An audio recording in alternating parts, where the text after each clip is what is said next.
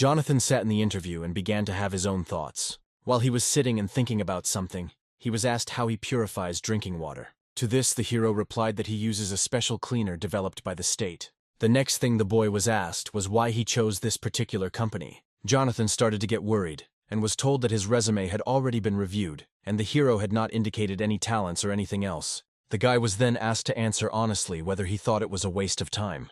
This made the hero feel even more uneasy, and he asked to repeat it. He was told that he came for an interview at a large company, and that he didn't know how to do anything. The boy said that he came because they were required to by the law against discrimination against the untalented. But in reality, things are different. After the world learned about the dungeon, people discovered unprecedented potential within themselves. They called it talent, and it in turn led to a sharp leap in civilization. Someone said that the discovery of talent was a blessing for humanity. Jonathan himself believed in this, until he realized that he himself had no talent. So the company works to make a profit. The untalented, as the main character, are useless to them. After this, John told them that they were engaging in real discrimination. The people present at the interview did not understand what the hero was talking about. They said that they themselves were tired of people like him because they had no talent. Jonathan explained that it was a crime to expect human treatment. So the main character asked them to apologize. Only one of them said that they supposedly don't have to apologize for wasting their time. They then said out loud that they would only apologize after Jonathan. Suddenly, after hearing this, John took out a dictaphone and said that he had recorded everything. This recorder shows obvious discrimination against the untalented and admission of posting non-existent vacancies. The employers began to worry and asked the hero to defuse the situation. They tried to stop the boy by saying that they didn't mean it, that they weren't going to apologize. However, Jonathan said that he would see what the Human Rights Commission had to say about everything they had said. After this, employers were speechless and began to be truly afraid. John, leaving the building, understood that he had no talent, but that did not mean that he had no pride either. At that moment, he received a notification that his request to the Human Rights Commission had been considered. Suddenly the boy stepped on chewing gum, and of course it made him furious. Immediately after this, workers hit him with a stream of water from a hose. Walking home, the main character did not understand why he had such a bad day. The house also had its share of troubles. Some drunks again trashed the entire window. Jonathan then called his mother, and she started apologizing to him because she felt it was her fault that he was in trouble. If only his uncle had returned her money, everything would have been different. But John told her not to mention that freak to him. The boy thought that if he were one of those who repaid debts, he would have already repaid them. But then the main character remembered that his mother was in the hospital, so he told her that he was not angry and began to apologize. Jonathan also asked her not to worry about him, because he has a higher education and a good resume, and she shouldn't worry about hospital bills either. The only joy in the boy's life was cigarettes, but suddenly it started raining. Naturally, this made the main character angry, since he was already having a bad day. At least this could not be taken away from him. He is already living with the last of his strength. Then the boy began to blame God for being constantly against him. He really didn't care whether God existed or not, but at that moment he was taking out his anger on him. Was this the reason why he was struck by lightning? Jonathan already thought that his worthless life had come to an end. But then he began to think about what would happen to his mother. Luckily, he didn't die, but an incomprehensible notification window appeared in front of him. It was written there that the gods were waiting for him, and a new vacancy had appeared for him. He was struck by lightning for insulting a god, although the boy was not even sure of his existence. Usually, after a lightning strike, people are either in serious condition or even die without a scratch. If anything had changed, it was the strange notification hovering in front of him. Usually people who have talent see this. After that, Jonathan thought that lightning awakened talent in him. The only thing the hero didn't understand was why it looked like a notice about finding a part-time worker. In real life, as well as there, his lot is only a part-time job. Jonathan decided to think positively. He had nothing to lose, so he might as well grab this opportunity. The main character chose a part-time job, but he didn't have enough divine power for this job. Divine power is a common name for the power used by gods. But the boy has no talent, so where would divine power come from? But John doesn't have a bad feeling. Who knows, maybe this is his chance to change his life. Jonathan began looking for a part-time job that did not require divine power, and he was able to find day labor, which included hired workers with low social status who did not have a specific profession. The job posting said that workers were needed to create dungeons, and the boy thought that these were the same dungeons that were teeming with monsters. Jonathan couldn't believe that the gods had created the dungeons. Then he looked at how much they paid for this work, and it turned out that they gave 12 tors. But the hero was not familiar with this currency. The boy figured that if this was the currency of the gods, it must be worth its weight in gold. So he decided not to waste any time, and responded to the vacancy. After that, a portal suddenly opened. John looked around and did not understand where he was, or how he got there. Since he had never seen anything like this in his life, it seemed to him that it was all a dream. Suddenly some monster attacked him, but one thug grabbed him and asked where his manners were. Seeing this brute, Jonathan became even more scared. Then the brute introduced himself to him. It was Odin's son, the god of thunder and lightning, Thor. Since they had a lot to do, Thor said they would talk as they walked. Jonathan didn't believe that this big guy with a shaggy beard and Mjolnir was really Thor. Thor noticed from the appearance of the main character that he was one of the Eastern gods. The boy didn't expect that Thor would consider him a god. He also saw other gods on the sides. The guy no longer knew what kind of gods they were, but they were clearly not people. Jonathan realized that he was the only person in the place, so it was a good time to take advantage of the opportunity. Based on this, he said that he was the keeper of one small mountain. Thor thought he was Henry, since he usually helps people in trouble. John explained this by saying that he often descends into the human world to find out how he can help.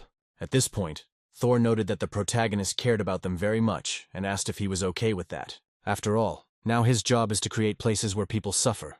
After this, the god of thunder spoke about the labyrinth of the Minotaur. It was taken as the basis for this dungeon, so Jonathan will build the maze with them.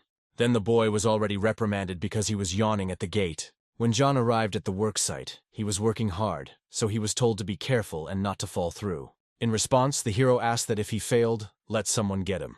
And now it was time to rest. It seemed to Jonathan that this was just physical work. While the boy was driving to his place of work, his partner told him that he was already being praised to the fullest.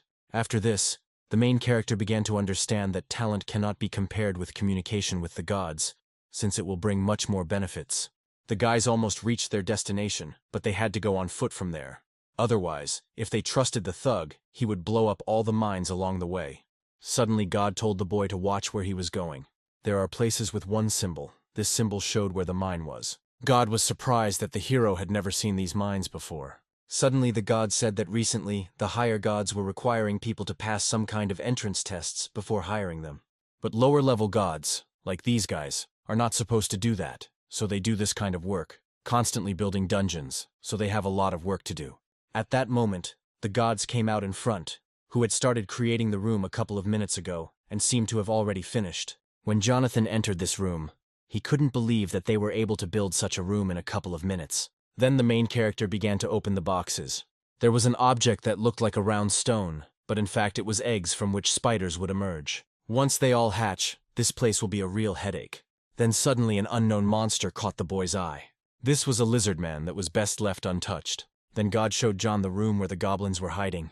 Those who get there will essentially find themselves at the finish line. Suddenly, one of the goblins attacked the main character, and of course he was very scared. The goblin began to laugh loudly at his fright. God also began to laugh and later said that he was just fooling around. But when the construction is finished, it will be a completely different matter. Goblins are very smart creatures, so it is difficult to deal with them. And finally the guys reached the end of the labyrinth, which is where the main boss is. There they were, unexpectedly met by Thor. He said that he allegedly heard the main character being praised by those around him. In that case, Thor decided that the working day was over. Jonathan looked at him and didn't understand why he needed this hammer. In fact, he only used the hammer to teleport the hero home. The protagonist was very scared because he believed that Thor was already going to punish him for lying that he was not human. The boy also realized that all this was not a dream or a hallucination, but a real awakening. John was very happy to finally wake up. Immediately, a notification arrived stating that the hero's salary had been credited to his account. Next, he decided to check out the God's store. Having visited the store's website, he was convinced that this was indeed a store of the gods. The boy could even buy the power of Thor, a lightning strike, and the powers of other gods. After that, Jonathan imagined how, thanks to this store, he could become a god in a human body. The main character was glad that changes had finally come into his life. However, the price of these products was not the most ideal. The cheapest item cost 70,000 tori. Then the boy decided to see what he could afford, and unexpectedly for him, it turned out that he could simply buy talent. Most importantly, it only cost 12 tori. This wasn't just talent, but SS-level talent for free. He initially chose his talent for fencing because he enjoyed playing with swords as a child. Jonathan successfully purchased SS-level fencing talent. He went out of his way to get at least an F-level talent, and he got this one so easily. Suddenly the hero received a notification. Supposedly there was a 1+1 promotion. As a gift he receives a product of the same level as the purchase that the boy made. In addition, Jonathan chose the fighting talent, and now he was doubly happy. But suddenly the boy fell and his whole body began to hurt. The strengthening of his body to use his talents began. While his body was being refined, he lost consciousness. The body enhancement was successful, but while he was unconscious, he dreamed of his mother. John then decided to look at his window and saw that he was a low-level god, which was why he was able to work in the dungeons. Once untalented, now a god, life is an unpredictable thing. Then the main character's mother called him and told him not to come to the hospital under any circumstances. Jonathan asked what was wrong, but she said just not to come and not to worry about her. Then another person answered the mother's phone. The boy was told that the situation was grave. It looked like a dungeon had appeared near the hospital. They tried to call him, but the phone was unavailable. Until the situation improved, they would not be able to receive visitors. But Jonathan did not listen and ran to his mother. Both journalists and military personnel arrived at the scene, and signs of underground activity were visible everywhere. The soldiers shouted to the citizens that they could not go any further, so they had to turn around. Jonathan stood to the side, not knowing what to do. Suddenly, the hero's concentration skill worked, after which he began to clearly see the soldier's face from afar. The boy also heard the conversations of other citizens, and did not understand whether it was concentration or whether it was due to the talents that he had bought before. It was only then that John realized that he had no time to think, since he had to get to the hospital. The protagonist approached the military man and said that he had to go through, but he refused him because there were signs that they were dealing with a labyrinth. After John heard the word labyrinth, he felt uneasy, and at that moment an unexpected explosion occurred. Jonathan didn't understand what it was at first, but then he saw in front of him a dungeon that he himself had built. Until that moment, he didn't understand what was happening and couldn't imagine that he would see this there. The hero immediately noticed a man nearby who was feeling ill. At first he wanted to help him. Someone took it and rushed past them, and they flew off in different directions. They were lizard men who mercilessly killed people. As soon as the military saw them, they immediately opened fire on them. At this time, Jonathan was sitting behind the car and shouting that there was a man there. Because of the screams, one lizardman noticed the main character and began to run towards him. The lizardman threw a dagger at him, and the hero activated a new concentration. With this power, he was able to catch the dagger. Jonathan didn't expect this from himself. The lizard man then began to aim his dagger at the other man. The main character noticed this and began to attack him. At this point, the military commander ordered the firing to stop as he saw a civilian. But Jonathan stood and trembled with fear, because before this he had acted on emotions, and he did not understand what to do next. After that, a lizard attacked him, and the boy successfully dodged its attack. John didn't expect this from the concentration skill. It felt like he had drunk 100 cups of coffee. The boy clearly saw the movements of his opponents, so he decided to act. Jonathan was able to activate the SS rank battle talent skill and beat the lizardman. After that, he still had 2 more lizards to beat. The boy started fighting with them like never before. The military watched him and couldn't believe their eyes. Suddenly, a man approached Jonathan and asked him what guild he was from. This man also added that the boy's face was unfamiliar to him, but he was good. By the way, it was the head of the Sangun Guild, Logan. Logan said that they came to clear the dungeon, and also invited the hero to go with them. At that moment, John realized that he was no longer an ordinary person. And if the monsters are not stopped now, they will continue to appear. The main character considered it a trivial matter, after which he agreed to the man's proposal. Entering the dungeon, the boy showed them the way through the labyrinth. Jonathan was glad that he still remembered all the moves, of course, all thanks to the fact that he had walked them hundreds of times. Then the boy suddenly asked the guys to wait. He said that he would lead the way himself, but one of the guys started to get upset with his fellow freelancer. It seemed that he didn't like the way John started to command. The main character explained this by saying that there are traps and mines further on. Logan thanked the boy for his concern, but he thought the advance team had already taken care of everything. After this, Jonathan took the stone and threw it aside. The stone fell on the mark, and an explosion occurred on it. Based on this, Jonathan said that he was sure that the advance group had not yet been in this place. The mark is activated under pressure, and the swords are cast from a special alloy. They will pierce most armor like some kind of foam. Logan was curious about how he knew all this, but John knew they shouldn't know that he helped build the labyrinth. So the guy just said it was a company secret. Then they went further, and John said that it would supposedly get even more dangerous further on. Having reached the gate with a picture of a spider, the main character advised the children to get ready. The boys began to think that they shouldn't trust Jonathan, since he could be a spy from another guild who was trying to disrupt their operation. But the boy heard everything. The main character recognized the room, because he had unloaded a bunch of spider eggs there. He knows where they are hiding, but there is no point in complicating things. It will be easier for him to just burn everything to hell. But suddenly the boy's concentration kicked in and he felt people. After that he stopped the guys. Jonathan told them that they couldn't control the fire because there was a man there.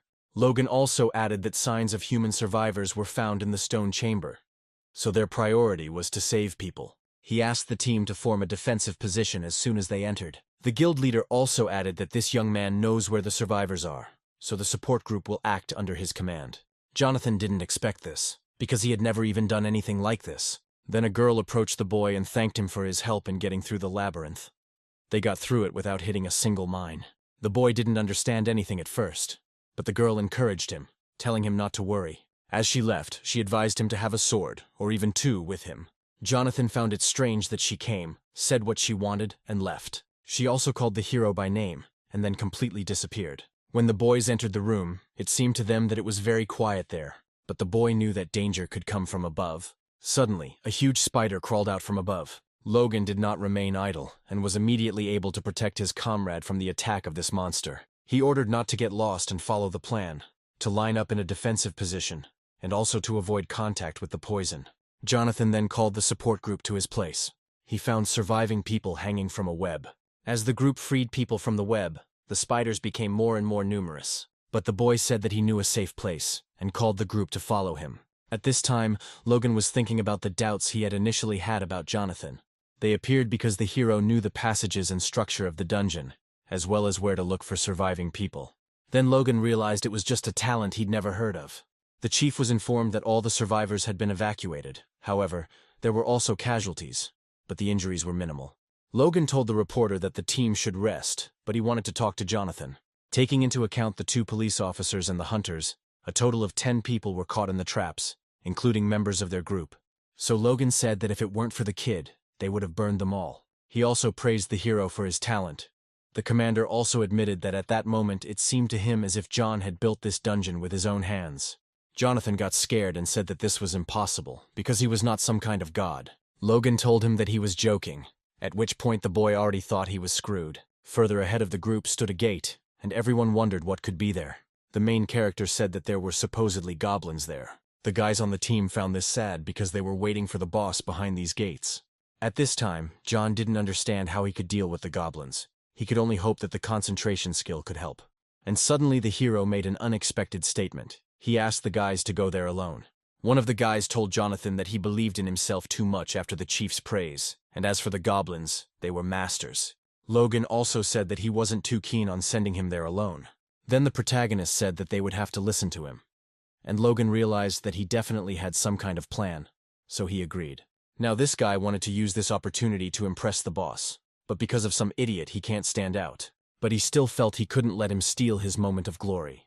This guy started asking stupid questions, and Jonathan told him to be quiet. The guys laughed at the main character and told him to stay closer so that they would cover his butt. Suddenly the lights went out, and the boys wanted to turn them on, but Jonathan told them to stop. Only one thought that they needed to see at least something in order to fight. After that, he added that those who were afraid could simply stay behind and turned on the light. Because of this, Jonathan started shouting for everyone to get down immediately. At first, nothing happened, and one guy said to get up.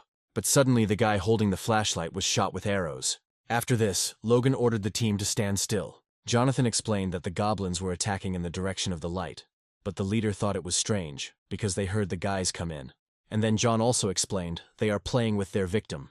These goblins seem to want to enjoy the children's fear of the darkness. Only Logan said that they can't fight without seeing the enemy, even if it means they have to take losses. At that moment, the boy asked the chief what would happen if they fought even if they couldn't see anything. The protagonist asked him to just rely on him. Jonathan told the boys that he knew they couldn't see anything and were nervous, so he promised to do his best, but they just had to be still and not make any sounds until he said they could. And then the hero tried to concentrate and remember this feeling again. By activating the concentration skill, the boy could sense the presence of every goblin. After a few seconds, John told the team that they could turn on the lights. Logan was amazed by the boy, because he had been doing this all his life. But this was the first time he saw a hunter like Jonathan. And so they came to the end of the labyrinth, to the boss room. Entering the gate, the boys noticed the lord of this dungeon in the distance. As expected, he looked impressive. Logan had a feeling that the boss wasn't going to attack first, so they had time to strategize and explore this room. The hero immediately received a notification saying that the sacrifice of the Minotaur had begun, and that 5 victims had to be chosen. Jonathan believed that there must be a clue on how to get out of there safely, so he should share what he learned, and he decided to say something that might be related to the passage of the dungeon. However, one of the guys is still angry that Jonathan is supposedly taking his laurels for himself. Based on this, he decided that this time he couldn't just stand there with his arms hanging out. He also believed that strategies were for losers who begged for mercy and fear, and he was not going to dance to anyone's tune. The guy wanted to show off his F-level shooting talent, and he thought that with one shot, he would get a promotion in his pocket. Jonathan noticed this guy by chance. He shouted at the guy to stop immediately. The guy said that he knew that the hero wanted to take all the laurels for himself. Jonathan tried to stop him, but he didn't have time, and the system was activated. 5 victims would be determined randomly. The commander called this guy an idiot because of his actions. Jonathan already understood that they did not have time to discuss the correctness of the decisions. When the boss got angry, he began to seem much scarier, and the guy asked to quickly release him from this trap. Logan told the team to take positions and act calmly. He ordered to continue the attack with the current number, and also wanted to buy some time. First, Logan delivered a fairly powerful blow to the monster. It was a good hit, but the boss remained intact. Suddenly, John shouted to the commander to be careful. Logan knew it wasn't that he couldn't dodge, he just didn't need to, and all he had done was hook Logan. He also began to think that he would have to be put back together piece by piece. Jonathan could see how Logan was instantly aware of his surroundings and was giving commands. A true dungeon veteran. But this was clearly the best they could afford. The boss didn't even intend to go towards them, as if distance meant nothing. Suddenly the boy noticed the power of Thor in the monster. Logan thought it was a good moment to attack and went for it, but the main character shouted at him to stop because it was dangerous. However, it was already too late. This boss beat the commander. His team wanted to do something to help before it was too late, but one of them said it was impossible since even the commander couldn't do anything. But Jonathan hit him with all his might, but he didn't care. After so many years at the bottom, John finally got his talent, saw the light at the end of the tunnel, and will die ingloriously like this. But suddenly the main character remembered that they had something else. He didn't try so hard to die in a place like this. The boy told the boss to get ready, because he was not going to die so easily, and activated his fencing talent. Logan couldn't even scratch him with his axes and believed that a man who had never held a sword in his hands would not be able to put him down. He wanted to tell the hero to run away, but he couldn't utter a word. The commander began to feel guilty towards the boy, but something happened that no one expected.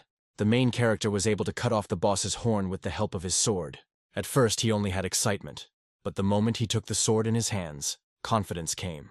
The boy sees a real sword for the first time, let alone fights, but he already feels as if it is part of his body. However, he never eliminated the boss, and when the dungeon lord began to attack the hero, he dealt him significant damage. Logan couldn't even count the number of his attacks. He thought Jonathan was more of a martial artist, but he was just a swordsman all along. However, John underestimated the lord. One of the guys started to panic and shout that the main character had miscalculated and decided that they were all finished.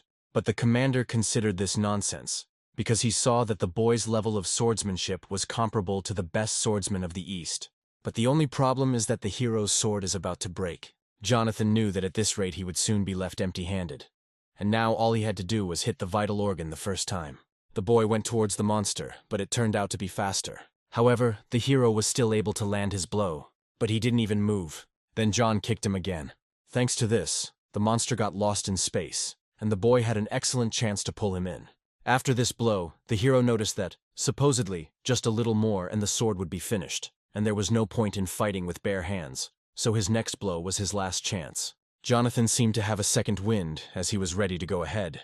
As soon as the commander saw this, he decided that he had to help him and called his comrade. He told him that he had hidden a good thing and invited him to prove himself. At this time, the main character realized that there was only one chance and began to aim at the vital organs of the monster.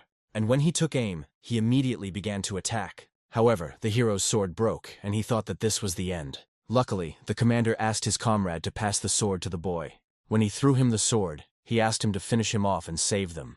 5 hours had passed since the monster had appeared from the dungeon, and then shadows of people began to appear from the gates. These were the guys who survived thanks to Jonathan. The main character said that if he hadn't caught the sword, he would have let everyone down. But the commander replied that it was the boy who became a hero. He also added that people are waiting. And since John made the greatest contribution to this purge, it is up to him to tell the people. The boy was surprised by the commander's words, because he did not believe that he had made a big contribution. After that, he remembered how he had been looked down upon all his life because of his lack of talent, and now everything had changed. In the evening, John went to the hospital to see his mother. Entering the room, he saw his report on TV. There he was asked many questions for which he was clearly not prepared. The main character thought it was shameful and didn't want to watch TV anymore. Suddenly, a notification appeared in front of the hero that he had gained popularity, and now his divine power had been increased to 1,000. Since he received 1,000 points of divine power, the boy can now post a new job search ad. Jonathan came across a job posting for a security manager, and it seemed like a no-brainer. Then the hero decided to go home to rest, and then return to this. But suddenly a red notification appeared in front of him saying that 3 gods had already sent him their resumes for the vacancy of security manager. Jonathan took hold of her without thinking and immediately teleported to an unknown location. In fact, he ended up in the forge of Hephaestus. John didn't really like the fact that it was too hot there. After this, Hephaestus appeared behind him and introduced himself to the hero as the owner of this forge. Jonathan immediately began to bow before him and tell him why he came. Hephaestus was surprised that all the rumors were true. Jonathan, who, out of love for mere mortals, so fearlessly fought monsters in the dungeon of Thor with people. He then said that enough greetings, and would tell us more about the work. But then Hephaestus added that it is better to see once than to hear 100 times. And suddenly he unexpectedly began to blow into the horn. As soon as he stopped, the gnomes came to them. Hephaestus introduced them and said that John would be their manager. Jonathan admitted that he had never worked in a forge, but he promised to try. The gentleman laughed and told him not to be modest because newbies can be even better. Suddenly Hephaestus whispered in the boy's ear that his comrades were hard-working, but their hands were playful and there were problems with them. If the gentleman is distracted, something will disappear, such as the pendant he wanted to give to Freya, the goddess of beauty and love. Jonathan couldn't believe it, because the gnomes looked quite decent. The gentleman had to go away to Olympus, but he thought that nothing terrible would happen without him, although he gave the guy a weapon just in case. It was the club of Hercules, made of olive wood. Then Hephaestus went to the gates and said that he was entrusting his forge to the boy. But Jonathan said that the gentleman never told him what to do, but it was too late to ask. As soon as Hephaestus left, a question was heard behind the hero. John told the dwarves that he was glad to meet them, but they probably weren't. Now the main character realized that Hephaestus knew about this, so he gave him the club. To begin with, the guy suggested that they just relax a little, threatening them with his baton. A second later, the dwarves took out their guns. One of them lit a cigar and said goodbye. After this forgiveness, John passed out, and when he woke up, he didn't understand whether he was alive or not. The gnomes also managed to tie up the boy. Soon everyone noticed that Jonathan had woken up and he told them that they were fearless. The main character decided to scare them by saying that there would be consequences for them after this. This made the gnomes laugh very loudly and they couldn't stop. The thing is that they were not afraid of Hephaestus. One of them said that if they were afraid of him, they would not have done anything. And at that moment the gnomes took everything valuable and decided to leave, but they had to pump the boy with sleeping pills. Jonathan did not give up and told them that they would regret it. Having said this, he took out his club. With the help of this club, the hero grabbed them and tied them up. By this time, the rest of the dwarves had already loaded all the ingots. Because of this, their boss Firefist wanted to say something. He called his brothers a people endowed with the spirit of the burning mountains, the best miners and brave warriors. The chief of the dwarves also claimed that Hephaestus had humiliated them, so they decided they had to pay back for the disrespect they had received. And John just watched and didn't understand what to do with this army of bald heads. Suddenly the hero was noticed, and everyone immediately took out their weapons. Jonathan then hid behind a column and was shocked that such gnomes were shooting left and right. The dwarf commander told the boy that they would simply clean out the place, and that they would have no concern for him, since they only hated Hephaestus. It would be a shame to die like that, so they offered him a choice. Either he helps them clean out the forge and becomes their accomplice, or he leaves and keeps his mouth shut. But Jonathan knew that if he simply ran away, his reputation would be ruined. At this rate, he definitely won't be able to earn extra money anymore. There are 2 chairs in front of the boy. Either he beats their faces up, or he will be killed by Hephaestus. John didn't waste time and went out to the dwarves. Then the main character asked what would happen if Hephaestus found out, because they were partners. The boy began to raise his voice at the gnomes, saying that they were idiots, and that even heavenly punishment did not scare them. But seconds after that, John shut up. One of the dwarves shot in his direction and said that now there would be no mercy for him. But the fiery fist couldn't leave it like that and stopped his comrade. The commander began to tell him that the lower-level god knew nothing, and decided to clarify something to him before he made mincemeat out of him. He said that Hephaestus was not great or a master, but just a piece of shit. Jonathan, in turn, did not understand what this commander was talking about. One day he came to the gnomes on the mountain where they lived and offered to work with him, and he would provide them with everything they needed. And after they followed this bastard, they became real slaves. He didn't pay them a penny, but he promised a 5-day week with a 6-hour workday, and free time to boot. When the fiery fist finally got the hang of it, it was no longer possible to find a dwarf in that place, in whom the spirit of the master remained. All they have left is desperate revenge. John said he understood them and agreed that he was indeed a real piece of trash. The boy called him an envious piece of trash who wanted to destroy those who were better than him. He then asked them to listen to him and suggested an option that would look better from the outside. If they run away like this, then for people they will become thieves. Will the dwarves, great craftsmen and proud warriors, be able to come to terms with the fact that their reputation is tarnished? Jonathan said that they have another option to take revenge on Hephaestus. It just so happens that John is a warrior himself, and in his hands he has a weapon made by Hephaestus. And since they called themselves warriors and craftsmen, they will have to leave these games and instead fight with him, the real weapon that they themselves created. The protagonist convinced them that defeating a warrior who fights with the weapons of Hephaestus would be the perfect revenge. One of the gnomes didn't like what the boy was saying, and he pointed a gun at him, but these words touched the fire fist. Based on this, the commander noted that the boy had the gift of gab.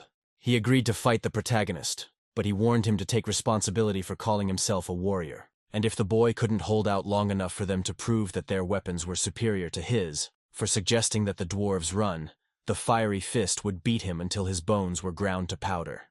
Having attacked the boy, the commander was pleased with his own strength and believed that the enemy could not compare with him. And then Jonathan told them to watch out, lest he surprise them. Then John launched an attack, but the fire fist was also able to defend itself. The commander praised the boy and said that he immediately found the hero's stance strange. But it's even good that the boy immediately demonstrated his limit, counting his fist. He explained this by saying that he had never seen a man hold a blunt weapon the way John did. The commander also admitted that such precise strikes gave him goosebumps.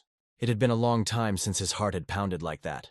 And from this he concluded that the boy was either his equal or even superior. Fire Fist sincerely apologized for calling him a low-level god and for underestimating him. And in order to prove his sincerity, he decided to respect his strength this time and fight with all his might. Jonathan really liked it and was completely ready. In this battle, the two heroes got nothing but pleasure from the fight. Suddenly the dwarves felt the sound of a forge, the vibrating air and the rumble of metal. After that, the Fire Fist said that the boy had the spirit of a blacksmith. He had nothing to say in response to him, because it was easier to blame the capable than to admit his own incapacity. On the day they received Hephaestus's proposal, they were like frogs emerging from a well for the first time, faced with a storm of emotions and inflated dreams. They constantly reminded us that the dwarves weren't good enough. Everything that happened after the boys came out of the well turned out to be a waste of time. Based on this, the commander realized that this was truly a complete defeat. Suddenly Hephaestus appeared and stopped the carnage. He said that as soon as he walked away, real chaos began in the forge. The gentleman even thought at first that he had gone to the wrong place. Hephaestus really wanted to know what happened in full detail. The gentleman, of course, suspected that there would be a fight, but this was already some kind of end of the world. Then he asked the Fire Fist to tell him everything.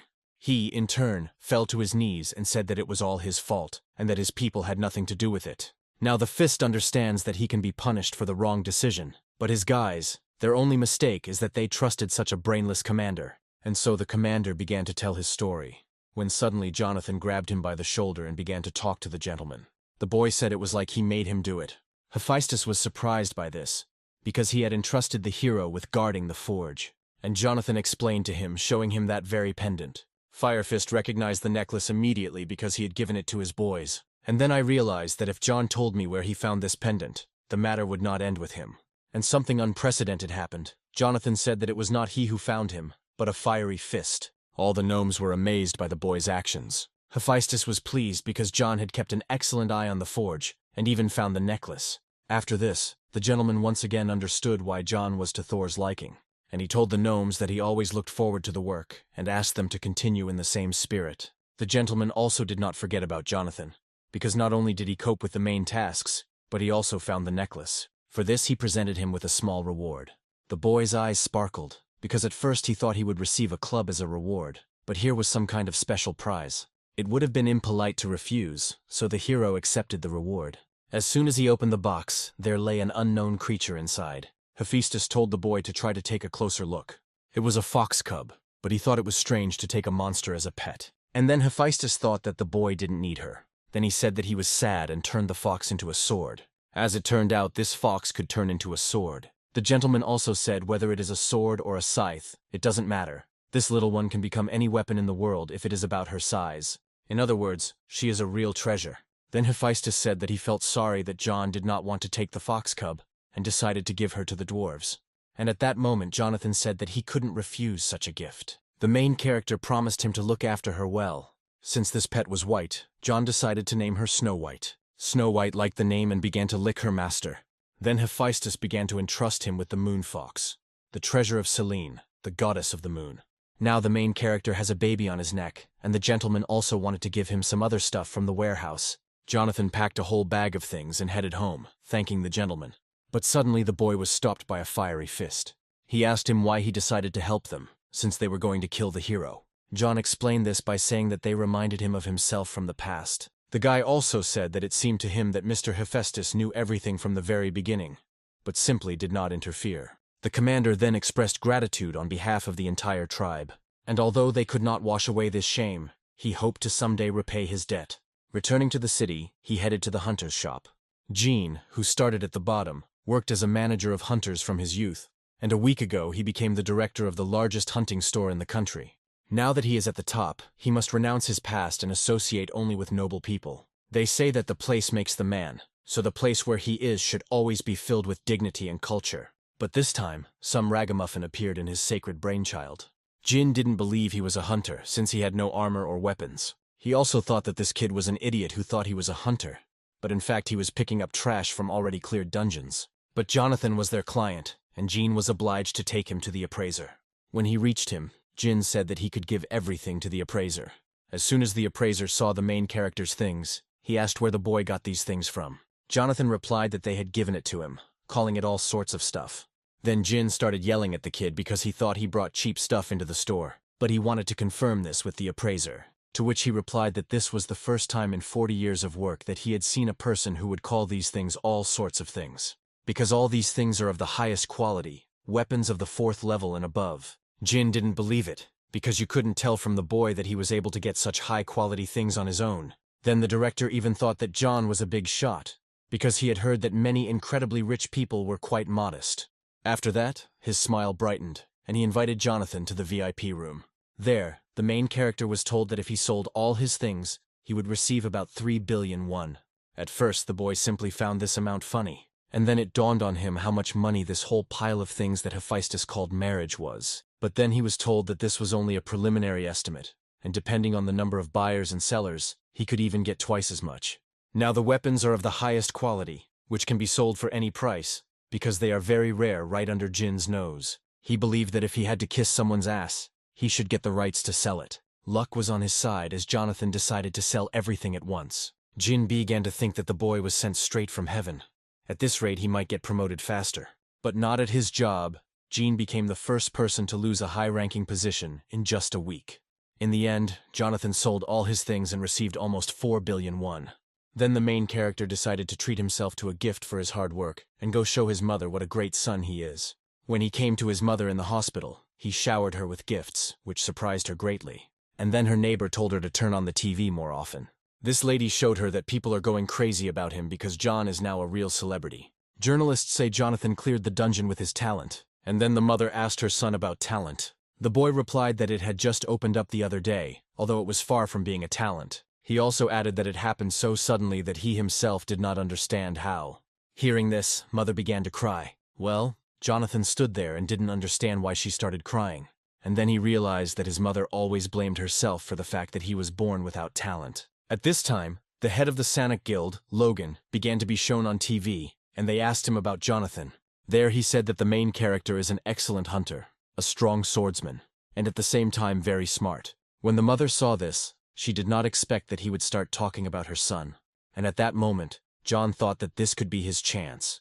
The more popular he is, the more divine power he has, and therefore more job offers. He especially enjoys the reward of the golden apple, the fruit that grants immortality to the gods. Perhaps this apple could heal his mother. Suddenly an urgent message started on TV.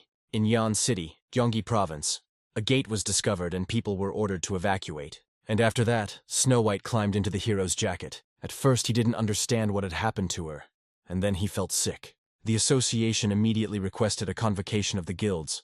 Besides, these gates are different from ordinary dungeons. Humans cannot enter them, but monsters can easily exit. At this time, the soldiers were preparing for the third wave of monsters. Jonathan, having come to the gate, first observed them. But one of the soldiers noticed the main character and did not understand what he was doing there. After seeing this, he immediately ran to the commander. The commander was not in a good mood, and immediately started yelling at him because he allowed him to leave the formation. The guy simply asked his commander to look up so he could figure it out for himself. Looking there, he saw a civilian. Then the commander became even more angry because there was a civilian in the detached place. He ordered this soldier to remove him immediately, but civilians saw this. The commander noticed this and heard their conversation. They said that the commander was a real professional, but this time he couldn't even control civilian access to the cordoned-off area. The commander, of course, did not like this conversation. He was already burning with frustration because his comrades had gone underground and he was the only one clearing everything out. And so he went to deal with this civilian himself. The guy started telling the main character that this was a cordoned-off area and he needed to leave. He also told him that he could continue his YouTube videos somewhere else. In addition, he said that he understood the boy's excitement. After all, he was a third-rank hunter. But if he wanted to get an autograph or an interview, the commander could do it. And then Jonathan said to himself why he needed an autograph and who he was. The commander didn't like the way the boy ignored him and grabbed him by the sleeve. Then it dawned on him that even some left-wing half-poker was looking down on him. He also noticed a small pet, which led him to conclude that John was some unknown hunter trying to gain popularity. Since the boy didn't get it, the commander decided to give him a punch. But unfortunately for him, he missed. Jonathan tripped him up. This caused the guy to fall, but the main character caught him. The boy told him that he didn't mean to, but asked if it was proper for a third-rank hunter to wave his fists at everyone he met. But the commander didn't stop there and said that he was just lucky. However, Jonathan stopped him and asked what he wanted. After all, now there are spectators watching them. And the guy accused the main character of doing it on purpose in front of the cameras. One of the journalists even recognized Jonathan as the one who cleared the dungeon together with the Sangun Guild. The commander did not believe that this brat was the same John, a first-class hunter whom even Logan respects.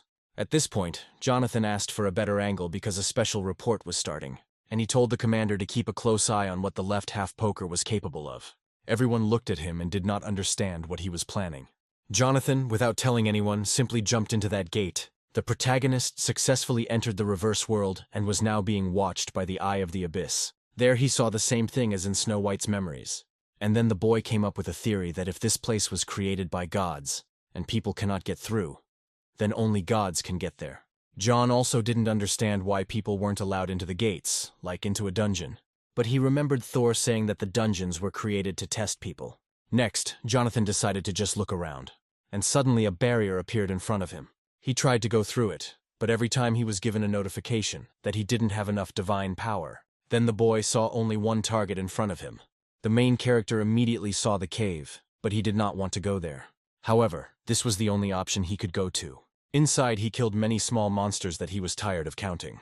Jonathan thought it was like the dungeons. He took out the boss, and that was it.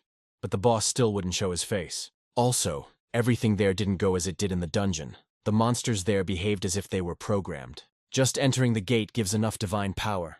But if the boy also clears it, he will earn much more. Suddenly the hero was attacked. This was just the boss John had been waiting for. Only he was a bit of a slow boss. Jonathan was very disappointed in him. He concluded that he was too vulnerable for the boss. Then the boy called Snow White, who turned into a sword. John only managed to land one blow, and the boss immediately fell, which made him feel uneasy. The protagonist didn't even receive a notification about the purge, and he thought that he was pretending to be dead. Our boy had no choice but to cut out the core as evidence. On YouTube, he saw that it was located next to the heart, which turned out to be true. It's just not clear why it was black. Jonathan heard that they usually look like a precious stone and sparkle, and later it began to move. The boy got scared and threw away the cannonball because of a bad feeling. To avoid getting dirty, He took the core with Snow White's help.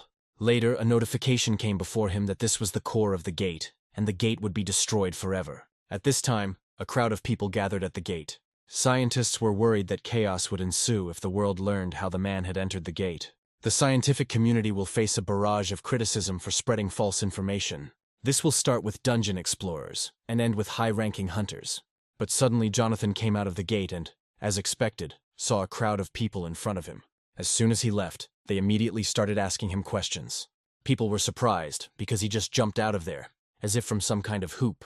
As John walked out of the gate, he felt the air there was different. Everyone wanted to talk to him and learn as much as possible, but he turned to everyone and said that people could now destroy the gates themselves. Everyone was interested in how this could be done. And then John began to take out his sword. He also took out the core he extracted from the gate boss. Then he asked everyone to watch carefully and threw the cannonball into the air. Using a sword, the boy cut the core in half. This caused the gate to collapse. It was a huge sensation for people. At this time, Jonathan was thinking to himself how awesome he was. And at that time, scientists thought that they had seen everything in their entire lives while they were conducting experiments on the gates. After this, the main character was asked what kind of person he was. Well, he was just waiting for this question. Jonathan struck a cool pose and introduced himself to everyone. Due to the broadcast, which was watched by a huge number of people, the name Jonathan spread throughout the country. Immediately, the boy received an important notification about a lower-level god, but he was unable to read it because a journalist interrupted him. Several more journalists joined in after him. Not far from this crowd, a mysterious car stopped. Serious people got out of this car, and they walked unhindered through the crowd. At this time, the main character was asked many questions, and he asked to ask them one by one. Suddenly, one girl told the boy that the guild leader wanted to see him. Jonathan looked at her and didn't understand anything. It was the future head of the Sangoon Guild, a level 7 hunter named Jessica. After going with them, he was taken to the headquarters, which was very impressive. The leader called John, but he himself headed into the dungeon. The main character thought that he saw the news on the way there and urgently sent people for him. He also did not expect such a person to appear in person. Jessica will be the youngest guild leader, and she has worked her way up to this position on her own. There are only 3 7th-rank hunters in the country, including her. At a time when hunters were like uncut dogs, she gained recognition throughout the world, and now everyone in Korea knows her. On the other hand, Jonathan was glad because he wanted to check something in peace and quiet. He checked his notifications. It was written there that since he had reached the top as a lower-tier god, new abilities had been unlocked for him. The boy was very happy about this and was thinking about what to choose. But the titles he got were so-so. For example, the God of Fly Swatters, which made him laugh. But he had no plans to stop and continued to look for some decent title. An hour later, he finally succeeded. John found the title of God of Swords to be a fitting match for his talent. He was now given the title of God of Swords. At that moment, strange things began to happen to him. But then a notification came before him that he had become the God of Swords.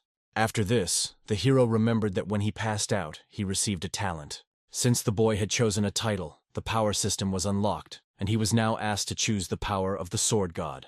Jonathan didn't believe that now he would finally be able to use the power of the gods. To begin with, he certainly didn't choose the most spectacular of his starting abilities. The boy chose intuition as his first strength. Now his profile has been updated to reflect his new skills. Suddenly there was a knock at his door. At first he thought it was Logan returning. But he couldn't return from the underwater dungeon so quickly. He was a little excited when he opened the door. Jessica knocked on his door. She asked the guy for a minute, but Jonathan first asked her what happened. She said that the chief allegedly gave him something. This is a pass to the guild. Now the main character can use all the amenities and training facilities. At that moment, John thought that Logan had actually decided to take him. Then the guy thanked the girl, but she just remained silent and looked at him with a cold gaze. This silence lasted for several seconds. The awkward pause made John wonder if she was always this talkative, or if it was just this once. But John felt like there was something strange coming from Jessica. The main character was about to say goodbye to her, but then Snow White woke up. She jumped right onto Jessica's chest. Jonathan felt doubly embarrassed and asked the girl for forgiveness, saying that Snow White usually didn't behave like that. Jessica said that everything was fine and called her a cute little animal. Then she wanted to feed her and asked the guy about it. He allowed her to do so, and Snow White happily accepted the food. But John understood that she didn't even bat an eye at the hospital food. And then the hero got excited because he didn't know what Jessica gave Snow White. He did not remain silent and directly asked the question about what the girl had given. Jessica replied that it was like a food supplement. Nuts are good for health. Then she told Snow White that they would see each other again and went on. When the girl left, John sat down and realized that it was strangely difficult to talk to her. But Snow White really liked her and ate everything she gave her without thinking. But then he realized something. Jessica called Snow White by name when she said goodbye, but the main character didn't call Snow White by name in front of her. Now Jonathan didn't know what to do with Jessica. Then the boy received a notification on his phone. And a second after that, his phone seemed to be blowing up with messages. A new vacancy came to him as a babysitter for Cerberus. That is, temporary care of a pet. The job was paying twice as much, so John forgot about this stalker, Jessica. The main character agreed to this part-time job, and has already begun to get used to these tough movements. There, someone started shining a light in his face. At first he didn't see who was doing it. However, when the boy saw him, he started screaming. John also didn't expect to find himself on a boat. The creature that stood and shone in our hero's face said that he was not dead. They moved along the river Styx, where only the dead move. There is no place for the living. Jonathan realized that this guy was called the ferryman Charon. He told him that he had business there and asked him to help him cross the river. But Charon told the boy to go back, and he asked in response how he could then meet Hades. Tom didn't like that the boy dared to pronounce his name. Well, John asked him what he should call Hades then, by his title or something. Then Charon threatened the main character, but he replied that he himself had started to provoke him. Charon told him that he had warned the boy to leave, and he also added that supposedly many people like him, low-level gods with hot blood, died. Charon gave John another chance to leave peacefully. However, Jonathan simply went and showed him the middle finger. Tom didn't like this, and said that he would kill him with his scythe. He wanted to give the main character a beautiful death, and then, well, the guy could ride on this boat, since he wanted to so much. At this time, Jonathan used Snow White, who turned into a club and blocked Charon's blow. After that, he asked the guy where he got it from. The main character asked him if he recognized whose club it was, to which he replied, of course he knows, Hercules, the human offspring who raised his hand against him and crossed the river alive. Then Charon started to say something, but John didn't let him finish, hitting him on the head. It's all because of unnecessary chatter. Then Charon asked him to pay, which was a very stupid request. John was driven to his destination, for which he was grateful. But then Charon started something bad. He believed that if he just relaxed, you were dead. At this moment, the hero's power of the god of swords, intuition, was activated. With her help, he dodged the attack. Some anger could be seen in the hero's eyes, but in Charon's eyes there is fear and misunderstanding. John felt as if his body had become faster than his thoughts. The guy told him that this wouldn't do, and that he should be given a thrashing. Charon asked to wait for him. But it was too late, not even God, but John took away time. Here the hero was asked whether he had come to look after Cerberus. She was called the goddess of fertility and the kingdom of the dead, Persephone. Persephone's husband was so angry that no one responded, and if it weren't for John, she would have had to deal with it herself. Jonathan at first mistook her for Aphrodite, but as soon as she started talking about her husband, he realized that it was Persephone. Then the girl asked the guy to follow her. Cerberus was very far away, but they used to call him. But now my husband says not to do that anymore. All because half of the candidates immediately ran away at the sight of him. So Hades decided that those who could handle Charon would be able to overcome Cerberus. After this, Jonathan began to get a little nervous. However, the hero pulled himself together, because he is the god of swords. After all, Cerberus is just a dog. And now the girl has already said that they have arrived. Cerberus lay chained. The dog began to look at the boy with a bloodthirsty gaze as soon as he arrived. After that, Jonathan realized he was screwed. He also recalled how the job posting stated that the dog didn't bite. Then Persephone said that her husband had written a list of precautions. She asked him to read them before starting work. The boy was already glad that Hades had thought of everything. After reading the measures, he threw them away, because they clearly stated that he must die. The girl also added that the daily routine is written on the other side. After watching it, John was torn apart, because walking Cerberus was already too much. And then Persephone said that if he wanted to refuse, then it was okay. But the girl also added that the previous candidate escaped and Hades caught him, now unhappy in hell. In the end, Hades tore off his limbs and it was so terrible that Persephone could not even continue to tell the story. After hearing this, Jonathan realized that there was no way back and put the torn piece of paper back together.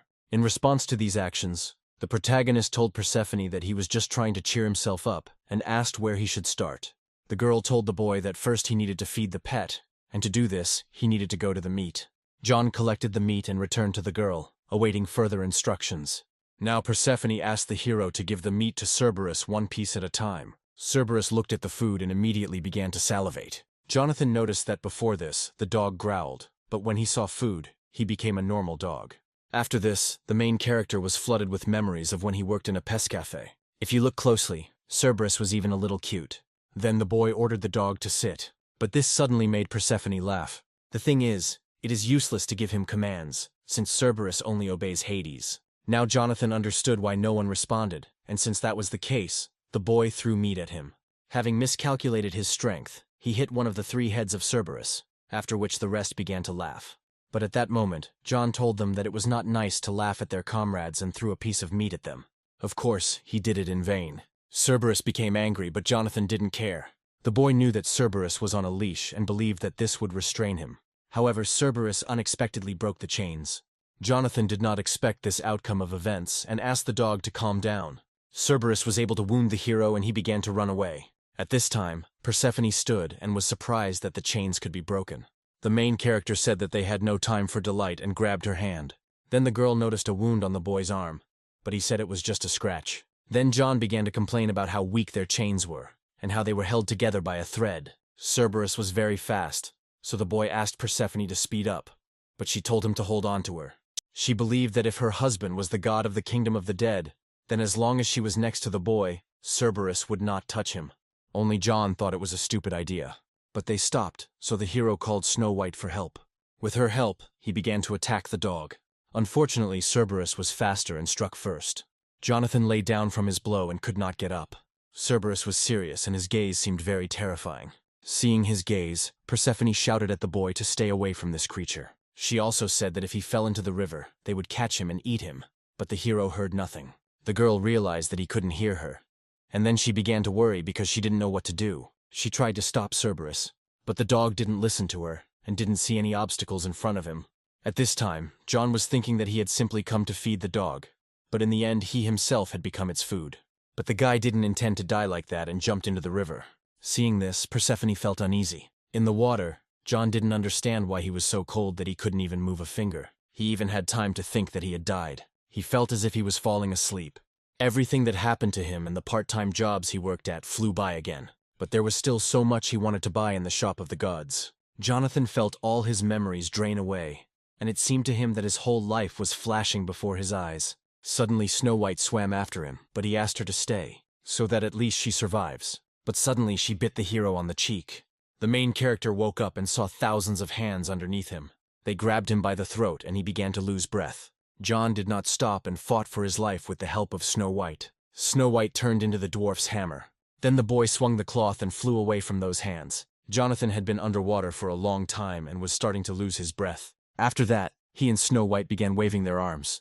Thanks to Snow White and his perseverance, John was able to crawl out of the next world. Raising his head, he immediately saw the mouth of a Cerberus in front of him.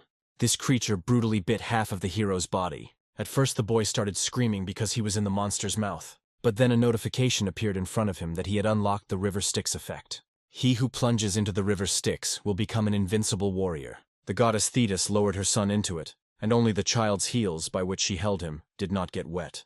This is how the tale of Achilles' heel begins. And then John realized that he was wet from head to toe. And this meant that he was now invincible. Only the boy was still in the jaws of the Cerberus. Persephone tried to free the hero, but Cerberus wouldn't let him go. Because he couldn't bite the boy, the dog simply spat him out. Persephone, seeing John, said that he was covered in drool and called it disgusting. The protagonist asked her how she could speak like that about a man who had just escaped death. The girl thought he was unconscious and then apologized to him. But she didn't understand one thing: how the boy survived after falling into the River Styx. John explained to her, saying that he just up and crawled out of there after swinging the hammer. While the guys were chatting, they completely forgot about Cerberus. The dog grabbed the boy by the arm and tried to hurt him as much as possible. The main character screamed and didn't understand how he wasn't tired of it yet. The problem for Cerberus was that he simply couldn't pierce John. Persephone, however, did not believe that a lower-level god could survive the bite of a Cerberus. Then Jonathan looked at the dog and said that he gave him food, but he himself did not eat. He also told the dog that growling was useless, but he still continued to growl. And then the boy added that if Cerberus continued to growl, then he would not get a walk. Cerberus calmed down and simply turned away from the hero. Blackmail worked for John at the pest cafe, but this dog is still different from ordinary dogs. However, then Cerberus took his chain and wanted to give it to Jonathan. Therefore, he all concluded that it was the same dog. As soon as the boy caught the dog, the girl called him. She told him that Cerberus hadn't been walked for a long time, so he needed to walk as slowly as possible. John replied that he understood, and that she shouldn't worry. John replied that he understood, and that she shouldn't worry. A second later, the boy felt his hand getting heavier. Cerberus took off and John simply flew after him, holding onto his chain. At that moment, a notification popped up in front of him that he had obtained the wind speed skill. Persephone looked at the boy and did not understand what he was doing. She told him to use divine power to strengthen his body. At this time, John was only thinking about how she was keeping up with them, but the girl still continued to shout to the hero to strengthen his body with divine power, since Cerberus was too strong. Then Persephone asked the hero why he did not use his divine power. The girl didn't want to hear from the guy that he didn't know how to use divine power. Unfortunately, he didn't really know how to activate it. Jonathan swore to the girl that he didn't know how to use this power. Persephone told the hero to remember how he feels when he uses power. Only Jonathan didn't understand her, and after that, he began to remember what it felt like to use power. The boy only remembered that in the battle with Karen it activated on its own. Persephone still continued to give advice to the hero, and told him to remember the image, to imagine that she was spreading like water throughout the body, and to control it. After this, Jonathan closed his eyes and began to imagine the image. Opening his eyes, he was able to concentrate and stop the Cerberus. The girl then told him to focus the divine power on the part of the body he wanted to strengthen. Cerberus did not give up and continued to pull the chain. After this, John decided to focus his power and was able to throw the dog. He said that they had had enough walking and needed to go back. But Cerberus was going to resist. Then the boy simply carried him on his shoulders. Persephone was surprised that he was doing so well after using his divine power for the first time. Looks like they have a great worker this time.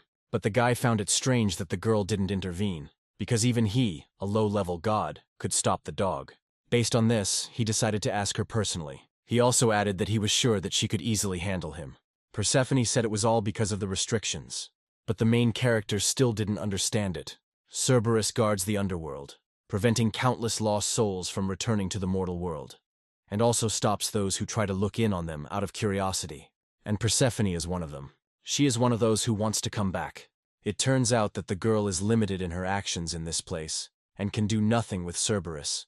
All she can contact are a couple of 3 lower gods, whom Hades allows into his abode. Then the boy remembered that according to mythology, Hades kidnapped Persephone and imprisoned her in the underworld because he was enchanted by her beauty. He thought it was nonsense, but it all turned out to be true. It was hard for him to imagine how much time she spent completely alone.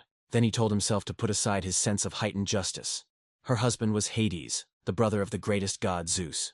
After that, Snow White, whom he had completely forgotten about, attacked him.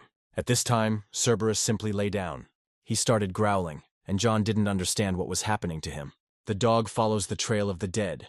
Despite its appearance, it copes with the job with dignity, and this is also the reason why the girl cannot leave this place. Persephone said that once he put the chain back on, his tasks for the morning would be completed. Jonathan didn't understand why Hades would keep a dog that would only listen to him. Suddenly, his intuition power was activated.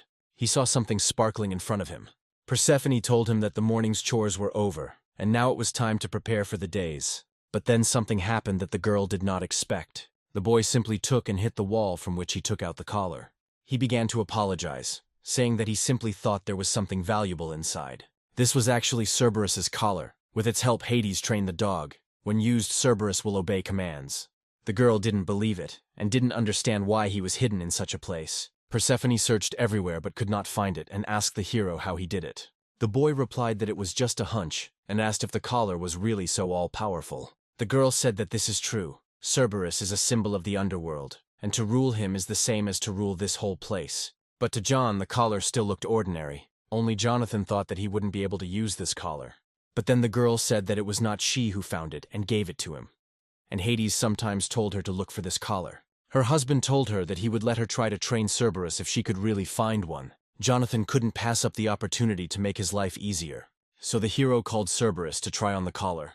The dog refused, but then John told the dog that he would never defeat the hero anyway. But the boy put the collar on him anyway, after which he stood still. Jonathan then began giving the dog different commands. The protagonist made sure that the collar worked and saw that there was something cute about Cerberus. He then put the dog in a corner to make him think about his behavior. Jonathan began to imagine how easy the job would be if things continued to go this way. At that moment, Persephone called the boy. Touching him, she uttered incomprehensible words, and John felt something strange. Then the boy fell to his knees, and the girl told him that her husband had given Cerberus 2 orders. The first is to keep an eye on the dead who are trying to escape from the underworld, and second, keep an eye on Persephone. After this, the main character began to feel sleepy, and the girl wished him sweet dreams. She also added that she would return before Hades arrived. And then Jonathan realized that for Hades, the most important thing was not the underworld. He tried his best not to fall asleep. Waking up after some time, the hero saw Snow White in front of him, and then he realized that he had passed out. The boy began to look for Persephone, but did not see her anywhere. After that, he realized that he was screwed. He also didn't know how long he had slept, so he decided to look at the notification line. He slept for no more than an hour, so he decided to go in search of Persephone as soon as possible, and left Cerberus to guard the gates. Previously, the girl could not leave the underworld because of Cerberus. If it becomes known that she ran away because of the boy, Hades will beat the crap out of him. Based on this, he needed to find her and take her back as soon as possible. Here the hero remembered the wind speed skill he had acquired. The skill grows significantly based on the user's physical abilities, so the boy was very fast. John then decided to try activating the skill while using divine power. He combined them and was able to jump higher than usual. In the air, Jonathan saw a girl on a boat. While she was swimming, she felt something wrong in the water. At first, it seemed to her that she had simply run over a rock. And then Jonathan swam out of there, which really scared Persephone.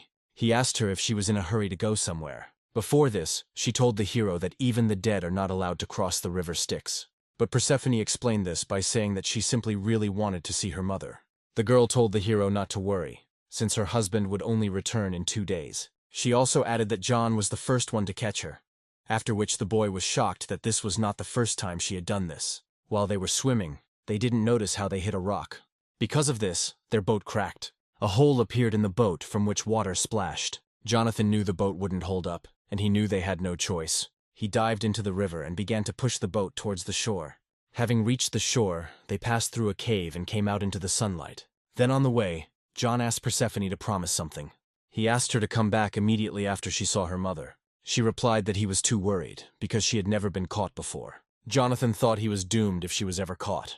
Persephone said that everything would be fine and led him into the cave. Her mother, the goddess of fertility, Demeter, was there. Her mother didn't even understand what was happening at first. When she saw Persephone, she couldn't believe her eyes. But she was very happy about this moment. At this time, Jonathan felt like he was there like a fifth leg to a dog. Then the main character noticed something. In myths, the earth withered from Demeter's grief for her daughter when she was in the underworld. If we talk about the ordinary world, we can say that winter was beginning. Based on this, Jonathan told the girl that it was time for him to go and arrange to meet by the river at 8. For this, Persephone was very grateful to the boy. And so some time passed, and John came to the river. He looked at the time. The girl should have been there for 3 minutes already, but there was only Jonathan there. However, John heard a sound behind him, as if someone was picking a flower. At first, the boy was glad that the girl didn't keep him waiting long. Only it wasn't Persephone there at all. Hades was there and said that a cheeky fellow had come to him for a part-time job. At these moments, the hero began to receive notifications about danger. Supposedly, he was in danger of death. Suddenly, Hades asked John where his wife was. The main character trembled from the words alone, and did not believe that it was Hades, because Persephone said that he would not return soon. Because of the long silence, Hades noted that it was not nice. He also didn't understand how someone like Jonathan could find Cerberus's collar and help Persephone escape. Then he said that, however, it didn't matter.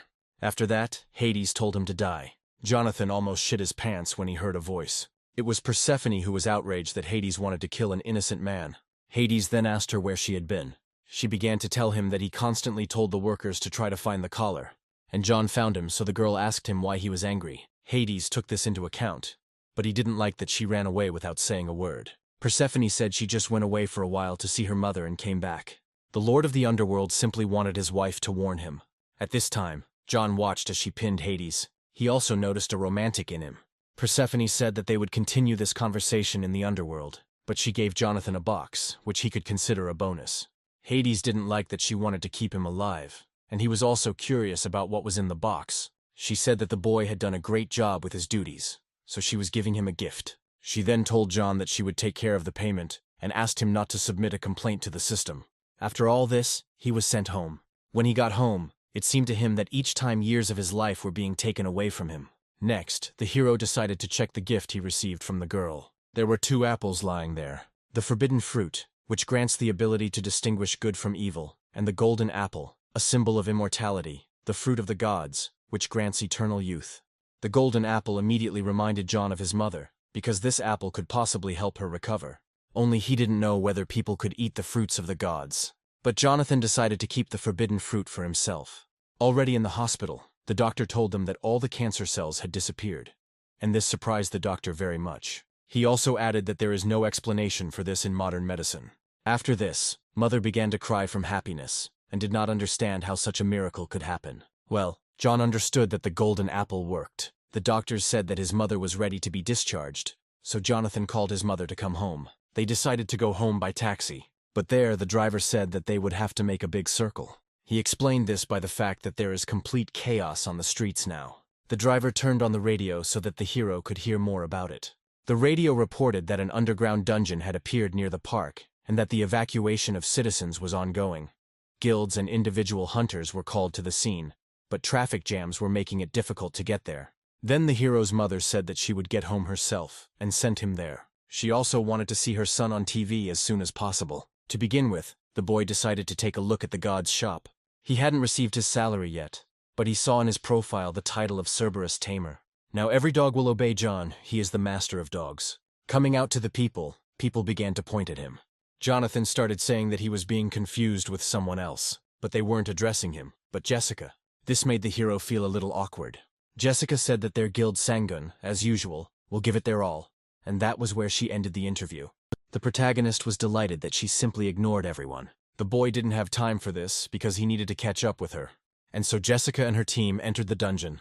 Suddenly the girl noticed something and told the team to shut up. One of her comrades noticed that she was behaving differently this time. She's not a talkative person, of course, but she usually doesn't get angry over such nonsense. At that moment, Jessica said that they were coming. It was a pack of dogs, deadly hounds. When the team saw them, they were scared because they had not been told about such a thing. The slightest bite from their poisonous fangs, and in 10 minutes, you are a corpse. Then the girl said that those who are not strong in close combat should step back, and she called the rest to follow her. Then Jessica heard someone making faces behind her. Her comrade told the team to stop fooling around. But it wasn't them. The sound came from a pack of hounds. There they saw a man and were surprised that he was standing next to the dogs. One of Jessica's comrades told her to move away and called out to a man from the shadows. Jonathan started to come out from there and asked to put away the sword. This guy never expected that a person would come out. At this time, one of the dogs, which did not obey the main character, crept up to the girl. He noticed this, and using the speed of the wind, began to fly towards Jessica. Her comrade even thought that the boy had started attacking their commander. But John flew at the dog and hit him, calling him a bad dog. The team was surprised that John had no intention of attacking Jessica. The girl didn't react to his actions in any way. Suddenly the boy noticed a bracelet on the heroine's hand. He had no doubt that Persephone had the same bracelet on her hand. Jonathan then asked her where she got this bracelet, but suddenly Jessica said that he was supposedly causing a lot of problems, and there were also too many spectators there. At first, the boy didn't understand at all what she was talking about. And then the girl added that everything was too straightforward on his part. John knelt down in front of her and held her hand. Once he realized what was happening, he said it wasn't what everyone thought, and asked everyone to stop filming. Then he ordered his dogs to sit. The first 10 dogs were supposed to dig through the area, and the rest would help. Jonathan now had his own personal army of dogs. After some time, they found crystals for the hero. Seeing this, Jessica's comrades couldn't believe their eyes. The girl noted that Jonathan had an amazing ability, and asked where he got it from. The boy looked at her, and did not understand how she guessed that he did not receive it at birth. But he still told her that he was born with her. The main character didn't wait long, and immediately asked her where she got her bracelet from. Jessica looked at him and said nothing. The boy didn't like her silence, so he asked her about it again. This unique antique design is the same as the friendship bracelet Persephone spoke of. Now John was only concerned with one question. Why was he with Jessica? But at first the boy thought she was just a creepy stalker. Jessica replied that she bought it online. After this, a notification popped up in front of the hero. It said that the forbidden fruit would allow the hero to distinguish truth from lies. Then he received a notification that the target's intentions were close to good. Jonathan felt awkward, so he said he wanted one too. At this time, Jessica's friends looked at the guy and did not understand why the guy needed a woman's bracelet. John thought that he had completely lost his mind with these trips. Now everyone would think that he was a pervert. Now his image is definitely ruined. While we were at it, He went on to ask the girl how she knew Snow White's name. To this she responded that she had simply heard it from others. Near the gates, someone then called out to Snow White. The target's intentions were close to good the second time. The protagonist was shocked when she told the truth for the second time. And only after that did it dawn on him that all this time he had been behaving like a madman, because he himself had understood everything incorrectly. After a while, the boss of the hounds came out. He told the boys that they had brought themselves to certain death. But then Jonathan just went and hit him. The guy knocked him out with one hit, which was quite unexpected. John then turned to his comrades. He asked them to keep the fact that he had been in this dungeon a secret. The hero also asked to keep everything he said a secret. Coming out of the dungeon, they were met by a crowd of people. They were asked to share their impressions, while John tried to hide from attention as quickly as possible. The boy's abilities developed unexpectedly, and he suddenly became a hunter. Previously, he didn't care. But to be a hunter in their country, you need to officially pass a test and get a hunter's license. Armed formations of hunters and guilds need management. In this world, anyone can search the internet for information on any hunter. Since John, not being an official hunter, was entering the dungeon, it gradually began to attract attention. Again, if public opinion about this is bad, then Jonathan's divine power may also be diminished. Based on this, he left the journalist to Jessica, and it was time for him to get out of there. But suddenly on the way, he came across a man who recognized the boy.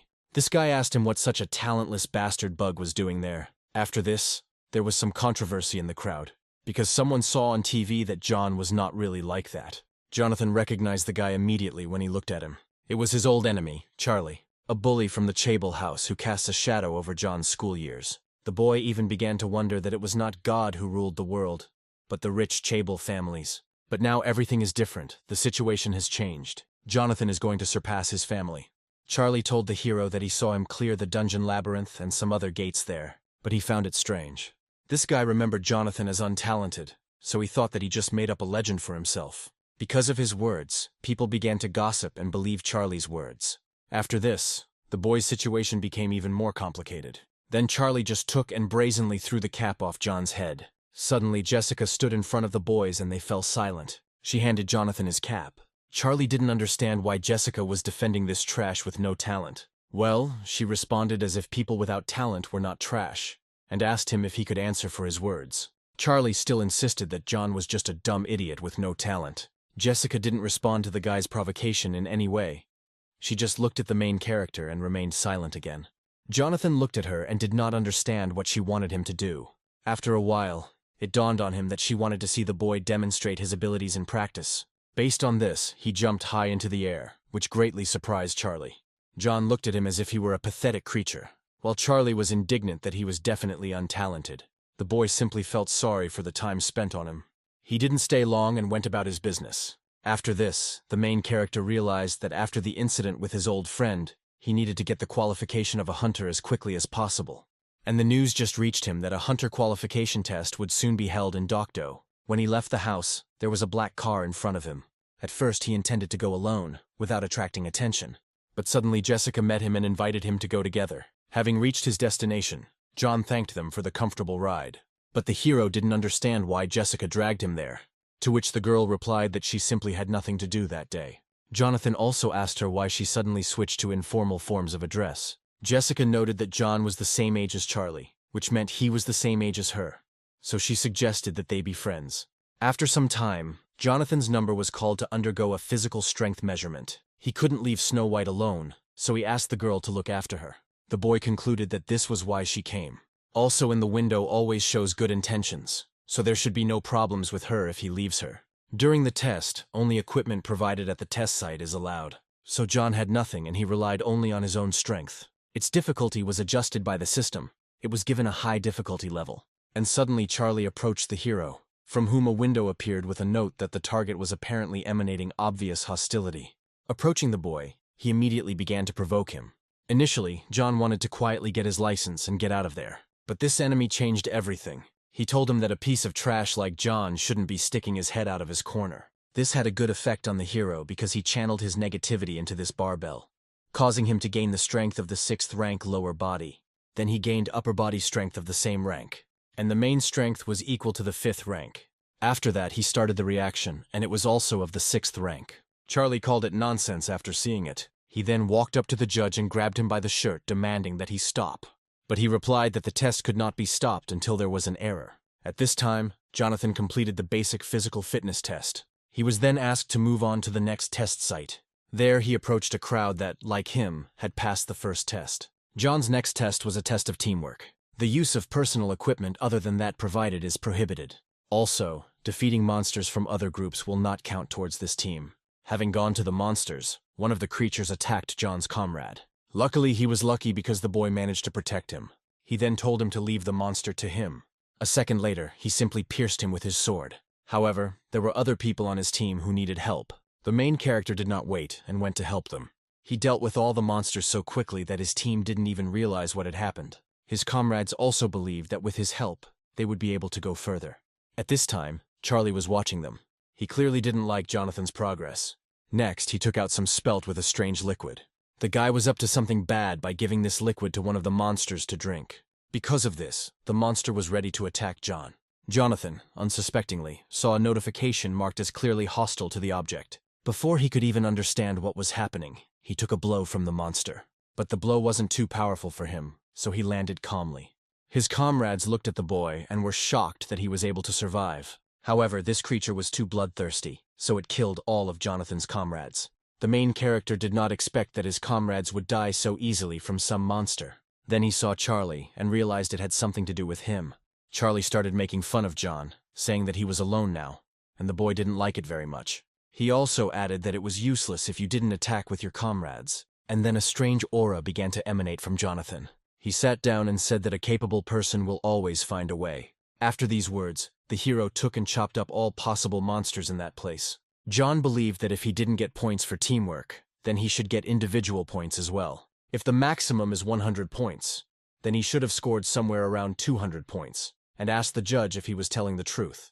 Only the judge and Charlie looked at him and were surprised by his abilities. The judge felt awkward and didn't even know what to answer.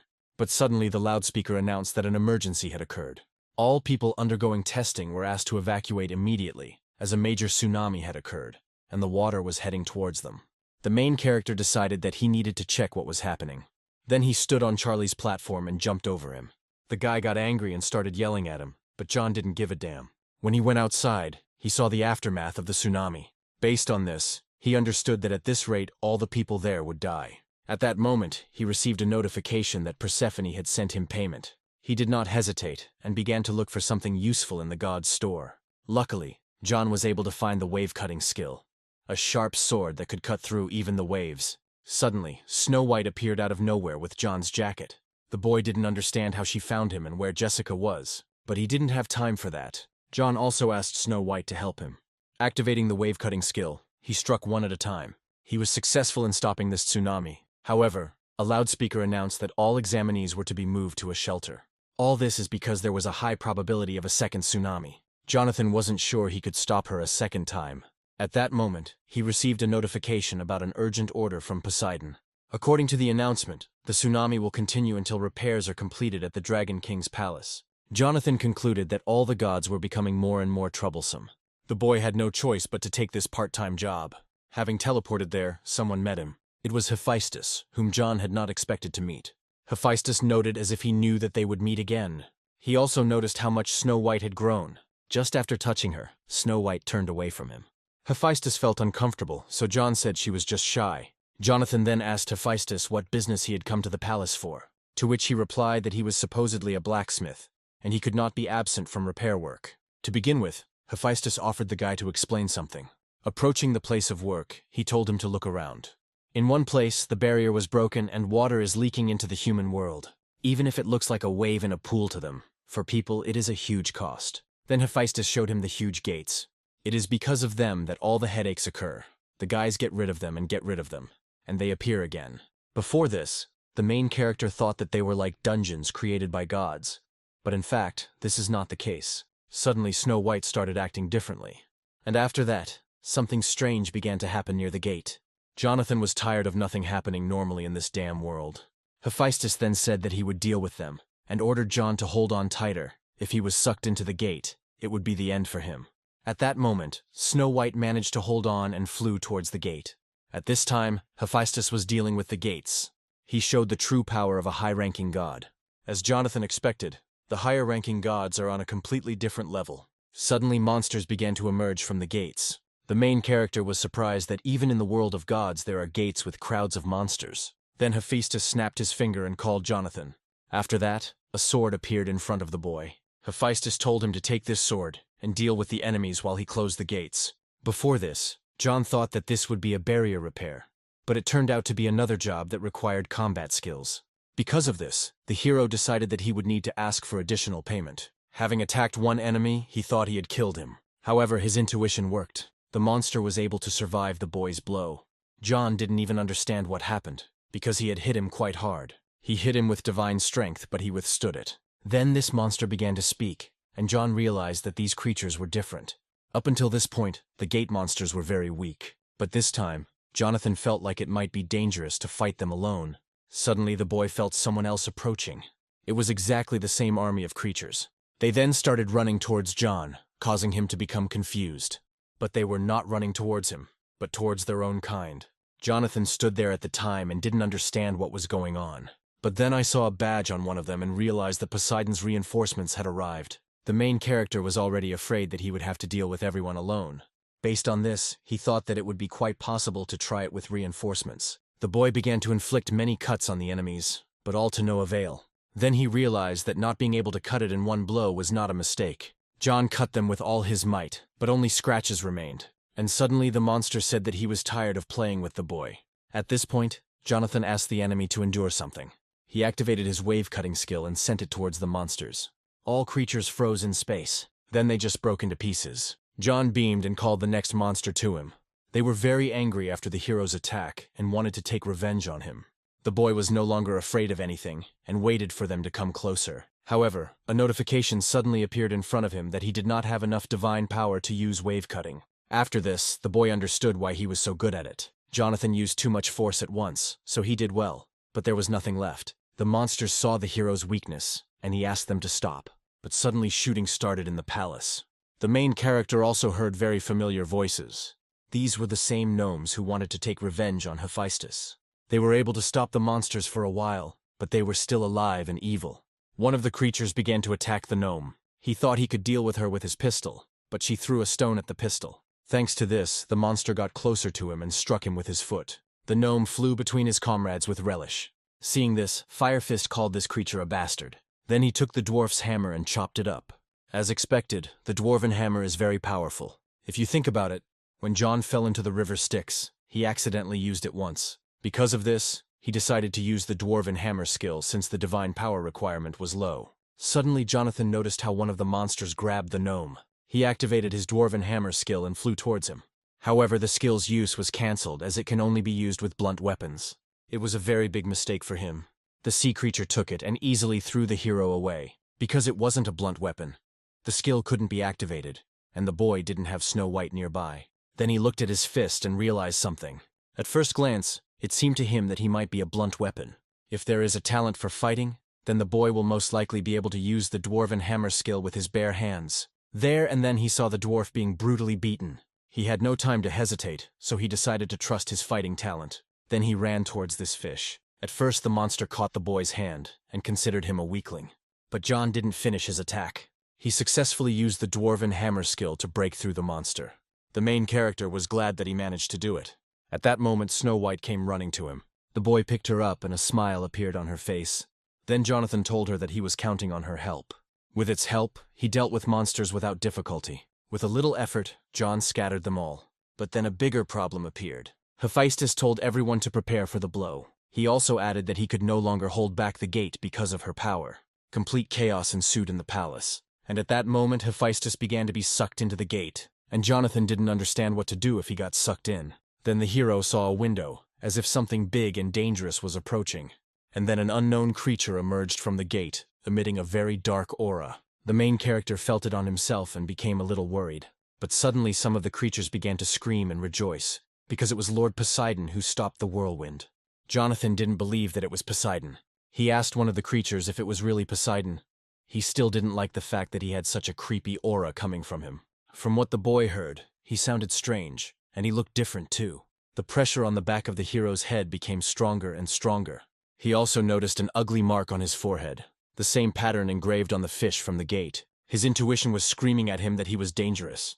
Then, the creature said that the boys had done a good job trampling his cute subordinates. John sensed something bad was coming and warned everyone to hide. After that, the fake Poseidon started doing terrible things. With just one blow, he killed all the fish. Jonathan took Snow White and miraculously survived. After killing everyone, the fake Poseidon suddenly began to laugh. At this point, John's intuition began to tell him that he would not be able to defeat him.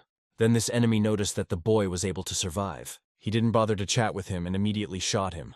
The main character managed to react to his attack using his intuition. He then decided that he had no choice but to flee using the wind gust skill. Unfortunately, this monster turned out to be faster. He placed his trident against his head and was about to kill him.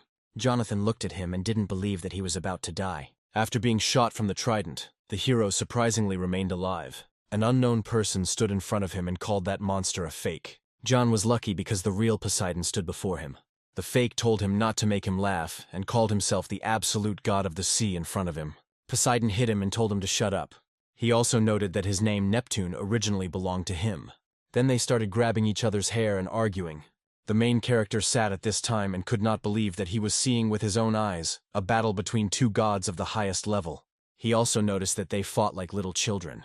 After this, Poseidon told the fake that this time he would kill him, to which the other replied that he had not yet been able to do so, since his plans had already failed 78 times. Poseidon said that this time he had called a very great god. By the way, he was just approaching. Jonathan was surprised that Poseidon personally hired a god and had no idea how great this god was. A certain god had already begun to emerge from the gates, and he was muttering something to himself. Surprisingly, Hephaestus came out from there. Coming out of there, he sat down and finally exhaled. Hephaestus then told his comrades to take care of the rest. At that moment, gnomes and one girl began to crawl out of the gate. At first, the main character did not see her, but then I was shocked when I found out it was Jessica. She was able to destroy this gate with just a wave of her hand. When the false Poseidon saw this, he was speechless. He was very angry because he was deprived not only of his servants, but also of his home. Jonathan remembered the enemy's attack and told Jessica that she was dangerous. He shouted at her to leave immediately. But the girl, as always, remained silent. She was absolutely calm and did not run away. On the contrary, Jessica went for this monster. Then the fake began to attack from behind. However, Jonathan protected her with his sword. His intuition wavered, so his body acted on its own. The monster was fed up with Jonathan, whom he called a bug. Because of this, he began to attack him. But Jessica suddenly grabbed the hero. She pushed the boy away and thus protected him. Then the giant joined the work. At that moment, the girl asked the guy why he was interfering unnecessarily, to which he replied as if he just wanted to help. She said that it was unlikely that something like that would affect her. Jonathan was irritated that it was true, but he couldn't admit it. Jessica then noted that Jonathan seemed to be faster than before. Neptune at this time was already in an unstable state. She could see from the boy's face that he had a lot of questions. She promised to tell him everything as soon as it was over. After that, she threw him a flask with an unknown liquid. He received a notification that the description was limited due to lack of information. Suddenly, Jessica told the hero to drink it. She also added that he should keep in mind that it was he who had to interrupt Neptune's last breath. The girl had hopes for him, but he didn't understand anything. Because of all this, he started to go crazy. Jessica then headed off to battle Neptune. They laid him down together with the giant. But suddenly some micro-magician appeared. He approached Neptune and wanted to finish him off. But something gave him strength. After that, he hit the ground and a strong shockwave was heard. This blow was so powerful that it scattered the gods in an instant. And Jonathan was shocked that Jessica wanted the boy to deal with this monster. Just a few days ago, the boy was a nobody. Even though he was a low-level god now, John didn't see how he could deal with this creature.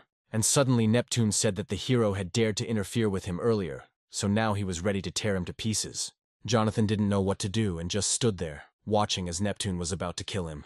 But then Jessica approached him. She looked at him and then asked why he froze. The girl was able to protect the boy with her body, but she herself was injured. Neptune took advantage of this and stood on the girl. He called her stupid, because she could have easily run away and stayed alive. Jonathan looked at her at this time and did not understand why she did this. To this, Jessica said that everything was obvious. The girl noted that John was supposedly much more likely, and Neptune will eventually die at the hands of a low-ranking god who underestimates and despises him so much. Jonathan looked at her and didn't understand what she was talking about. After that, she said that she knew that the boy could do anything, because she believed in him. At that moment, a notification appeared in front of the guy, saying that the target's intentions were good. People who live with worthy talent live in the same place as others, but their world is completely different. But there was one person, John's mother. She believed that talent was not so important, and believed that her son would succeed.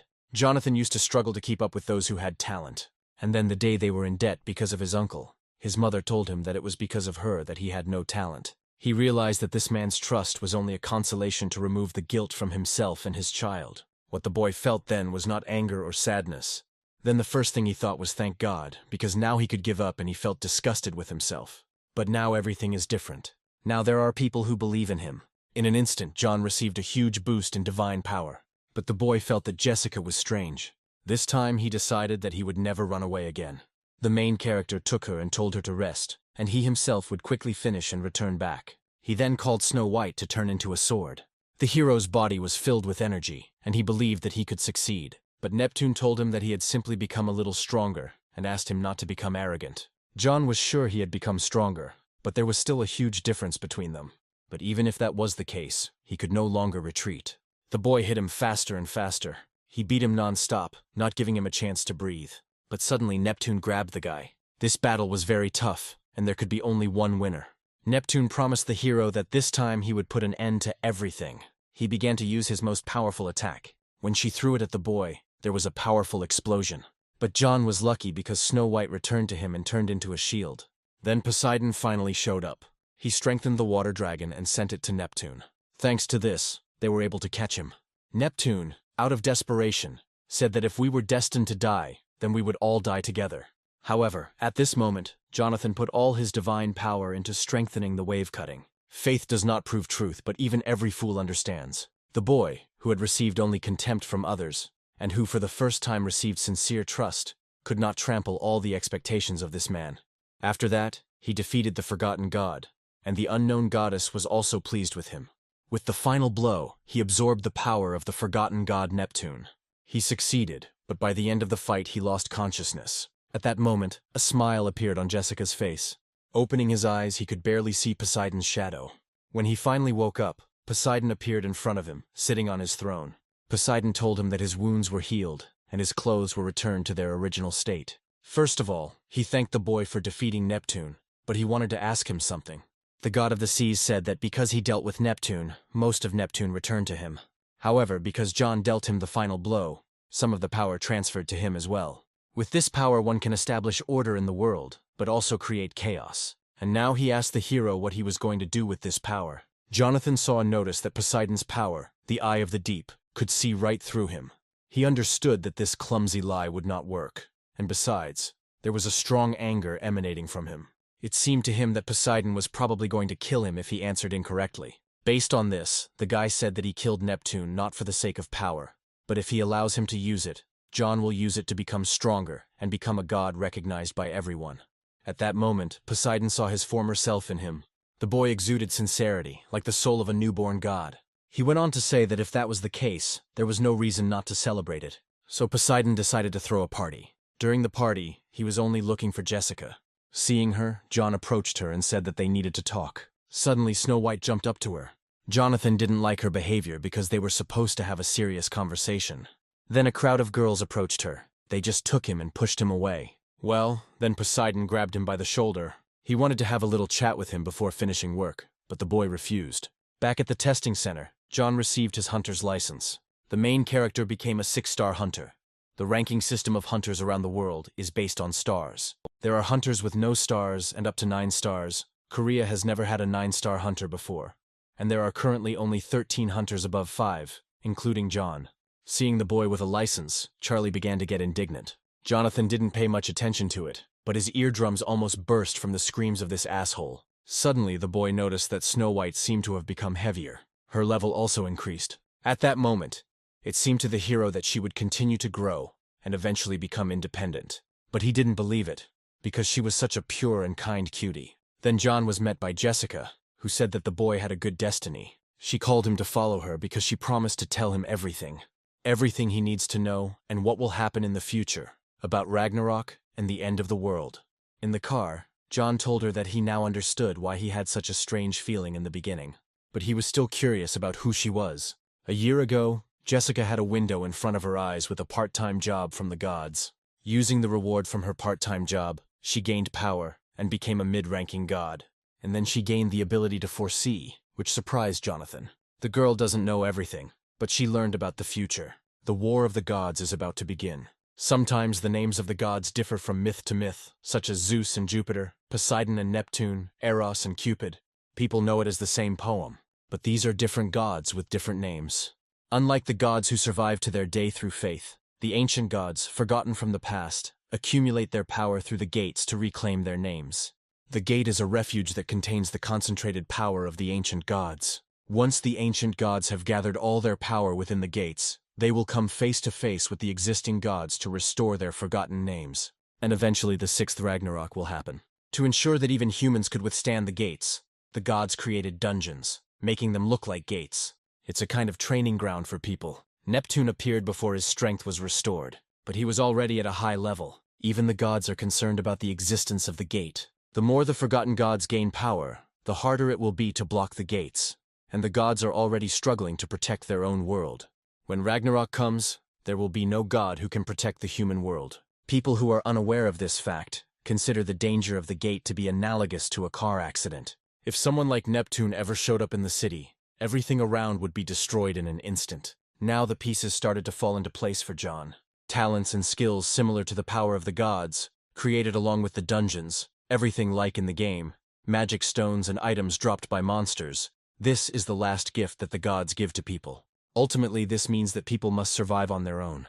And then Jessica said that she would supposedly help the hero block the gates that even the gods could not handle. All because she saw how he protected the world from countless armies of gates. She promised him to do everything possible to help him with this. After that, the girl said that they had arrived and it was time for them to go out.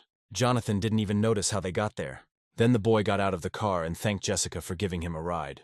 But after that, he saw a crowd of people in front of him and a banner that said there was an urgent presentation of the 6-star hunter. The journalists began to bombard the boy with questions, and he understood what kind of help she meant. Jonathan didn't like it very much, but his fame and divine power began to increase. A month later, John became popular in every corner of the country. He was said to be the person who cleared the most dungeons this month, earning hundreds of billions in profits just from magic stones, items, and dungeon byproducts. Great popularity, as it turns out, does not bring anything good. This is necessary to increase divine power, but these reporters are too intrusive. But Snow White also formed a fan club. Jonathan even felt jealous of how Snow White was becoming popular without doing anything. At that moment, Jessica walked in. She said that then he just had to try harder because this fame would soon become his strength. The upcoming battle will be much more difficult. And then she asked him if he was ready to face the harsh fate. The protagonist thought that it would be better if he didn't know the end. There must be some limit. But now that he knows this, he's not going to just sit back and wait. Jessica had no doubts about the hero. Jonathan then went to work for the gods. This time he will work for Apollo. The boy could not even imagine that he would see the sun right in front of him with his own eyes. Apollo said, supposedly, "Of course it is dazzling, because after all it is his embodiment." God began to boast that even his solar carriage was beautiful only because it resembled him. At that moment, John and Jessica did not understand how they could praise themselves for so long. The protagonist began to think that he had some kind of ability for self-praise, but Jessica was already thinking about hitting him. Later the boy said that it was actually fun. The girl didn't understand the hero at all, because there was nothing funny about it at all. But John said it would be great to do something worthy of God while he still had the opportunity to carry the sun. After this, Jessica asked the hero if he knew that this was not a real sun. It's just a fake created with Apollo's powers, and they just fly across the sky, coinciding with the sunrise. John was surprised and did not understand why he was doing this then. Jessica said that if they do this, people will believe in the sun god and be faithful to him.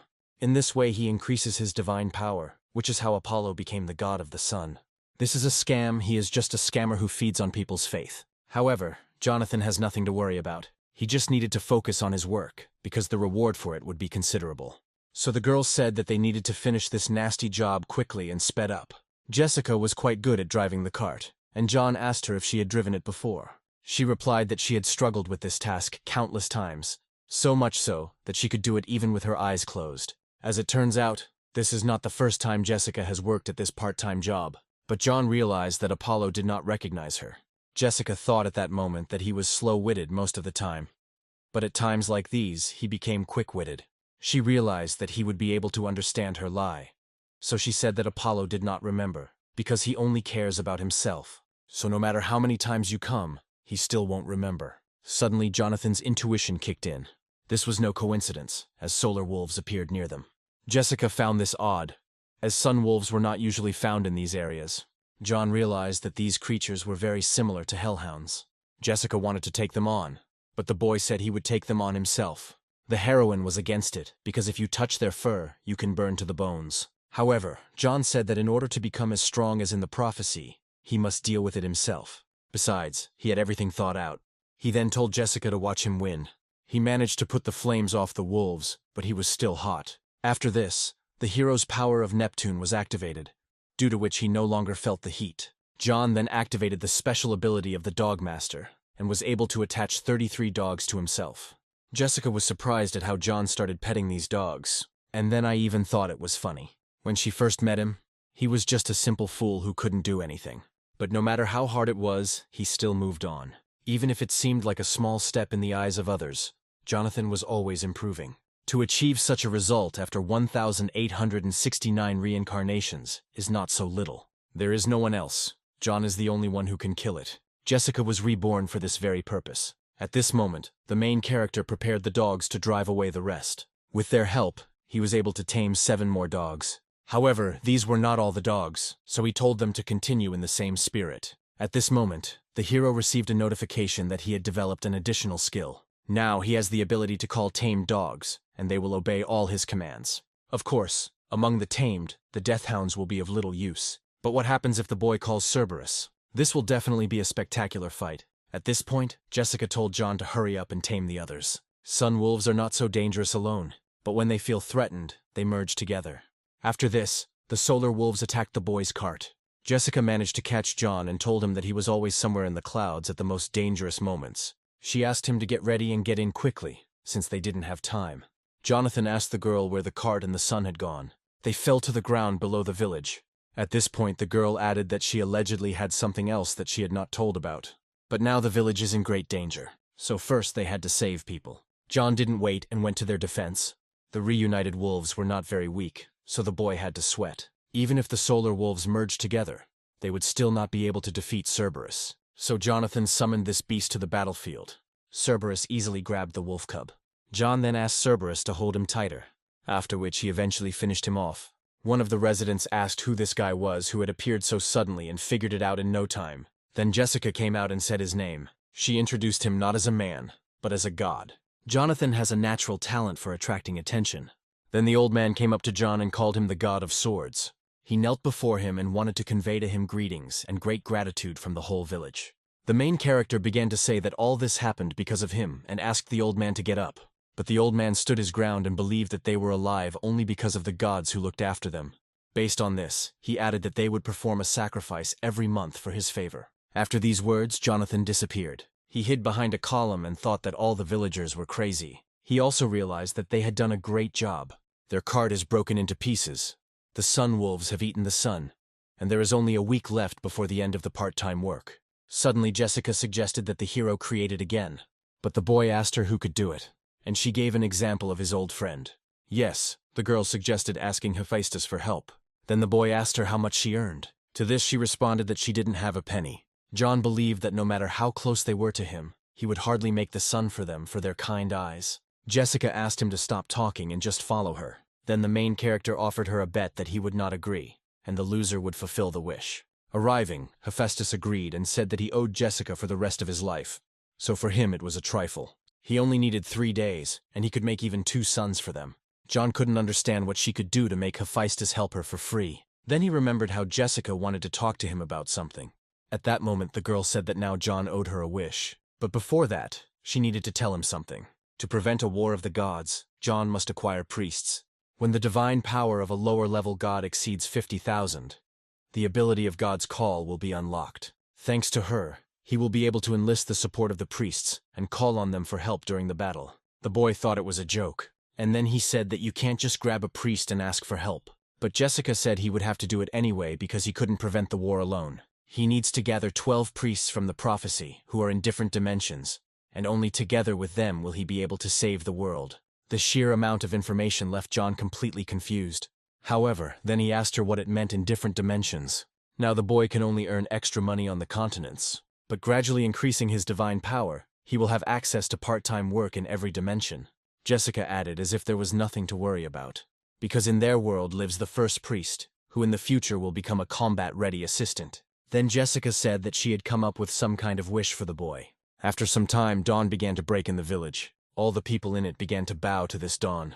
One of the residents saw Jonathan's inscription and did not understand who he was. The man behind him told him that this was the god who protected the neighboring village from fire monsters. They thought Apollo valued John so much that he even put up a banner. Jonathan certainly wanted to increase his divine power, but this was a disgrace on a universal scale for him.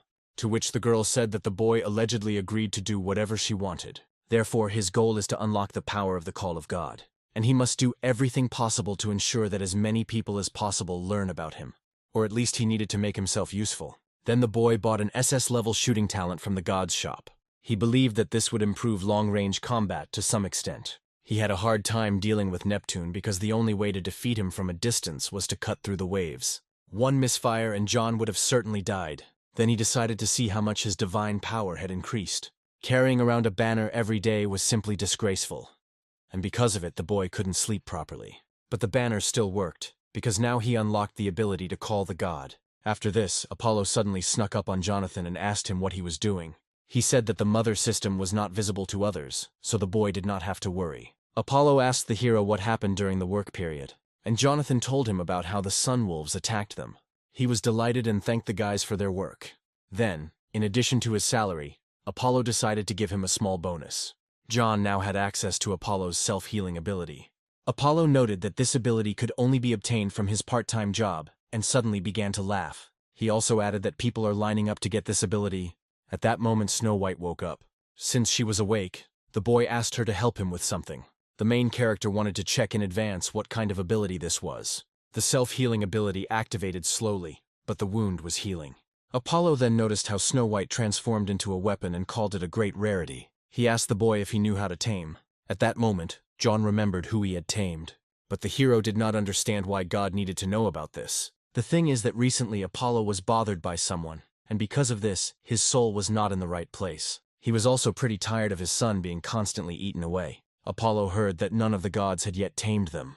Suddenly John summoned the sun wolves right in front of him. The lower-level god did what none of the gods could do. Apollo then asked the boy how he tamed the sun wolves.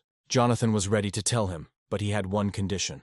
The boy asked to be taught how to shoot a bow. To most people, Apollo is the god of the sun, but he is also the god of medicine, the arts, the muses, and the god of archery to boot. During the lesson, Apollo began to tell us that in order to create an arrow, we need to concentrate our spiritual power on our fingertips. Then you need to hold your breath and pull the bowstring. This is basically the basics of archery, but John found his actions rather primitive. But his god-level shooting ability looked really cool. Surprisingly, Apollo was quite a strict teacher, and a month has passed since the boy began practicing the basics of shooting in the world of gods. Now John knew exactly what archery was. Until now, he has been honing his skills with the help of video tutorials on the internet. Either he copied the movements of the dwarves or the monsters from the palace of the Dragon King. But as expected, studying the techniques of the gods themselves is a completely different matter. If John combines his talents with the teachings of the gods, he will reach a new level. At that moment, Jessica came and said that it was time to return to the human world. There is not much time left before the meeting with the first priest, but the boy decided to say goodbye to Apollo before leaving.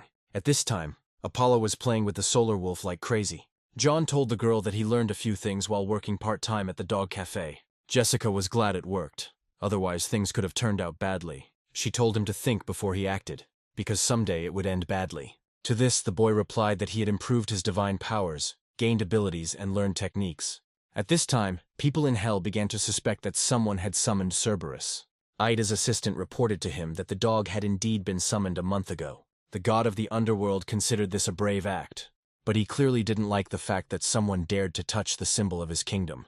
Whoever it was, he was ready to get it out from under the ground. Having committed such an act, a person must understand what the price is for the courage to insult the god of the kingdom of the dead. After working part-time, the main character went to the Sangun Guild. There he honed his fencing skills. Then the boy asked Jessica if the priest would definitely come to them. To this she responded that they just needed to wait. It's been a week since he swung a sword alone, so his skills are improving more slowly than when he was working part-time. Jessica didn't answer and just looked at her phone. While the boy was telling her something, she found a part-time job. Jonathan wanted to go with her, but the girl said that this time he would have to wait.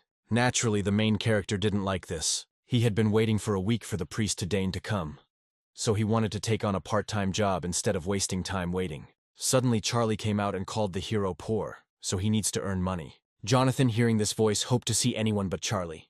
The unexpected guest said that John had made the right decision to take on a part-time job. He believed that untalented people should take up mediocre part-time jobs. The boy didn't understand why he came to the Sangoon Guild. John also didn't want to believe that he could be that priest, but that's not why he came. On that day, a training tournament was taking place there. Charlie pointed out that a washcloth like his Snow White wouldn't get him very far. He then showed off his dog, which allegedly had the blood of a deadly hound from the dungeons of Germany. It was a big day for Charlie, so he told Jonathan to go and do his part-time job. At that moment, the boy began to think about the training tournament. Charlie competed under number 9 and he was able to score 39 points. This was the highest result ever achieved. Charlie admired himself and thought that this would earn them a few more points. This time he wanted to show his father what a wonderful son he had. His father was the president of the number 1 guild in South Korea, which was called Iris, and his father's name was Ermak. Suddenly the judges announced the last contestant. He was number 10 and was also the most popular person in Korea. It was Jonathan who came with his beast. The jury was shocked because they had never seen such an animal in 10 years. Charlie, seeing this, did not understand what was happening, but suddenly the boy grabbed him by the shoulder. At that moment, he asked him to agree that the solar wolf was really awesome. John told him that no matter how much he asserted himself, he would never succeed. Charlie then grabbed the hero by the shirt and asked why he was always one step ahead and constantly putting spokes in his wheels. At that moment, Ermak came out, not liking his son's behavior. He told him to shut up and participate calmly without any problems. Otherwise, he would have to send his son abroad. Ermak also apologized to John for his son, saying that his son does not know manners. The main character said that everything was actually fine. Ermak noted that they had not seen each other for a long time, and noticed how the boy had matured. He also asked not to waste his nerves on Charlie, since his son is a brainless idiot. At that moment, Charlie broke the vase. He was infuriated by the fact that his father only compared him to a brat who didn't have a drop of his blood in him. This really pissed the guy off. He felt like his life had gone downhill ever since that bastard showed up. One of Charlie's friends asked him why he was so irritated, but Charlie responded by asking him where he had been all this time. His friend told him that he had simply gotten carried away, and that it was already the last day of the event. After this tournament, John and Jessica went about their business. The boy was happy with how he was able to beat Charlie. It was a beautiful sight for him. At that moment, the girl felt someone's presence. She immediately informed John about this, but he didn't understand what she was talking about. After this, the main character's intuition kicked in, and a danger notification was issued. A guy called him and said that he was supposedly in big trouble because he crossed Charlie. The guy asked the hero not to get too angry and attacked him. It was the elite hunter of the Iris Guild, White Cloud. White Cloud was an elite member of Iris's guild, and one of Charlie's father's favorites. He was born with SS-level swordsmanship talent, an amazing genius who developed his abilities to master level by the age of 10.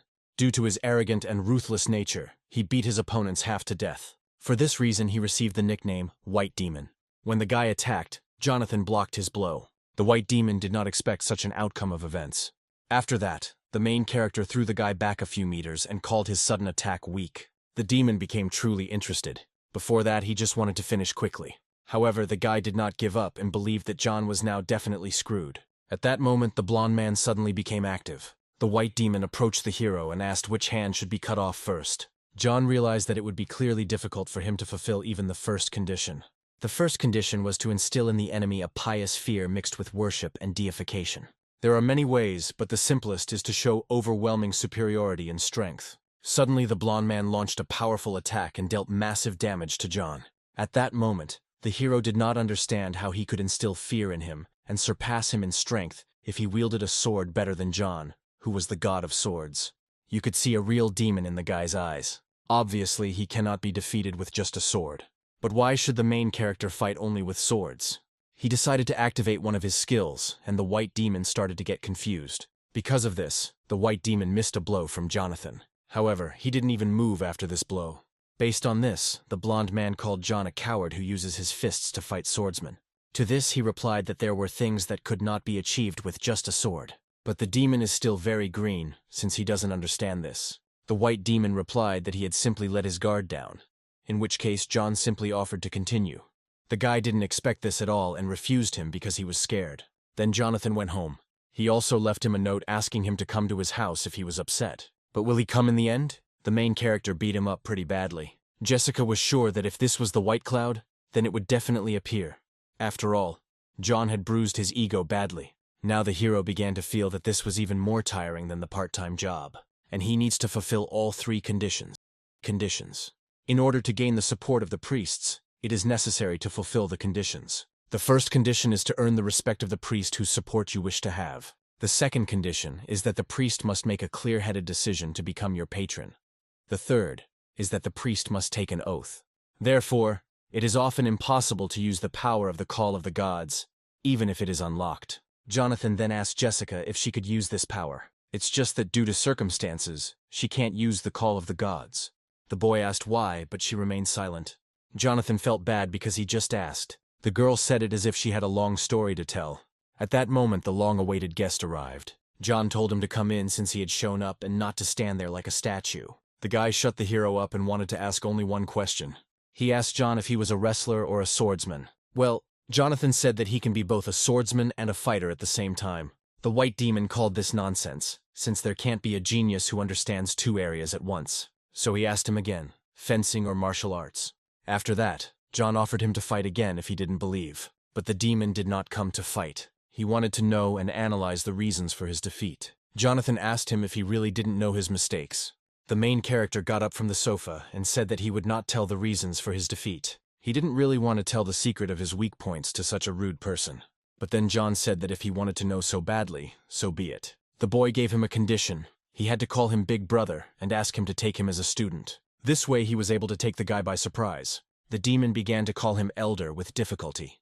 However, he decided that it would be better to bite off his tongue and die, after which he began to leave. It took 10 years for dumb-headed Charlie to even notice him, and he has known this idiot for almost 5 minutes, and he already demands his respect. At this point, John said it was sad. He just wanted to teach him one of his martial arts moves, but it's a shame the guy is leaving. The reason for his defeat was his ego. Maybe John was wrong, but Leon himself understood it. A style that combines martial arts, fencing is extremely effective, and is the key to becoming stronger. At that moment, Leon stopped. He began to mutter something to himself. Jonathan started to tease him on purpose and asked what he was saying. The guy gathered his strength and decided to say it with his eyes closed. He decided that once he mastered martial arts to perfection, he would crush this hero. As a result, he reluctantly agreed to call him Big Brother and accept him as a student. Jonathan agreed to share the secret of martial arts with him, since he asked so. But first he wanted to ask him for one favor. Leon then performed the priestly rite to become a disciple. The first condition, reverent fear, was fulfilled. And when it came to devotion to God until the end of his days, even John became agitated, thinking that all this might be simple nonsense. But, contrary to all expectations, Leon reacted extremely calmly. The ceremonial oath to become a priest ended successfully. Then John started teaching him all sorts of funny things, and the guy was quite good at it. Jonathan also noted that he was not just good at it. His learning abilities are much better than he expected. It turns out he learned a lesson from that one blow. At this rate, he might be able to use the dwarven hammer strike soon. So Jonathan suggested putting together everything they had learned so far and summing it up. After this, Leon called the hero too cruel a teacher. At that moment, John received a notification that his priest had acquired the 1-2 combo skill, and his fighting power began to increase little by little. If you look at it this way, the priest's system is not bad at all, even if it is very reminiscent of hard labor, because as Leon's power increases, Jonathan becomes stronger. The boy then told Leon that he was not going with him into the dungeon that he had worked so hard to obtain. Leon also learned that this dungeon definitely has a skill rune. Before that, John told him about the War of the Gods. That's why the guy considered it unacceptable to miss the chance to go into the dungeon. Jonathan knew that this was a normal reaction, since he had not told him all the details. Not long ago, he was in his place, so the boy decided to talk to him like an adult. He told him that they were going to go to the gate to determine when the War of the Gods would happen, and to find other guardians in different worlds. However, Leon suddenly began to insist that he would not budge an inch if John went there. With him, the main character began to understand Jessica more and more. Jonathan was furious at this and snapped at him, telling him not to ask unnecessary questions and not to create problems. Then Jessica showed up and said there was another way. After that, John and the girl left together, and the guy stayed at home. While they were gone, Leon managed to complete the game and hoped that everything was fine with the guys. And then he realized that since he was a student, he should follow them. But then he started thinking again that it shouldn't bother him because he had already paid a lot of money for the dungeon. The more the guy thought about it, the worse he felt. Leon sat at home and just grumbled. But suddenly something happened that he could not have expected. At this moment, a bright light could be seen from the windows of John's house from the street. The main character teleported him to himself. Leon looked at the guys and didn't understand what it was. Jonathan told him to calm down and said that he simply used his powers to summon him. And then he showed him the monster and asked him to deal with it. After this request, not even a minute passed before Leon destroyed this creature. Jonathan was amazed by his abilities. Based on this, he called him to deal with the others. But Leon said that he would not budge. The main character did not object and simply moved on. However, John began to summon Leon, after which the boy agreed to follow him, asking him to stop summoning him. In the end, everything went better than John expected. Leon has just learned martial arts skills and already feels more confident. Did the blow from the dwarf's hammer really sink into his soul? Leon thought it was the end, but John said they were just getting started. The gate was just a stop, but they had a real destination. After that, they all went into the portal. At that moment, Leon realized that he had signed up for the wrong place. Fortunately, the teleportation was successful. Leon was shocked because he found himself in a magical world, but Jonathan imagined this world completely differently. He didn't understand how it was possible to find the next priest in such a large area, especially without knowing what he looked like. But Jessica said he needn't worry because finding him would be easy. This priest was right in front of them on the banner. This priest was an actress, and John could not imagine what he could offer a celebrity to become his priest. The girl said not to get upset, because with the rest of the priests it would be even more difficult. It won't be as easy as with this simpleton. But she shouldn't have said this in front of Leon. He didn't like it at all. He started yelling at her, after which the girl knocked him out. And Jonathan warned the guy that Jessica was much stronger. At that moment, the girl told the boy not to worry about meeting her. According to the prophecy, Adela goes to magic school every Friday. Then the girl told the boys to follow her. They needed to go somewhere. After that, they headed to the Magic Academy. When he arrived there, John introduced himself as an exchange student. He didn't believe that at that age he would become a schoolboy again. Suddenly, the boy heard someone discussing him. This place is no different, still the same terrible place. There was an atmosphere of dividing people according to their talents. At that moment, the teacher came and told the students to be quiet. She said that there were plenty of seats in the auditorium, and he could sit wherever he felt comfortable. He already had a place in mind. If you are physically close, you also become mentally closer to each other. So he decided to sit next to Adele as naturally as possible. The boy came up to her and asked if he could sit next to her, to which she replied that he could sit down if he wanted. John sat down next to him and started asking where the magic lab was, since he still didn't know much about the academy. The hero decided to start with small talk. He never thought that his part-time job as a consultant would come in handy in such a situation. Then he suddenly started talking about how they had a very spacious and beautiful auditorium, after which he suddenly called the girl also beautiful. Because of this, Adela stood up from her seat. She asked him not to pretend to be friendly. The girl believed that he came because he thought that being in the same class with a celebrity would help him become friends with her. After this, Jonathan realized that he had screwed up completely. Then he needed to find Building A, but he was doing a poor job of it. Suddenly he heard Adele talking. She promised that if she didn't finish school, she would drop out and focus on acting. The girl herself understood this, but continued to be stubborn. The lack of mana could not be cured. John also learned that if you imagine a fiery clot while feeling the flow of mana, you can use a fireball. The boy was very surprised by this. He liked it and decided to try it too. He tried to do it in different ways, but nothing worked. John wanted to see if he could use divine power instead of magical power, but apparently, magic requires mana. Then the other students started laughing at John trying to use magic. They called the hero a clown, and did not understand where he came from. Suddenly Adela noticed this. After that, she suddenly called the boy. The girl said she had something to talk about, so she suggested meeting after class. The school day ended and the guys actually met. Adela said that even without mana, it was improper to act like an idiot, so she suggested that he just give up magic. John didn't like the girl's mood, but he answered her that it was a bit of a shame to take out one situation on another person. Adela didn't understand what he was talking about. She called it nonsense, but John said she was running low on mana, a rare disease that prevents the use of mana, regardless of its amount. Mana deficiency disease is a rare, incurable disease that once destroyed Adele's dreams.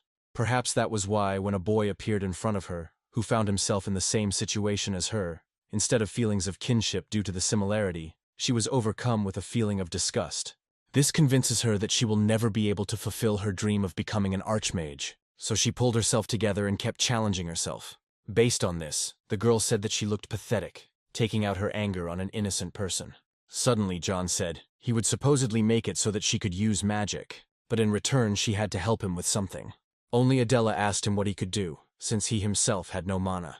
The main character said that in a week he would show her how to use magic correctly. Adela thought it was complete nonsense because he didn't even know basic magic. Because of this, Jonathan offered to make a bet with her.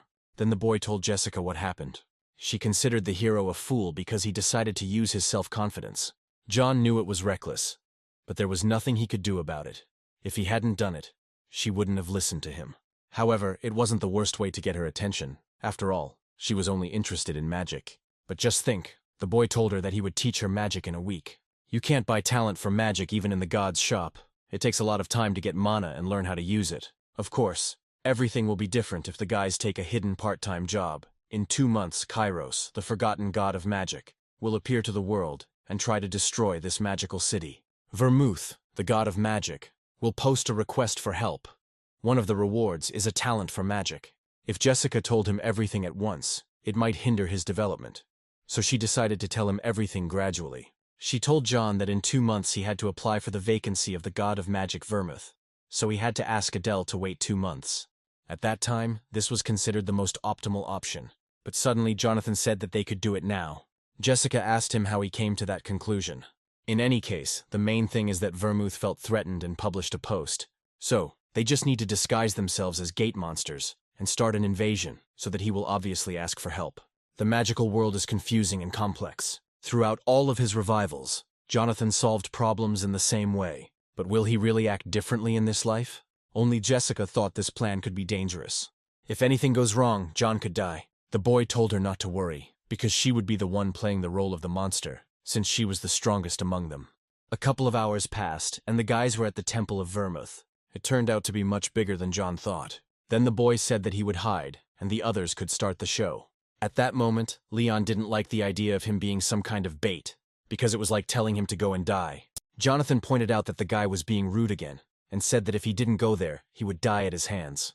Leon did not argue further and went on his way. The guards noticed the guy and started asking him who he was, but Leon did not listen to them. He was only tormented by who he had become, a priest or a slave. Then the guards ordered the guy to stop, otherwise he would be in trouble. At this moment, Leon's anger towards John built up, so he didn't listen to the guards and they had to use the firestorm. The guy told Jessica and John to just wait and watch. Leon gathered his strength and went to the guard.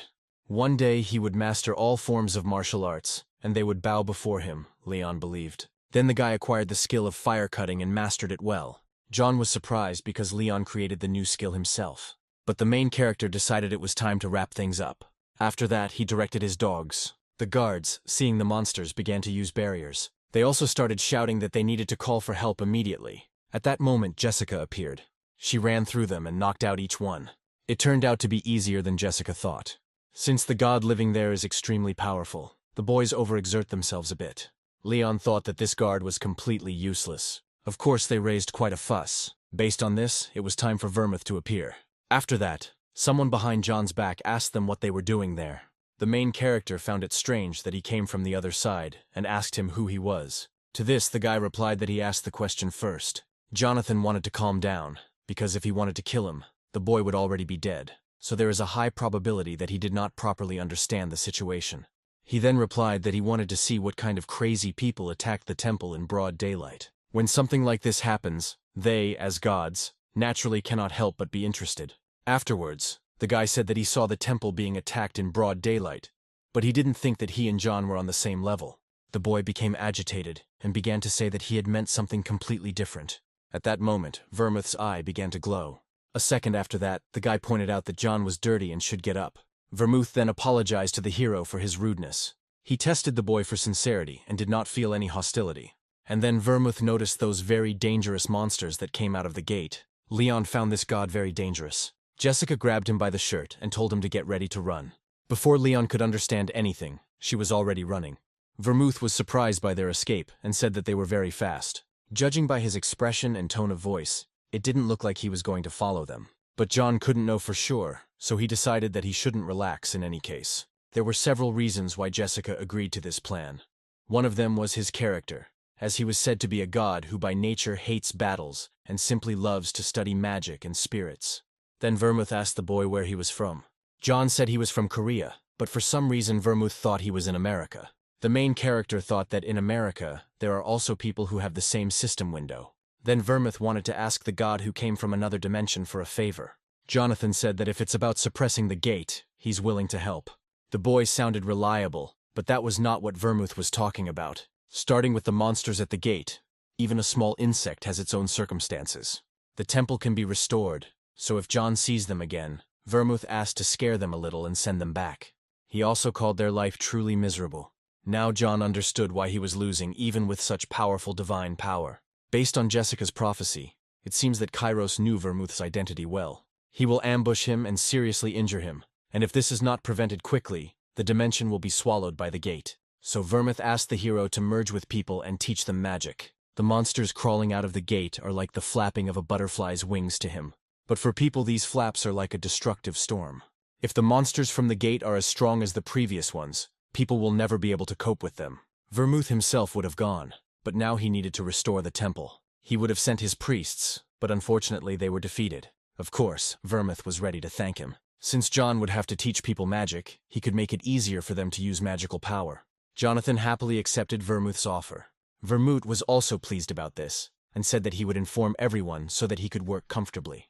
At this time, the students were discussing Jonathan and noticed that he had not been seen lately. They found it funny to see his sad face when he couldn't use magic. Suddenly, the teacher told the students to be silent. He told them to focus on the lesson. For this reason, Adela did not go to the set, and she began to regret listening to John. But the main character got lost in this academy again. But he still found his destination, and the students started laughing at him again. They also thought that the professor would start yelling at him now because he did not tolerate being late. However, the professor began to rejoice at the boy's arrival. All the students were stunned, because they didn't understand what was happening. The professor introduced the boy to the students and said that he was now the most valuable high priest of the great Vermouth. Also, now he will teach the kids magic. Jonathan addressed the students, saying that they had not seen each other for a long time and that he missed them very much. One of the students was outraged by this. He asked the professor what this idiot could teach them. After all, everyone knew that he had no mana, and that he got into this school through connections. The professor started yelling at the student, but John said that everything was okay. The student said that he had no right to teach them.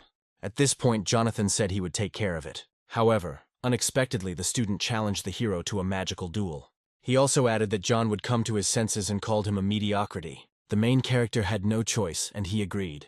For starters, he decided to let him attack first. The student began to attack with his fire arrow, but John just stood there and waited for the arrow to reach him. As soon as she got close, the boy used a barrier. His opponent was shocked because he believed until the very end that he had no mana. After that, John said that it was his turn. The hero asked him to make sure to block it. Before this, Vermouth said that using high-level magic at the very beginning is difficult, regardless of talent. So he shared some of his power with him. Thanks to this, Jonathan activated the 8th level Hellfire. The student, seeing this, began to shout that he was wrong. Jonathan, hearing his words, redirected the flame upward. After this, the student finally came to his senses. The boy told him to tell all the people that from now on this mediocrity would teach them. All this time Adela was watching him. She was shocked that John actually did it. Then they met, and the hero told her about his request. However, the girl did not like the boy's conditions. At that moment, John remembered that it was much easier with Leon. Jonathan asked her to calm down, and then he would be ready to tell her everything slowly. The girl listened to him and sat down on a chair. Then the boy asked her what exactly she didn't like. After this question, she started screaming again, because this contract was more like slavery. At first, John called himself a god, but in fact the girl called him a fake. The protagonist said that they just need her power to stop a disaster that will happen in the future. And for the upcoming battle, he was willing to do whatever it took to help her cure her mana deficiency, so that she could master magic. Only Adela said that this could not be fixed even with millions of gold. She asked him how he would do it, to which he replied that there was no way yet. But John wanted to do everything possible. Hearing this, the girl called it a pure scam. John then decided to ask Jessica if there was a way to fix the mana deficiency, to which she replied that there was supposedly no such method. She understood that the boy had mastered magic quickly and had come this far. But Adela Sharon was something of a creature when it came to persuasion. The only weakness of a superstar in the magical world who doesn't envy anyone is the lack of mana. So Jessica asked Jonathan to give her time, all because there is enough of it before the gates are broken through. She advised me to learn magic gradually, but suddenly I had a feeling that something bad was coming. Suddenly a gate appeared in the city. Everyone was confused, because there was still a month left before the gates opened.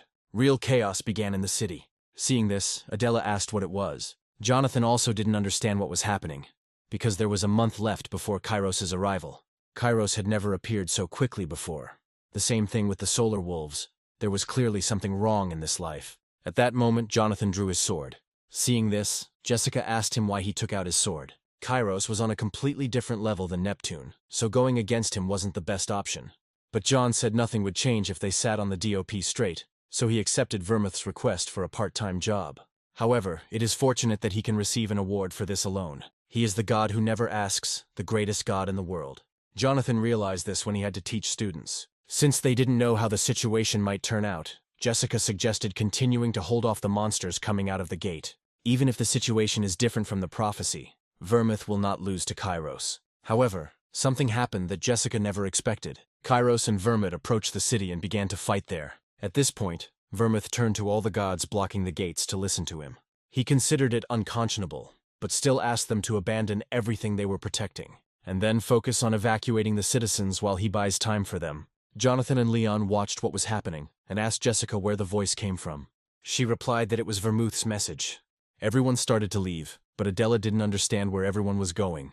She did not hear Vermouth's message because she is not a god. John then told her about Vermouth's order to retreat. At this point, Jessica entered the conversation. She said she couldn't say for sure because it was different from the prophecy, but this dimension would be destroyed by Kairos. She felt sorry, but she understood that they were not able to do anything. In desperation, the girl asked Jonathan to do something about it. The boy couldn't say anything and apologized to her. Adela fell to her knees and became disappointed in the hero, because he decided to give up so easily. She called him a god, and gods are supposed to help people. After that, John remembered himself. Earlier, he also asked God to help him, and now he is a god himself, and they also ask him for help. The main character couldn't look at her tears, and suddenly, he summoned the interface of the god's shop. Jessica wanted to stop the boy, but he replied as if he was not going to die. The girl called him an idiot, but he didn't think he could spend the entire reward so easily. After buying the equipment, the boy asked her to take care of the rest. At this time, Vermouth was exhausted from the battle with Kairos. Kairos wanted to vomit because he was a disciple of this god. Vermouth replied that although he had lost his way, he had also forgotten what Vermouth had taught him over the years. The villain said that it was not he who had lost his way, but the people of this world. Kairos also didn't understand why he didn't want more. He believed that only one thing was natural for a magician, and that was entry into the highest level. But Vermouth said that the black flame exists only for destruction, and this is not the truth that magicians need to follow. Gods must use their power to protect people, but Kairos didn't give a damn about them. After this, he began to attack Vermouth, who could no longer hold back his attacks. Suddenly a miracle happened for Vermouth. At this point, Jonathan appeared and pointed out that Vermouth was supposedly having a hard time alone. Now real reinforcements have come to him. Vermouth told the hero that everyone had to leave, and that he, with his level, had nothing to do against Kairos. But the boy said that he didn't come for the reward. The reward is not comparable to human lives. But Jonathan had a plan. As soon as Kairos saw this boy, he started laughing. He thought that this was now his new student. The enemy was happy because he thought that now they would burn together in the series. Luckily, Vermouth managed to use the barrier, but the enemy's strength was enormous. Therefore, Vermouth could not resist him for long.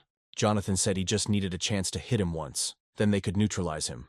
With his weapon, Vermouth could give him a chance. However, he doesn't have the power to protect him from the black flame. The boy replied that this was enough. He had his own trump cards too. But at that moment, John stopped. Kairos was so strong that the hero could not even touch him with his finger. After that, he was engulfed in black flames. Kairos started laughing and asked what they should do now. Suddenly, Vermouth began to utter strange words. Because of this, Kairos was chained, but with the help of this magic, he only gained a couple of seconds. Jonathan then activated Neptune's defenses. Kairos looked at him and did not understand how he was able to get through the black flames. John's baton has a 100% chance of stunning any life form, but is limited to hits to the head. As a result, the main character was able to hit him on the head with a baton. Kairos was defeated and could do nothing. Looking at him, Vermouth remembered that it had been raining then too. The day he first met him, Kairos was not like this. Although he was cursed with a dark fate that no one wanted, He was also a child with a brilliant talent that everyone around him coveted. Vermouth's thoughts were like this when he taught Kairos. It was he who changed the fate of this child. But then he did not realize the successful desire that was hidden inside him, and therefore helped him to master the true flame. Vermouth was unable to kill him after he showed his true colors, causing him to resort to exile. Although he knew that one day Kairos would return to kill his teacher. Vermouth is forever clinging to his regrets about the past, but now it's time to let them go. In the end, Vermouth was never able to kill Kairos with his own hands. John dealt the final blow and absorbed the powers of the forgotten god Kairos. The protagonist felt that he needed to use it in the same way he used Neptune's protection to save himself. Leon was delighted by John's sparkle, so he asked the boy to tell him more about this ability. But Jonathan hid his ability and said he would tell later. Leon didn't like that John was putting things off again. Suddenly Adela hit him and told him to calm down. She didn't like the way he whined, because Jonathan is the god he serves. Jonathan noticed that she now realized how cool and brave a god he was. Adela said that she was now sure that he was not a fraud, since he had provided her with evidence. At that moment, the boy wanted to hear from her what he had been trying to achieve for so long. She was ready to become his priest. However, she planned to stay at her place for a while. Now the girl knew for sure that since she was unable to use magic, she could not help in any way. So she decided to find something to be useful. Suddenly Vermouth offered to help her. He said that he supposedly had to repay the kindness of the god she believed in, so he would be glad to help him in this way. Jonathan, remembering his actions, hid Jessica and Leon. Jessica thought that he had already forgotten, but the boy decided to play it safe. The protagonist agreed to Vermouth's offer because they already had no way to cure her mana deficiency. After this, John wanted to get home as quickly as possible before they were caught. Having moved to another dimension, something terrible awaited him. He called his wolves and didn't understand why there were so many monsters there. He also found it strange that there were no hunters or soldiers nearby. While he was thinking, a snake crept up on him. Luckily, Jessica reacted in time. She said that everything started to happen much more quickly. It was not a dungeon breakthrough, but a gate rupture. Gate break is at least on par with a C-rank dungeon break. This means that the forgotten gods in this area are becoming stronger, but Jonathan couldn't believe it, because he only found 2 priests. Jessica told him that he need not worry, as he did not sense the presence of the forgotten gods. Suddenly a helicopter appeared above them. It was the people from the Gate Management Bureau who asked to follow them. They boarded their helicopter and headed to the gate office. They were all gathered for a reason. 12 gates in the city were simultaneously torn apart. Human casualties reached record levels, and hunters responsible for the region were unavailable or slow to respond. Hunter Keanu said that he was sorry to hear such things from his boss. So he asked what the Bureau had been doing all this time, since they believed there were no threats, and sat idly by until things got to this point. The Bureau did not accept that Keanu was shifting responsibility onto them. Suddenly Ermac ordered the guys to stop. They had not gathered to argue. Instead, he felt it was time to take action. Regardless of why hunters have gathered there, they must not turn a blind eye to a country facing disaster. However, 12 of the 18 hunters were late.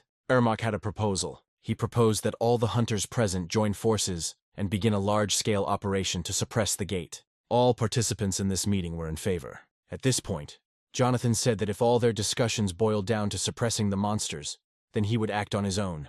Ermac wanted to know the reason for the boy's decision. To this, the hero replied that he was the only one who could enter the gate. This is just a temporary measure. If the attack that happened in the magical world happens here, none of these people will be able to stop it. The only answer is to end the war between the gods that is causing all this. Suddenly, Keanu called Jonathan an arrogant bastard. As Jonathan was about to leave, the guild hunter angrily shouted that this newcomer from yesterday did not deserve the trust of the authorities, and that the plan should not be changed because of his stupid advice. At that very moment, an agent was rushing to the main office of the Gate Control and Support Bureau with urgent news. Throwing open the door, he shouted loudly that panic had broken out in the city. Security measures had failed, and the problem with the gates was much more serious. Right at the airport, a powerful explosion of the gate occurred, destroying several objects, and the senior hunter was finally forced to believe Jonathan. The agent continued to insist that they needed to immediately move to the site of the explosion. Otherwise, monsters would pour out of the spatial rift and surround the city. It was not yet possible to calculate the damage caused by the gate explosion, since the entrance to the airport was destroyed, and the equipment on its territory was out of order. Jonathan understood that only the forgotten god was capable of such destruction, which meant that he had to wait for a new blow.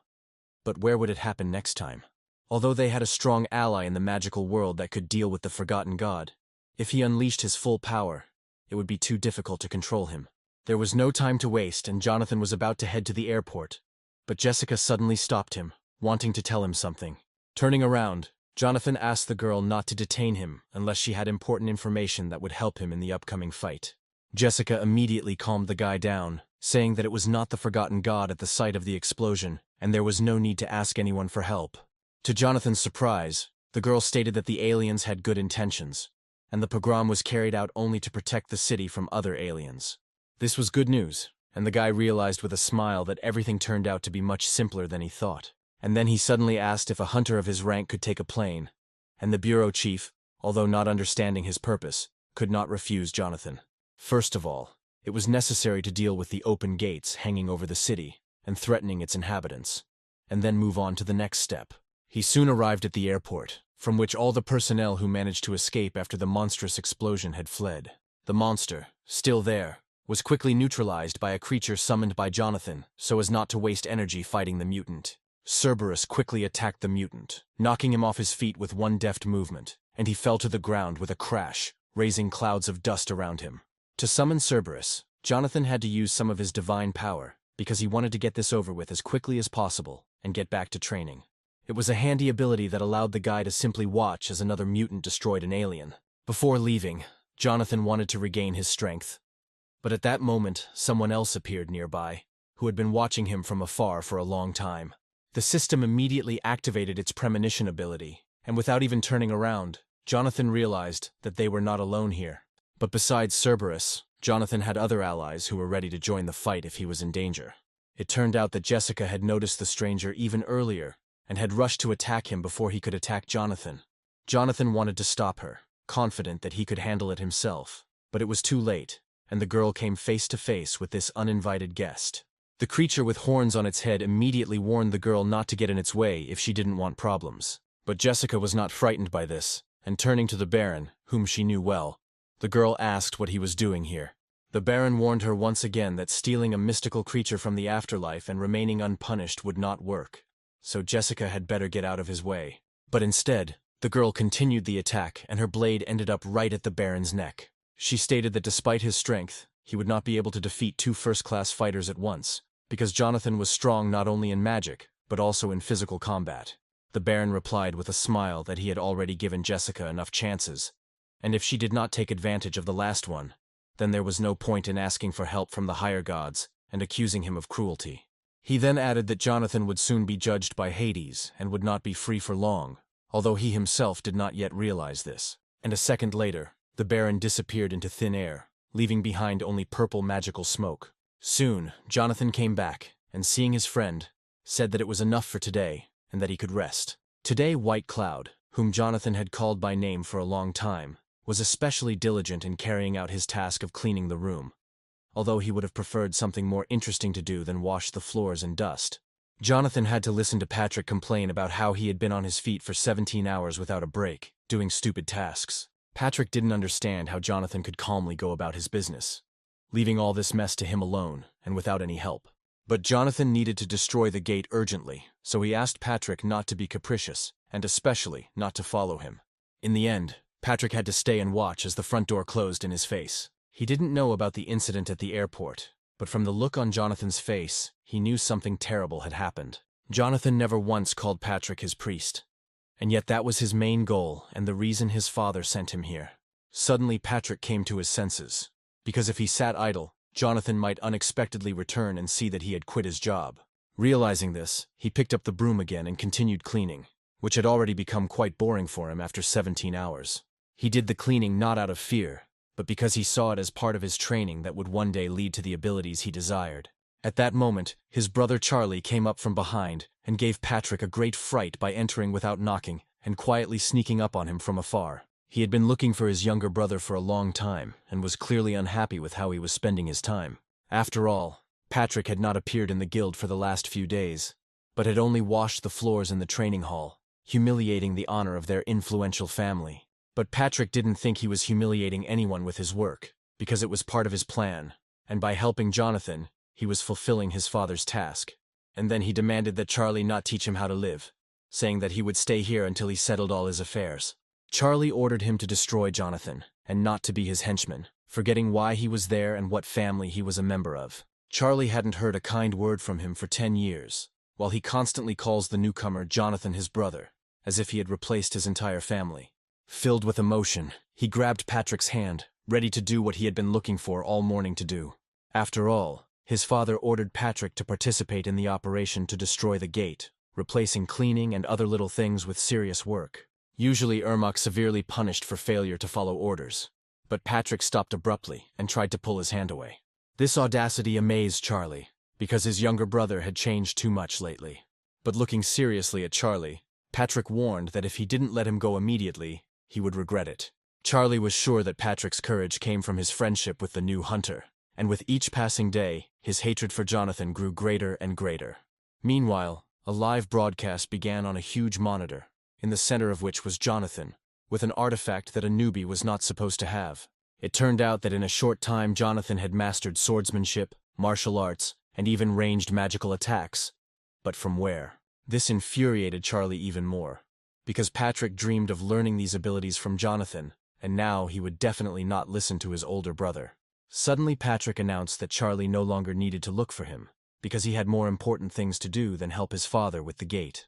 This guy was always in Charlie's way, and after everything that happened, he only wanted him dead. Right now, Jonathan's ear was itching, and the guy didn't even need his ability of intuition to understand that someone was remembering him. Looking at him, Jessica realized that even in the face of a difficult mission, Jonathan remained the same carefree child. In fact, Jonathan was only thinking about how to quickly become famous and increase his divine powers in order to protect as many people as possible from aliens. Jessica believed that it was easier to increase her divine powers with the help of a part-time job, so as not to attract unnecessary attention from Hades. After all, what Jonathan was doing now would only anger Hades even more. So Jessica suggested moving to another dimension and continuing the training there. Jonathan, however, hated running away from problems, because it was a clear sign of weakness, and then problems would catch up with him even faster. He suddenly announced that he would come to Hades himself, which almost made Jessica choke on her lemonade. She understood that only a madman was capable of such a thing, because if Jonathan seriously went to Hades, he would not survive. Jonathan continued to act as if it was all a joke, and Jessica demanded that he finally get serious and stop playing with fate. The main part of his plan was to find a place to meet where Hades couldn't use his powers, and then his life wouldn't be in as much danger as Jessica thought. Yes, it is easy to come up with such an idea and anyone can do it. But where can he find such a special place? It turned out that the day before there was supposed to be a banquet of the gods, where, as always, staff was needed, and Jonathan decided to go there for a part-time job so as not to attract unnecessary attention. Soon they were already at the Temple of Olympus, where all the new workers who responded to the advertisement were supposed to gather. The centaur in charge of personnel reminded them that there were less than 3 hours left before the start of the banquet, and they needed to hurry. Vegetables and fruits had to be prepared first, and the rest of the dishes a little later. The centaur told them to move on to the next task immediately after they finished with the fruit in the baskets, reminding them that there was little time left. It seemed that Patrick and Adele had a lot of work again, which they clearly didn't like. Only Jonathan was in a great mood, because all this work would be done by his assistants, and he himself had more important things to do. At first, however, he had to listen to the angry protests of his assistants, who had planned to spend the day differently, since they already had a lot of things to do. Suddenly the centaur's voice was heard, announcing that the banquet was about to begin, which meant that Jonathan had the opportunity to do what he had come here for. Raising his hand high, Jonathan declared that he was ready to work, as the centaur was just calling the waiters to serve the guests. It was clear from the faces of Patrick and Adele that they already regretted becoming Jonathan's priests and getting involved in this adventure.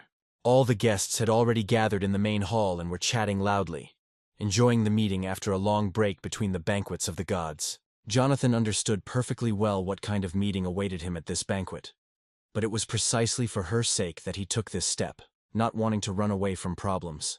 Many guests immediately noticed a lower-level god in the distance, who, without wanting to, attracted everyone's attention with his appearance. In the lion skin he had chosen for the banquet, Jonathan looked very much like Hercules, and all the guests immediately noticed it. Jonathan looked around, trying to figure out if Hades had shown up yet, and hoping that today's meeting would go well. Of course, he couldn't remain unnoticed, and the very next second someone grabbed his neck from behind in a friendly manner. It was Apollo, who immediately declared that his student looked great in a lion skin suit, and that he found it funny to see Jonathan dressed as a waiter. Poseidon also seemed to find it funny to watch the new guy sign up as a waiter, but he had long suspected that Jonathan was not quite right in the head. Poseidon did not expect that after the meeting in the underwater palace they would see each other again at the banquet of the gods, and reminded Jonathan of his offer to join the ranks of the knights of the underwater palace. It was an interesting start to the conversation, but Apollo reminded Poseidon that his favorite student was busy right now, since he was the one who started the conversation with Jonathan. However, Poseidon had long wanted to talk to Jonathan about something important, and asked Apollo to leave them alone for a while, so as not to interfere with the serious conversation. Now the guests watched as two supreme deities loudly argued over a waiter who had recently become a god. Two celestials tried to win the right to communicate with the newcomer of Olympus, and it was unclear what attracted them so much to this very ordinary guy. But it is unlikely that Jonathan himself would have liked such a meeting, because he did not come here for this, and did not want to find himself between two warring gods. Luckily, at that moment, Thor's loud voice rang out, joyfully greeting Jonathan and arriving just in time. To escape the clutches of the two gods, Jonathan rushed to Thor, apologizing for the incident in the dungeon, but Thor asked him to get up and not to worry about anything. However, another god present in that place today believed that Jonathan was apologizing to the wrong deity. It turned out that Hades had been watching Jonathan from the depths of the guest room for a long time, as he tried to get lost in the crowd, pretending to be a waiter. And this was indeed the very deity that Jonathan wanted to meet, but he did not expect it to happen so soon. Hades didn't care why this guy came here himself, because he was going to end his miserable life, and was already ready to use his deadly magic. If everything went according to Hades' plan, Jonathan would not have a single chance to resist the sinister power of the god of death, and the guy was already mentally preparing for the worst. This dark energy could destroy any lower god, because during his existence, Hades defeated even higher-level gods. But at that very moment, someone's hand grabbed his wrist, and someone was not going to calmly watch as the highest god attacked the weak. That someone was Thor, who believed that a fair fight was only possible with an opponent of equal strength and mastery of similar magic. Hades knew that it was better not to mess with Thor, but he still warned that it was none of his business, and he better not interfere. However, the main deity at this banquet was Zeus, so Hades should not attract unnecessary attention to himself and anger the one who deserved the respect of everyone present. It became clear that they would not be able to disperse peacefully. The power of each of them did not allow them to retreat before the enemy.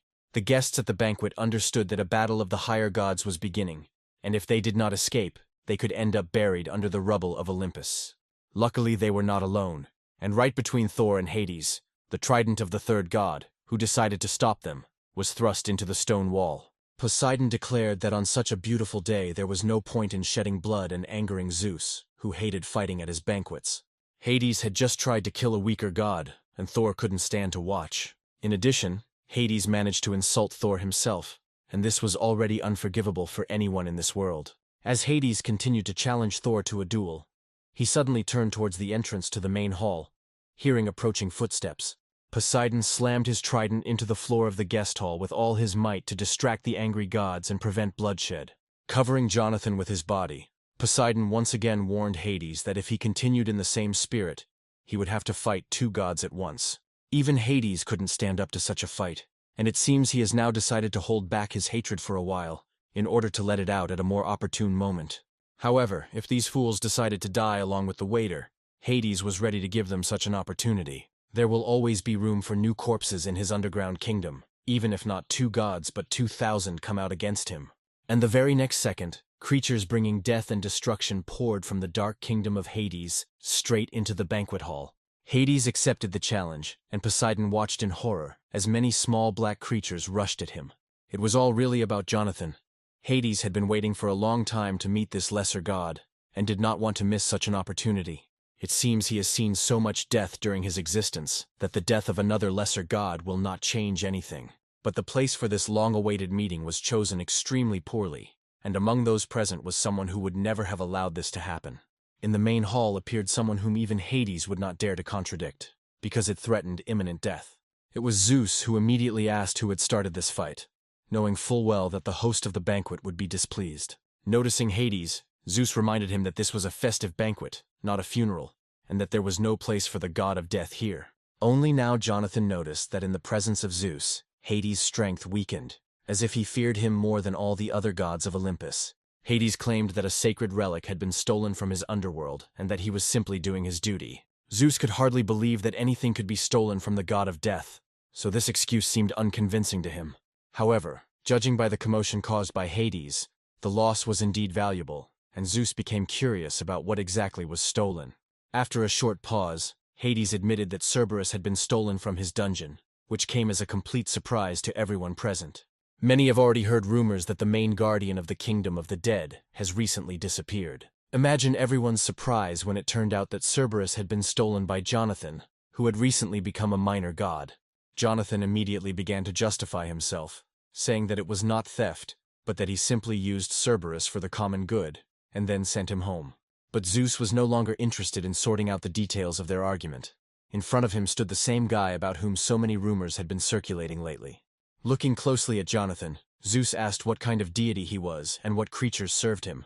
The question was unexpected, because it was the first time Zeus had asked something like this of a lower god, which meant that he showed a special interest in the young man.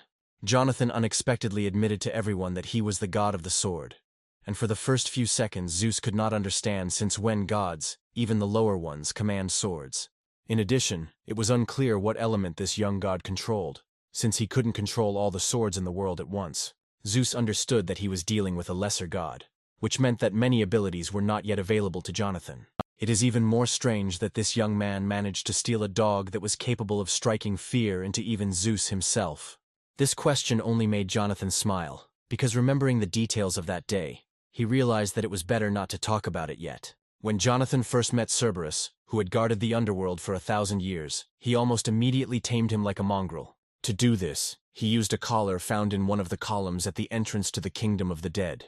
Zeus had never heard of a story about how a lesser god could infiltrate the abode of a high-level deity and pull off such a trick. Zeus's reaction was unexpected, and Jonathan realized that with his help, he could resolve the conflict with Hades. Suddenly, he declared that the best way to resolve their conflict was a duel, which Zeus would arrange in the near future. This was the most unexpected answer, because the guy clearly had no desire to fight the powerful god of death. Fortunately, Apollo intervened, warning that Jonathan was a lower-level god and the duel could end in his death. Turning sharply towards the exit, Zeus added that the duel would be limited to magic, that is, without the use of divine powers. Jonathan could only accept the decision of the chief deity, and Thor and Poseidon could only sympathize with this newborn lesser god. Only Hades was eager for this fight, and was disappointed that he couldn't finish Jonathan right now. The execution was postponed, and Hades mockingly advised Jonathan to enjoy life while he still could. Jonathan could only hope that there would be a way to avoid going to the next world prematurely. Jessica knew the situation was out of control, as she had warned her friend about the dangers of this idea. Now he had to fight the god of death himself, and only a miracle could save him from this new threat. Suddenly someone's voice was heard and the guy turned around, trying to see who was calling his name. Right in front of him stood Hercules, who suddenly decided to help him in the upcoming fight and offered to go to the stadium for training. Soon they came to the huge Colosseum, where training sessions were constantly taking place, often visited by the higher gods.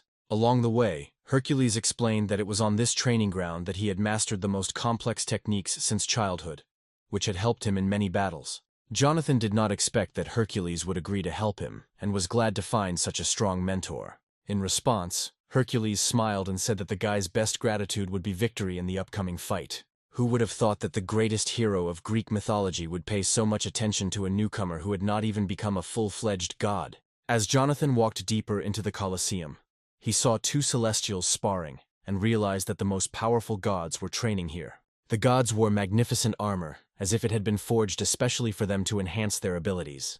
They fought so fiercely and skillfully that Jonathan would have had a hard time against any of them.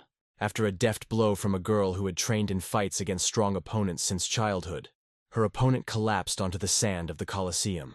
He only weakened his defense for a moment, but he did not want to admit defeat and wanted to continue the fight. The girl noted that in a real fight he would have died 10 times over, and his clumsy technique was only his personal problem. Judging by their skills, they were no ordinary gods, and Jonathan was eager to find out who they were and what powers they possessed. However, they were not at Zeus's banquet, which means they are not as strong as they seemed at the very beginning. Suddenly Hercules called out loudly to Ares, who had just lost a fight to Athena. Jonathan realized with surprise that in front of him were 2 of the 12 gods of Olympus, patrons of war, who were now arguing like mere mortals. Jessica immediately realized how lucky this meeting was, because these gods are strong in close combat, and Jonathan will soon have just such a fight with Hades. Out of habit, Ares immediately attacked Hercules, to whom he had lost the last fight and wanted a rematch, but he refused with a laugh.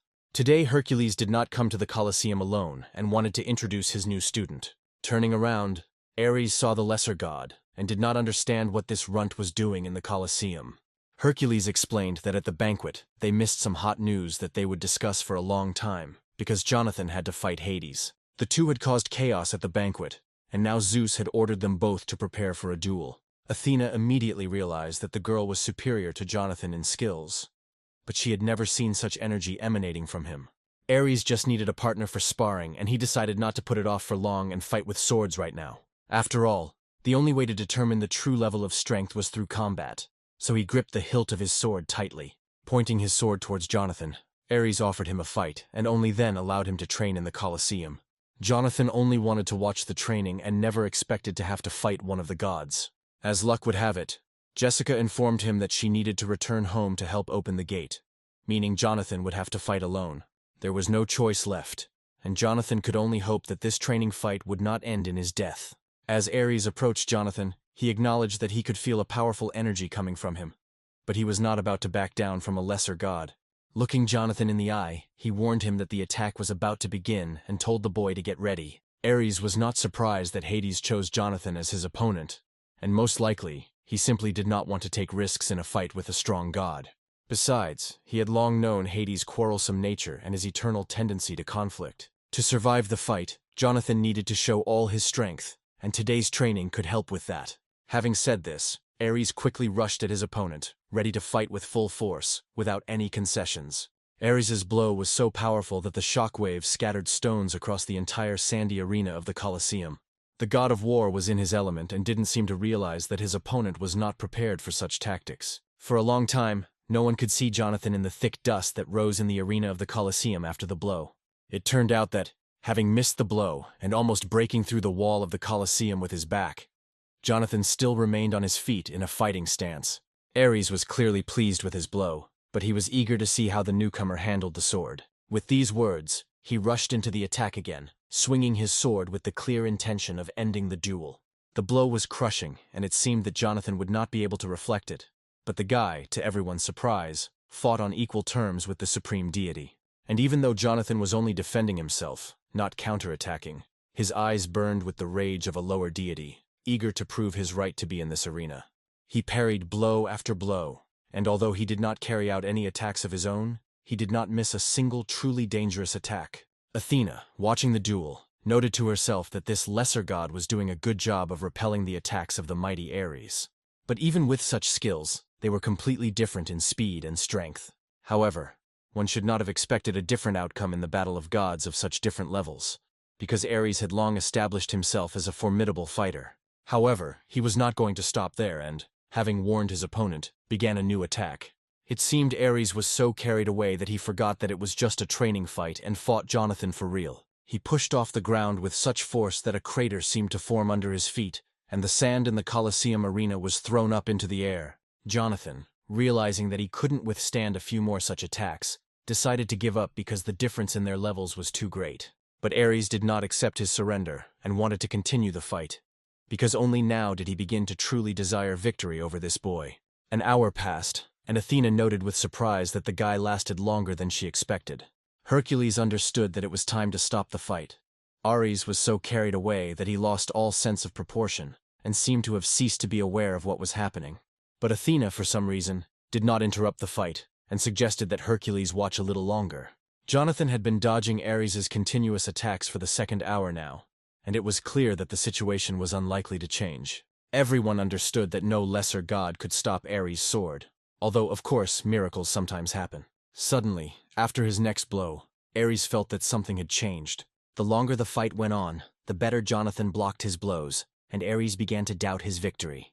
Looking at Jonathan, it was clear that he was determined to continue the fight and was getting stronger with each passing second. Only now did Ares realize that his opponent had been hiding his true strength all this time, and this was seriously driving him crazy. And so, after almost 2 hours, Jonathan finally struck his first blow, but it was this blow that proved decisive. It was hard to believe, but the attack that the guy had been preparing for so long waiting for the right moment, could put an end to this fight. Never before in history has a supreme god lost to a newcomer, but it seems that Ares was destined to be the first. It's hard to imagine how tired Jonathan was during this time, but he achieved his goal and stood up to Ares' hail of blows. Ares was not mistaken, and this lesser deity, posing as a newcomer, in fact possessed incredible power. Thanks to his talent as a swordsman, Jonathan quickly learned his opponent's fighting style and struck at the most vulnerable moment. Now he was easily blocking Ares' attacks only thanks to his persistent training, and not by purchasing another legendary artifact, as his opponent had done today. And so, instead of a sword, Ares held in his hand a blade with a blade cut in half, and now, only a useless piece of metal, with which he could no longer continue the fight. Looking at Jonathan, Ares stated that no one had ever managed to break his sword, which meant the guy had lied to him when he said he was just a lesser god. It was a challenge, and Ares was ready to punish Jonathan for cheating, because he did not fight at full strength. But the duel was interrupted. Athena blocked Ares' blow and stopped this protracted fight. She asked Ares to calm down and remember that this was just a training duel, not a real battle. At the end of the day, sparring is for training, not for fighting to the death. It was true, but Ares' expression made it clear that he was furious and could not accept Athena's words. Jonathan's skill was truly impressive, and Athena also became curious about who this mysterious newcomer was. Jonathan himself did not see anything special in his success, because Ares did not use all his divine power, against which he would hardly have been able to resist. However, the boy understood that his sword skills had improved significantly during the sparring, and at this rate he would be able to gain experience for the battle with Hades. Now he had to convince Ares to continue training at any cost before the decisive battle of his life took place. Unexpectedly for Athena and Ares, Jonathan approached them with a request, hoping that after today's training they would agree to help him. He honestly admitted that he lacked skill in sword fighting and would be glad to train with them in the Colosseum. It sounded rather strange, considering the high level of skill he had just demonstrated. It was unexpected, but Jonathan was ready to do anything to get Ares and Athena's consent for training.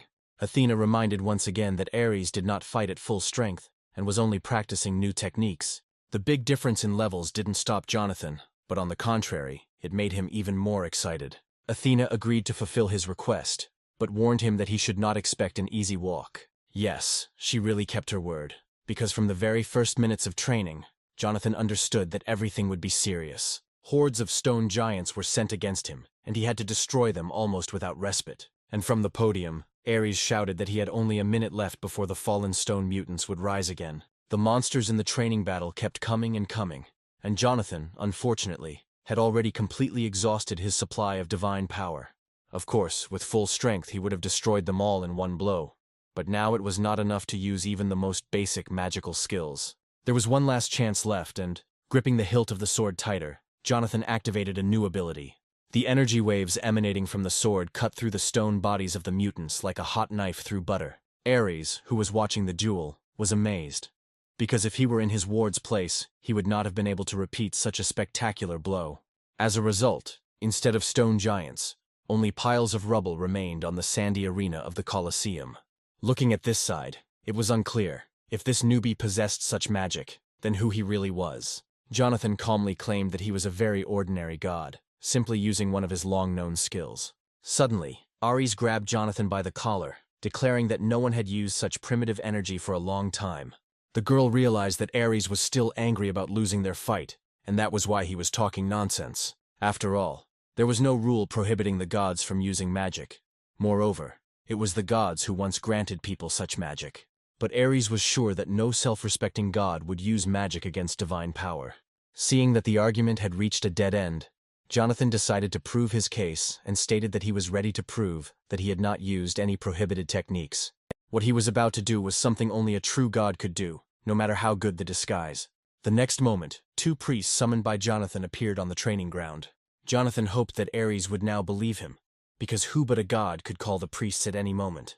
Realizing that Jonathan was telling the truth, Athena asked Ares to apologize to the guy. However, Adele was clearly not happy, because instead of helping her, Jonathan constantly throws her around the world without her consent. Hercules was amazed by the closeness of the god and his priests, as if they were old friends. Athena noted that Jonathan could have told about his priests earlier, because their power directly depends on the power of the god.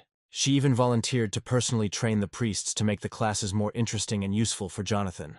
Now that Jonathan's team consisted of 3 members, the number of monsters in training could be tripled. Realizing he had no choice, Jonathan merely apologized to his priests for what would happen next. Athena wasted no time in snapping her fingers, increasing the difficulty of today's training. A huge horde of stone mutants suddenly appeared next to Adele and Patrick, ready to tear them apart. Thus, the difficult training took place under the guidance of Ares, Athena, and Hercules, which were supposed to prepare Jonathan for a duel with an old rival. Finally, the day came when Jonathan had to show everything he had learned, and his faithful companion Jessica knew it very well. Today was the day Jonathan's fight with Hades was supposed to take place, and that's why Jessica came to the Colosseum to support him. Looking at the pile of rocks that were once stone monsters, Jessica remembered how her friend turned them into rubble. Jonathan said with a smile that this time he would definitely win, and was ready for any tricks from his opponent. A couple of hours later, the Colosseum arena was filled with spectators who wanted to see the battle of 2 gods. Hades looked gloomily at his opponent, not expecting him to dare to enter the duel. He was already about to begin pursuing Jonathan across all the worlds, and was now ready to reward his bravery with a quick and painless death. When all the stands were filled with guests, the goddess Nike, the referee of the fight, flapped her wing. Nika was ready to give the start to the duel of the gods, about which there were so many rumors, and for which the stands were full of spectators. At the beginning of the duel, Zeus reminded the participants of the ban on using divine power. The magical wreaths that Nika placed on the participants' heads were supposed to block their divine power and prevent any attempts to use it. The fight was supposed to end when one of the participants touched the sand of the arena, thereby admitting defeat. Wishing both opponents good luck, Nika disappeared, leaving 2 irreconcilable enemies in the arena. Unexpectedly, Jonathan was the first to attack, not wanting to just defend himself, as he had done during training with Ares. Activating a gust of wind, he approached Hades at a tremendous speed, not giving him time to launch his attack. From the outside, it might seem that this quick attack and the first swing of the sword were decisive in this battle. Training with Ares and Athena was not in vain, because Jonathan's sword skills reached the level of a supreme god. But suddenly a quiet laugh was heard from Hades, for whom all these attacks seemed like just child's play. The next moment, Hades stabbed Jonathan in the neck and blood gushed out, horrifying the spectators. Looking at Jonathan, Hades thought mockingly how someone with such childish skills could call himself a sword god, as he bragged to his new friends. He wanted to destroy this false myth and send his opponent straight to hell with one blow. Now it was Hades' turn to show off his skills, accumulated over countless years. It became obvious that Jonathan was losing, once again taking a defensive position, as in the fight with Ares. Yes, Jonathan seemed like a good fighter at first, but everyone understood that he remained just a low-level god. Ares, having experienced the power of his new student, was sure that this guy would still make a name for himself. Ares' presence at this duel may have seemed strange, but how could he miss the most important fight in the life of his first student? Today's fight was Jonathan's first serious test and his exam before the upcoming fights. Ares remembered well the rapid growth of Jonathan's strength right during their sparring, when for the first 2 hours Jonathan only defended himself, and then almost defeated his own teacher. Watching Hades, Jonathan studied all his movements, but still felt something was wrong. He was haunted by a strange feeling that prevented him from fully realizing his potential. Hades continued to rain down monstrous blows on Jonathan, deciding that his opponent had gone mad before his death. Without a shadow of regret, Hades rushed towards Jonathan to finish the fight with his quickest victory over the Olympian newcomer. Hades' movements in this fight were different from those Jonathan had seen during training within the walls of the Colosseum. What Hades was demonstrating now seemed incomprehensible to Jonathan, as if he had been fighting with the wrong weapon all this time. Although at first glance it seemed that his mentors used different fighting styles, the true reason was different. Already after Ares' first blow in a training duel, Jonathan realized that he needed to use a different skill against him. By activating the formless sword skill, Jonathan turned the tide of the fight and snatched victory from Ares. Now he was going to repeat this trick with Hades, because only a shapeless sword could catch him off guard. The confidence in Hades' gaze, unshakable just a minute ago, was replaced by despair after Jonathan's first attack. The audience watched in horror as Jonathan, having attacked Hades with a shapeless sword, instantly appeared behind him, and their idol fell to his knees. Hades fans expected anything but such a quick and shameful surrender of this fight by their idol. Jonathan himself did not expect that the activation of the skill would decide the outcome of the battle so quickly, bringing him a well-deserved ovation. Zeus, who was the first to congratulate the winner, could not hold back his laughter, admiring the dexterity of his new acquaintance. Zeus, of course, invited Jonathan to the next banquet, and he hoped that it would be as fun as the previous one. Jonathan happily accepted the invitation, because last time he tried to sneak into the banquet unnoticed, and now the host himself invited him. However, Hades immediately declared that Zeus had no right to invite this runt to the banquet of the gods, since he did not even have an average level. The oath they made to each other forbade Zeus from communicating with the lower gods, unless, of course, he wanted to break it. Hades' words had an effect on Zeus, and the defeated Hades was given the opportunity to take revenge on the upstart. Suddenly, the system alerted Jonathan that defeating Hades would change his life more than he could ever imagine. Jonathan's name became known to all the gods of Olympus, and this was the best news in the last 2 months of training. Soon a banquet took place, to which, contrary to Hades' words, a lower-level god was nevertheless invited. Jonathan, delighted with his presence at the banquet, slightly overestimated his strength and knocked over a cup of wine right onto the festive table. Clutching his head, he realized that he shouldn't have gotten so carried away with wine, because now he wouldn't be able to communicate normally with the local gods. At that moment, a young goddess appeared from behind a column of the banquet hall, who had long been looking for a meeting with the new star of Olympus. It was Persephone, delighted to see Jonathan again and a little embarrassed during her conversation with him. She said that she was at their duel with Hades, and noticed how much stronger Jonathan had become. Jonathan modestly replied that he was simply lucky, and apologized to Persephone for the past inconveniences. Persephone added that she had already told Hades many times about his bad character, and that one day he would have to humble his anger and accept defeat. Suddenly Persephone remembered that she had not come empty-handed, but had brought a box specially prepared for the meeting with Jonathan. The box contained a gift from her mother, which she asked to be given to the winner of the duel. Inside the box was a golden apple, and Jonathan could not understand why Persephone's mother decided to give him such a valuable gift. Persephone needed to hurry, so she asked Jonathan to simply accept the gift as a token of gratitude and respect for his abilities.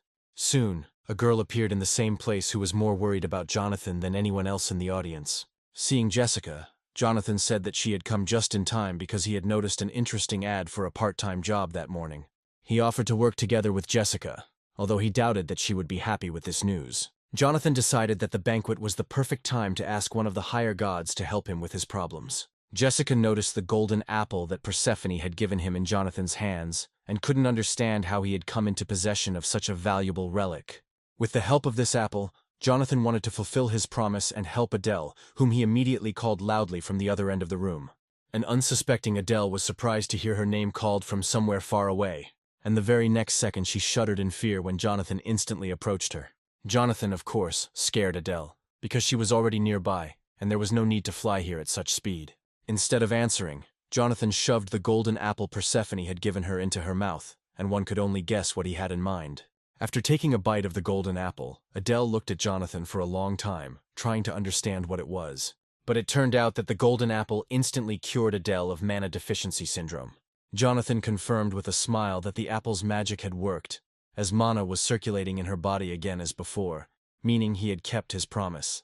Adele was ready to burst into tears of happiness, realizing that the guy had really kept his word to her, and it was not in vain that she had agreed to become his priest.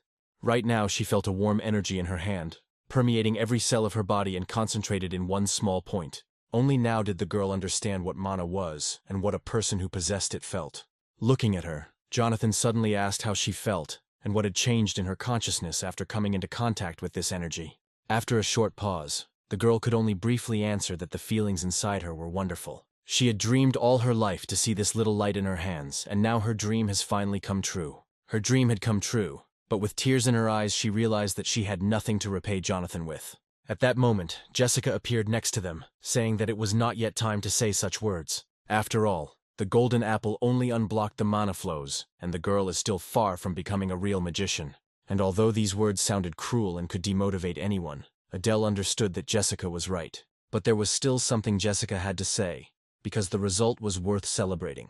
And she congratulated Adele for finally being able to use mana once she felt it inside her. Adele did not expect such a confession from Jessica, accustomed to the strict tone of this young girl. In response, she thanked Jessica, calling her sister. But it seemed that the girl herself did not really like this address. Watching them, Jonathan realized that these two beauties would behave like children, even if they lived another 100 years. He suddenly realized that Adele had become very attached to Jessica, and that was why she had accidentally called her sister. Deciding that if they had finished all their business here, then it was worth moving on and not wasting time. So Jonathan suggested that they set off. Adele had to return to her world and start seriously studying magic, and the guy himself wanted to go to work part-time. Patrick didn't understand where Jonathan would go next, because he decided to do this almost immediately after his victory. A sly smile appeared on the guy's face, because he already knew which place was best suited for the next step. It turned out that he wanted to go straight to hell for a part-time job. But for some reason the system did not immediately move him to the right location, as before. Standing on the roof of one of the houses, the guys looked down and heard the noise echoing throughout the street. Strangely, there were no problems with all the other worlds, and it was unclear why the system only gave them directions but did not move them to the desired point. However, the task that Jonathan had to perform was also serious, because right in front of him he saw a huge open gate. This gate was no different from all the others, but the size of the huge circle in the sky was truly astounding. At this moment, one of the agents loudly transmitted information to headquarters that the medium-sized gate had suddenly increased in size. Realizing that his message would reach headquarters much later than the agents could escape, the man ran for cover. Luckily, at that moment Jonathan noticed him from afar, and he could not allow the gate to suck the agent in or let the alien get close to him. Before the danger became real, Jonathan rushed to the agent, who probably did not expect that he was not alone here. The next second, Jonathan saw a guy lying on the asphalt right in front of him, whom he immediately ordered to leave immediately and save his life. But by saving the lives of individuals, he could not save all the city's inhabitants from danger forever. So Jonathan headed to where the evil spirits from another dimension were approaching. Right in front of Jonathan were those very gates to hell, which meant that soon he would have to complete his next task. While no one was bothering them, the friends decided to immediately go through the gate and see what was behind it. Once on the other side of the gate, they saw a world in which eternal chaos and destruction reigned. It seemed they were finally getting closer to their destination, although all this time Jonathan believed that this was the very gate to hell that was mentioned in the quest. Surely the forgotten gods were not just supposed to be inside the open gates, but right in hell itself. But his thoughts were interrupted by a monster who had been watching the guy who had passed through the gate and found himself in his space for a long time. The mutant was so huge that its mouth would have been enough to swallow Jonathan and all his friends at once. But the guys didn't agree with this, and without waiting a second, Jessica attacked the monster, not giving him a chance to take a step. Now they had to clear this entire space of monsters, so the girl asked her friends not to get distracted. Instead of one mutant, 3 open, toothy mouths appeared right in front of Jonathan, which needed to be closed forever as quickly as possible. It was the right decision, and Jonathan decided to follow Jessica's advice with a smile. Because besides the monsters, they had more serious problems waiting for them. After a few minutes, all the monsters were finished, and instead of the frightening open mouths, only carcasses of rotting meat remained. The fight with the monsters was very brutal. All of Jonathan's shoes were stained with dark blood. But they chose this path themselves. If the mutants had just let them pass, they would still be alive. Seeing the main obstacle right in front of him, Jonathan realized that there was only one obstacle left in their path. Right in front of him was a protective barrier, similar to an energy shell, and now Jonathan had to find out what was on the other side. Every gate Jonathan had been through over the years had the same barrier, so he put his hand on it out of habit and activated his magic. Until recently, he had not had the strength to overcome such barriers. But now it was clear that this obstacle no longer presented a serious problem for him. And now, the moment came when the guy had to use all his hard-earned abilities, honed in battles with strong opponents. The next moment, Jonathan sent such a stream of destructive energy into the energy barrier protecting Kever, that it seemed that no barrier in the world could withstand it. And although the barrier in this place was quite strong, the guy understood that it would not last long, which meant that his efforts would not be in vain. And that's what happened, because a second later the barrier shattered into small pieces, opening up the space on the other side in front of the guy. It seemed like they were on the right track, and Jonathan, with a smile, suggested that Jessica go further, since they had already overcome the most difficult part. But then Jessica's face suddenly darkened, and she said that she had a very bad feeling.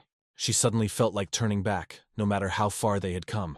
After all, now they had a chance to gain power over demons, because only here could these creatures move freely, and were found literally everywhere. But why then was there such emptiness all around, and what could it mean for Jonathan and his friends? This could only mean that there was a creature on the territory that was at the top of the food chain, and was best avoided. Suddenly, Jessica turned her head sharply and shouted that it was too late to turn back, and that the gate core needed to be destroyed immediately. And then, right under Jonathan's feet, a giant red eye appeared.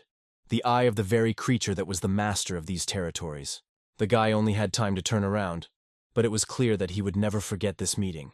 Before him stood a huge demon that could have crushed Jonathan with one blow if their meeting had taken place a few months ago.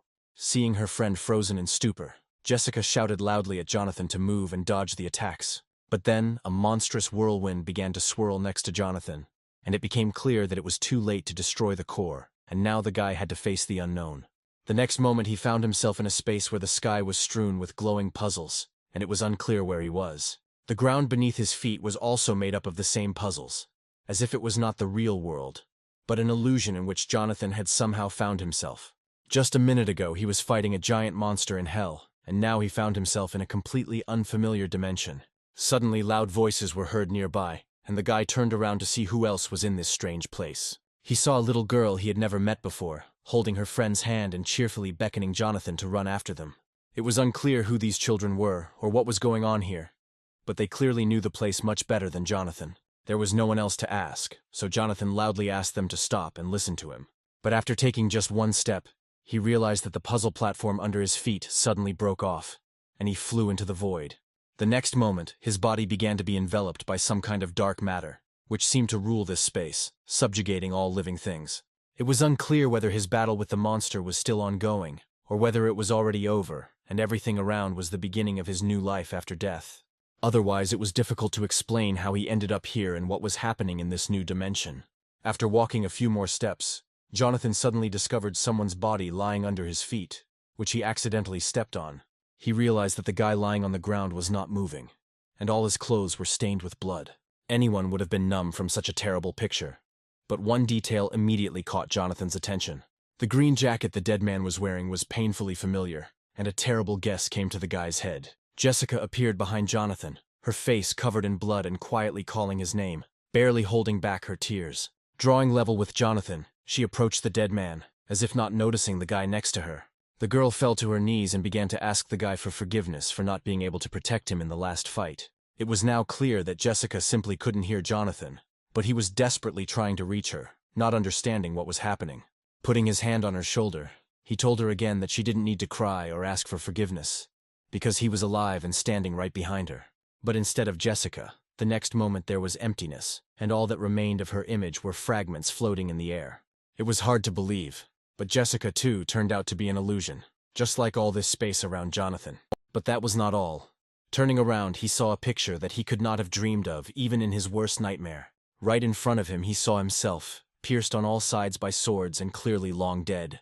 Is he really experiencing a second life after dying in that fight, and simply doesn't remember the details of the fight with the demon? Such a sight could drive anyone crazy, especially someone unprepared for such tests and meeting their own dead body in another dimension. At some point, Jonathan's patience snapped and he screamed loudly, unable to hold back his tears, trying to comprehend what was happening. He collapsed onto the puzzle platform, which still seemed to be floating in zero gravity, and begged them to stop it if anyone could hear him. Suddenly, opening his eyes sharply, he realized that everything he had experienced in the last minutes was an illusion, and he returned to the familiar real world. Jonathan's face was covered in cold sweat. He was greedily gulping air, trying to come to his senses and barely making out his friend's words. Having calmed down a little, he told Patrick and Jessica that he was okay and just needed a minute. And then, turning to Jessica, he said seriously that he needed to tell her something that she might not even suspect. He saw that the magical barrier that separated the two spaces was still in place, and then he confessed that in his vision, which had been just a few minutes ago, he had seen her, Jessica, and the sight had been terrible. And then he asked her directly if they had met in past lives, and if there was something that Jessica was stubbornly hiding from her friend. Jonathan's memories began to return after an encounter with a demon that had killed him many times in past lives, and Jessica noticed this. It was no surprise that the memories surfaced after the encounter with this monster. But Jessica didn't know how to answer Jonathan, who was demanding at least some kind of answer to his question. After a short pause, Jessica lowered her head and said that she simply had nothing to say in response. Not understanding what the girl was talking about, Jonathan asked her to explain herself and stop evading the answer with cryptic phrases. Jessica then explained that they were still being watched by the Eye of the Abyss, and that they were under its close surveillance right now. She believed that it was better for Jonathan not to know everything that happened to him in his past life, otherwise he might go crazy. The truth is not always useful, and Jessica, knowing much more than one might think, chose silence rather than telling the whole truth. Jonathan trusted her, and therefore did not pry, because she knew more, and probably made the right decision in hiding the truth. Although, in reality, Jessica was a little surprised that the guy gave in so easily and didn't continue asking questions as usual. Of course, the guy would be lying if he said he wasn't interested, and Jessica should have understood that. He then asked her with a smile if there would ever come a time when she would be forced to leave him. It was a strange question, and Jessica immediately replied that such a thing would never happen, and that she would always be there. Now they had to decide what to do next, because to defeat the third guardian, both of them needed a high level of strength. Returning to hell now was dangerous, because the monster was somewhere nearby and was probably waiting for the right moment to attack. Only now did Jonathan realize that Jessica had already met this monster, and he was annoyed that she had not told him about it before their journey to hell. However, the girl herself did not expect to see the monster here, because, if you believe her memories from her past life, her meeting with Jonathan should have happened much later. Now that Jessica couldn't fully use her gift of foresight, they needed to find another way to complete this mission. The next day, Jonathan took part in the filming of a commercial in one of the office buildings. The main camera was pointed at him, and the director had already explained his role to the guy. At one point, the director stopped filming and yelled at Jonathan to stop talking nonsense and just recite the script. Coming up close to him, the director once again read the text, according to which they advertised a bulletproof vest from a major manufacturer. And Jonathan was ruining everything, making up the text on the fly. Also, instead of just lightly attacking the dummy, Jonathan actually hit it and made a huge hole in the plastic. The guy thought it was unfair to play according to the script, and he told the director with a smile that this doesn't happen in life. The director, who had seen many such upstarts in his time, warned Jonathan that he might regret it if he continued to behave like an idiot. There was little time left, and they needed to finally finish filming the action scene of the commercial, for which they invited real hunters. These 5-star hunters from a famous company were supposed to add realism to the scene, because they were going to shoot Jonathan without warning. The director ordered the cameraman to start recording, and the hunters, as a group, rushed to attack the main character. From the outside, it might have seemed that there were so many hunters that no one in Jonathan's place would have been able to repel the attack. However, it was clear from Jonathan's face that all their movements were too predictable, and none of them would be able to even touch him. He has always disliked the deceptive advertising that big companies often use to sell poor-quality products. And today, he finally got the chance to show in this filming what a real fight is, and how it differs from staged cheap stunts. The director has seen a lot during his work, but he could not even imagine what it is like now. After that, he immediately ordered the cameraman to stop recording, and Jessica, who had been on the set the whole time, once again saw her friend in all his glory. Jonathan seemed to have become a real star, because reporters immediately ran to the set and began asking him questions about the profession of a hunter, in which he was the best. While the boys were bandaging their hands after a real fight with Jonathan, he told the reporter that individual skill is much more important than teamwork. If you call yourself a hunter and decide to protect peaceful people, then first of all, you need to develop individual skills, and teamwork is just a nice bonus. Jonathan considered all this teamwork to be nonsense, invented only for advertising by large companies producing ammunition for hunters. While the journalists bombarded Jonathan with questions, one man who had been following him for a long time called his boss with a report. And then, when Jonathan went outside, the man met him at the revolving doors of the office building, pretending that they were there by accident. At first, the stranger casually mentioned that he had heard Jonathan's interview today, and agreed with him in many ways. But then, turning to Jonathan, he said that he had been sent by the president of a large company who wanted to meet him personally. A couple of hours later, they were already at the office building where the office of the director of a company producing ammunition for novice hunters was located. Jonathan was met in the office by a man named Bruce, who greeted him at his desk with a wide smile. Jonathan smiled back, but immediately warned him that he had no time for long conversations unless they were business-related. It was a great conversation starter, and Bruce got straight to the point by asking Jonathan to apologize for what he said on set that was now costing the company money. This young upstart immediately seemed to Bruce to be just another stupid hunter who cared only about his own glory. Bruce then promised that if Jonathan made a formal apology, the company would provide him with unprecedented financial support. The man continued to calmly drink coffee and smile affably, confident that everything was going according to plan, and the day had begun with good news. Meanwhile, Jonathan was talking about a magnificent weapon that he had long had his eye on, and that he could get thanks to Bruce's company. The man knew nothing about the rare sword and wanted to ask the guy more about it. When Jonathan admitted that the sword was Excalibur, and that he was going to go to the place where the artifact was hidden, Bruce almost choked on his coffee in surprise. He reminded Bruce with a smile that he had promised Jonathan to fulfill any of his wishes, and promises must be kept. Even Bruce knew that Excalibur was considered the most powerful sword on the planet, and no one could find it for the last 20 years. It was Bruce's company that got hold of the sword, but all information was kept a closely guarded secret. He pretended not to understand what was being said, but his lie was revealed by the cold sweat that covered his entire face. The guy said that he had known everything for a long time and would only accept Excalibur and nothing else as payment for his services. He knew not only about the sword itself, but also about the brutal methods Bruce used to obtain it. The director, loudly banging his fist on the table, warned the guy that he was too young and was crossing all boundaries with his statements. Jonathan hastened to calm the director, explaining that he did not want to take the sword for himself, but only to look at it and return it to Bruce. He promised to take back his words spoken at the conference if the director agreed to this simple condition. Not wanting to continue the conversation, the director turned his chair, considering that the young upstart wanted too much. He said that the guy was talking nonsense, and that they would not be able to have a productive conversation. In fact, he knew he couldn't agree to the young hunter's terms, even if Jonathan really did know where the sword was. Jonathan had hoped that this conversation would be a success, but the director turned out to be smarter than he had expected. Although he expected such a reaction, he still hoped that Bruce would at least show him the artifact so that he could take it himself later. Jessica had just heard from Jonathan about his attempt to negotiate with Bruce about Excalibur, and the idea seemed strange to her. She was amazed by the courage of the guy who personally asked Bruce for a rare artifact that had disappeared a long time ago. He knew at what price, at the cost of how many human lives, Bruce had acquired this rare sword, and without thinking, he would have taken it for himself if he had known where it was. Jessica understood that such an act was entirely in the spirit of Jonathan, who would stop at nothing to achieve his goal. Even though his current level was not enough for the next promotion, he was going to visit a few dungeons while they had some time. The guy explained with a smile that this was why he was going to the dungeons, and asked the girl to wait for him in the guild. A month later, Bruce, in the same office, saw news that made him change his mind. His tablet was broadcasting a live news feed, reporting that a young, famous hunter had cleared the dungeon in record time. Understanding the threat this presented, the director could not contain his hatred for the upstart, realizing that Jonathan had been playing his game for a long time.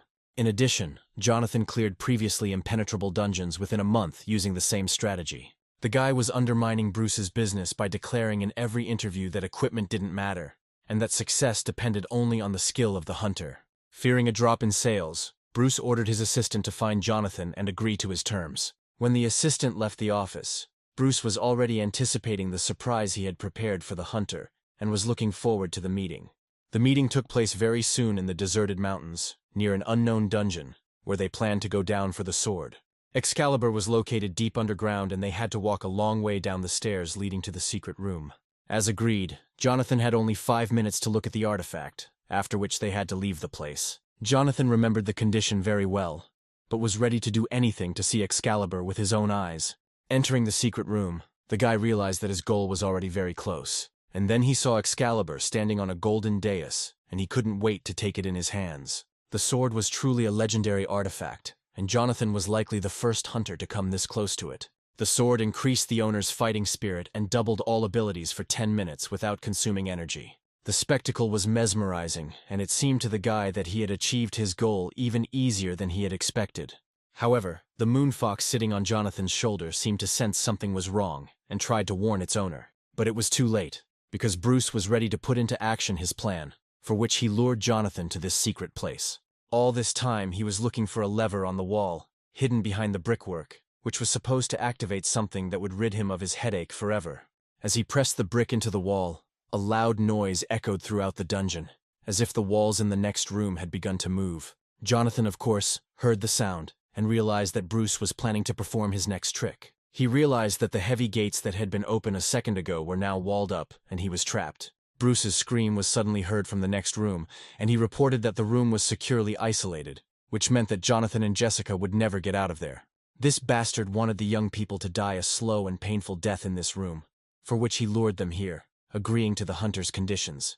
However, Jonathan knew perfectly well who he was dealing with, and expected such stupidity from this idiot. Now that they were here, Jonathan had a great opportunity to test his new prey. Anticipating an easy victory, Bruce was already thinking about the fact that in a few months, he would need to send people here to remove the corpses. But the next second, A bright white glow broke through the cracks in the gate, and it became clear that this guy was not as simple as the director thought.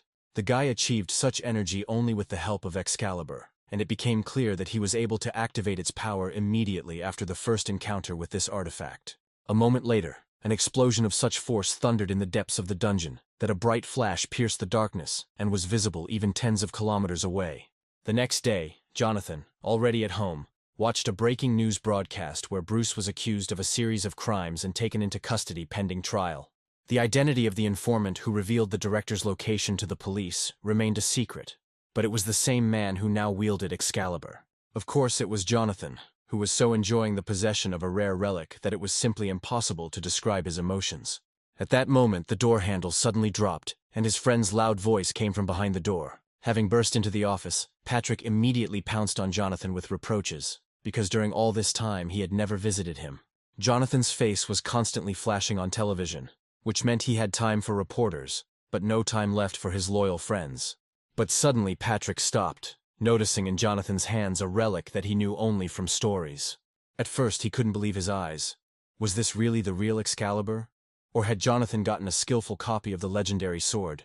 Instead of answering, Jonathan gave Patrick a sharp nudge with his shoulder, stating that he should not touch the sacred relic. However, imagining himself in Patrick's place, Jonathan decided not to hide his new weapon from his friend.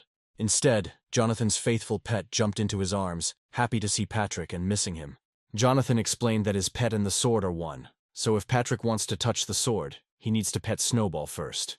But Jessica remained serious and said it was time to stop having fun and get down to business.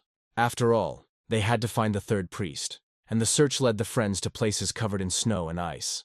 Of course, they dressed as warmly as possible, but this did not save them from the piercing cold. All the way, Jonathan was angry at Jessica for not finding a more comfortable place to look for the third priest. However, she countered that the cold was not the biggest problem, because if they did not reach their destination before sunset, their situation would worsen significantly. Adele could not understand how a priest could be in such a place, and who even came up with this crazy idea to go to the icy desert. Jessica replied dryly that they would have to be patient for a while if they didn't want to go back and fail the mission before it even started.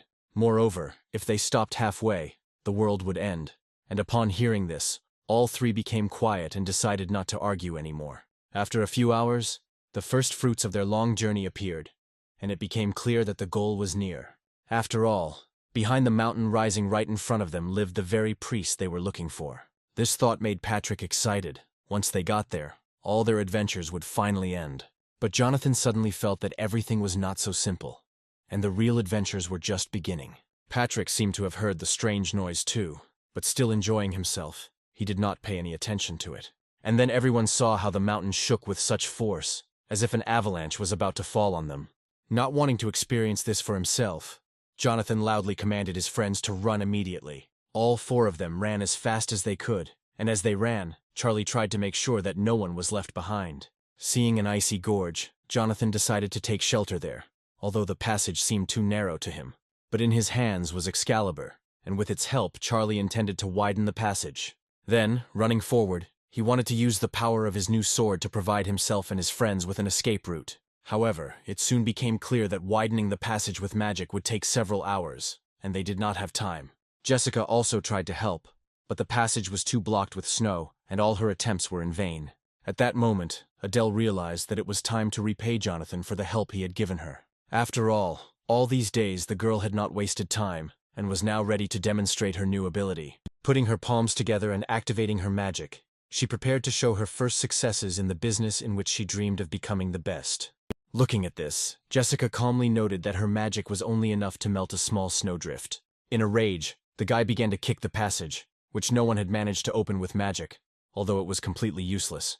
Jonathan looked down in annoyance and frantically searched for another way to get out, because this way they risked being left forever in these snowy lands. Suddenly, his faithful pet began running around his feet, as if he had found a way out of a difficult situation. Then, assuming a confident pose, he looked over to where he had noticed a small gap in the huge ice block. The guy did not immediately understand the strange behavior of his pet, but continued to watch him closely. Suddenly, Snowball rushed to the foot of the ice block, as if he had noticed something important. Leaning towards him, Jonathan tried to understand what his pet was trying to tell him and what they were missing. Putting his ear to the frozen mountain, The boy listened to the sounds coming from the other side.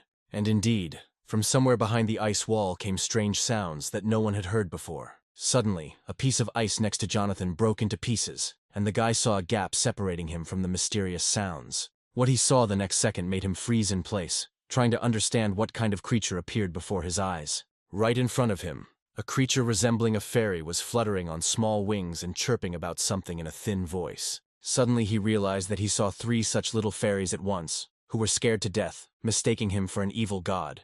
One of the fairies shielded her friends, certain that Jonathan had come to eat them all. The guy assured them with a smile that he was not their enemy, and had never been a villain, so there was no need to be afraid of him. Then the fairies noticed Jonathan's pet next to him, who also saw real live winter fairies for the first time. But in this little pet, they saw Cerberus, and decided that he would help Jonathan destroy all the winter fairies in this area. Jonathan realized that the fairies would continue to make up all sorts of stories, and could not think of how to calm them down. But the main thing he needed to take care of was that besides the fairies, there were others living in these places. Suddenly there was a loud stomping sound behind him, and some giant came too close to him, and at first Jonathan thought it was another monster. It turned out that Thor had been next to them the whole time, unhappy that the fairies had woken him up with their screams. Noticing the surprised faces of the guys, Thor laughed loudly out of habit, because now he had great company, and it would be more fun for him to spend time in captivity. Jonathan couldn't believe that in such a forgotten place he would meet Thor, who was wandering alone through this dead, icy desert. But Jonathan was not laughing, and he understood that Loki had locked Thor here, and that the avalanche they were running away from was his doing. Thor's expression suddenly changed, and he said that this idiot dreams of creating an army to overthrow the current rulers and take their place. Avalanches like this don't happen often, and it's a shame that this disaster happened at such an inopportune time. It was unclear why this big guy hadn't gotten out of here yet, and how Loki managed to hold him back. It turned out that the snow in these places was special, and even Thor's hammer could not crush it. It was strange that even Thor's hammer, capable of crushing everything in its path, could not cope with ordinary ice. However, the big guy told them not to lose heart and not to worry, because they would surely come up with a plan and destroy Loki's plan. Besides, these little fairies will take care of their food, so they just have to wait until the ice melts. But it is unlikely that the fairies themselves agreed to this, and turning away, they began to discuss the words of the red-bearded giant.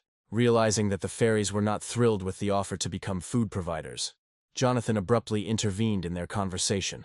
Coming close to one of the fairies, the guy asked if there was a way to get out of here, and if they knew another way. The fairy replied that even if she knew the method, she would not tell about it, because the strangers themselves came to their house. Then the boy sadly said that they would have to spend the winter in these places, and the fairies would need to get much more food than usual. Of course, in that case they themselves could die of hunger, giving all the food to these giants, so the fairies will have to tell Jonathan the whole truth. Returning to the guy, the main fairy warned that, upon hearing the answer to his question, he must promise to leave this area forever. It was a great offer, and the guy, without hesitation, agreed to leave immediately after he learned the secret path. Realizing that he was not lying, the fairy smiled and promised to fulfill her part of the agreement and tell Jonathan the way to salvation. True, what was about to happen after that was too dangerous, so she asked the guy to move away a little. Then, swinging her small fist, she headed towards the ice wall that blocked their path. It was unclear what the little creature was planning, but it seemed she was planning to use magic to make a hole in the wall. It was not often that you saw this behavior from the tiny fairy, and Jonathan watched her work with amazement. Having finished her work, she proudly declared that in this way it was possible to split the ice block and open a passage. But the fairy seemed to have forgotten that such a small passage was only suitable for creatures of her size, and Jonathan and his friends needed a much larger tunnel to get out. After all, if these creatures open the passage at such a slow pace, they risk dying before they succeed. However, the fairy said that all their magic would run out if they put all their efforts into this, and besides, the boys had not done anything good for them to make them try so hard. It seemed like the little creature was holding something back when she made her deal with Jonathan. Even though she had said they would be able to get out, she suddenly stated that if the boy tried to master the ice attribute attack himself, he would be able to make this passage much faster. Patrick immediately picked up on this idea, because if he had used the wave cut like his friend, he himself would have been able to punch a large hole in the ice wall. However, Thor believed that only such a fairy could handle the mana of the ice attribute, and that this magic was not subject to anyone else. The fairy angrily stated that the big guy was used to relying only on brute force, believing that it was not worth studying magic and wasting time on it. Then she loudly asked the one who owned the ice attribute mana to raise his hand, and to her surprise, she received no answer. None of them knew how to use this magic, and Adele, although she was somewhat familiar with it, had not yet studied the water attribute. The fairy could not believe that none of them were familiar with the attribute of water, because it is the basis of any magic. However, Thor was still in a great mood, and assured them that sooner or later the snow would melt and they would get out to freedom. This attitude shocked the little fairy, because she realized that this big guy was planning to stay here for the whole winter. To everyone's surprise, Jonathan raised his hand and declared that he possessed such mana. The guy completely forgot that he had the attribute of this mana at his disposal, and immediately activated the protection of the forgotten god Neptune. This was great news, because among all of them there was one person who possessed pure mana, and that was quite enough. The fairy told the boy to slowly connect the mana in his hands and use the water attribute mana as bait. Following the commands of this little fairy, the boy suddenly realized that all her instructions were quite simple. A few seconds later, the system notified him of the successful discovery of the ice attribute principle, and the increase in understanding of the control of this relic. Even the little winged fairies were surprised by the speed with which Jonathan learned the truth of the new, previously unknown to him mana. It was so impressive that Patrick immediately wanted to have the same talent as Jonathan.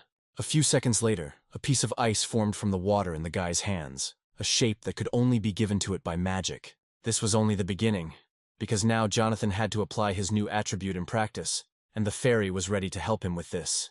But then Jonathan had a better idea on how to break down the wall faster, and he decided to put the original plan on hold. And then he suddenly announced his new premonition and his desire to test its correctness in practice. In reality, Jonathan wanted to use Excalibur by combining its energy with pure mana, but this plan was not destined to come true.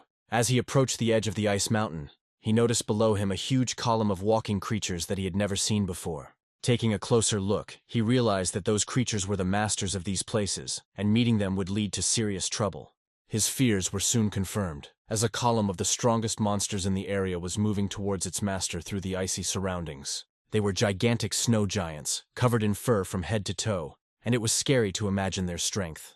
It remained a mystery who was directing these monsters to them, and how they knew about the location of Jonathan and his friends near Ice Mountain. Thor suspected that Loki was behind this, because only a scoundrel like him would be capable of such a thing. At this point, Jessica stated that she felt the presence of a guard nearby and her senses rarely deceived her. It seemed to her that the king of the ice giants was somewhere nearby, and this entire group of creatures was mentally connected to him. Suddenly Jessica realized that the third priest they were looking for in the icy mountains was the king of the frost giants, who served Loki. All these monsters were closely connected to each other, so their leader could watch them from hiding. Most likely, Loki controlled the king of the frost giants. Otherwise he would never have united with such a vile deity and served his interests. Hearing this, Jonathan became eager to see Loki with his own eyes and evaluate his abilities in a real fight. Meanwhile, Thor was already fighting the snow giant, and it was clear that even such a strong man would not easily defeat such a serious opponent. He promised to finish off Loki immediately after dealing with his puppets, and this time their battle would be the last. All this time, the deity controlling the column of monsters watched what was happening, sitting on a huge ice cliff. He was enjoying watching Thor and his friends try to fight off the onslaught of the frost giants, and clearly had no intention of stopping the fight. Turning to the king of the monsters, Loki noted that Thor was trying to kill his loyal subjects, and that he should intervene. He urged the giant to enter the battle personally, without any concern for his life, or for the lives of anyone else at the foot of the cliff. Knowing that the scoundrel could hear him, Thor offered to settle the matter fairly in an open duel. But instead of seeing the culprit of the attack, Thor saw a huge creature coming straight at him. He didn't have time to react to such an unexpected attack, and the king of the snow giants threw him aside with a powerful blow from his shoulder. The blow sent Thor flying straight into one of the icy stone walls that littered the area. He hit her with such force that deep cracks appeared in the wall, and it was obvious that this blow would be difficult to survive. The meeting with the giants did not end there, and Thor saw monsters rushing towards him, ready to tear him to pieces. Obeying their king, the two snow giants swung their huge fists to turn their opponent's body into a pancake. Looking up, Jonathan knew that if he could deal with the main culprit of all their troubles, they would be able to quickly get out of this area. Patrick warned Jonathan that Loki was a very powerful god, and that fighting him one-on-one was dangerous, and could end much worse than he imagined. However, Jonathan's expression made it clear that he was not easily intimidated by someone like Loki, and was ready to fight him right now. Jessica always liked the way Jonathan handled difficult situations, and she was ready to support him at any moment. Now nothing could stop Jonathan, and he realized with a smile that the moment had come to show all his abilities. Without wasting any time, he headed to the top of the highest ice mountain, where Loki was hiding under the protection of enslaved monsters. Jonathan didn't know how the deity was able to control the Frost Giant King, but he assumed that the ability required a high level of concentration that needed to be broken in order to free the king. Loki's control would likely weaken immediately if he were distracted for even a second and stopped controlling the king of the Frost Giants. The problem was that while Loki controlled the monster, the king did not let anyone get close to it, preventing it from attacking. Jonathan was right, because as he approached Loki, the king of the Frost Giants chose the moment and struck him with his huge, heavy paw.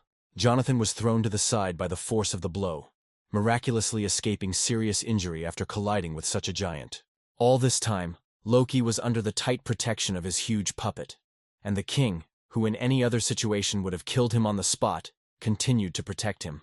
Turning to Jonathan, whom he had noticed long ago, Loki warned that he would never get to him this way. He spent too much time trying to subdue this mutant, who was the strongest creature in this area.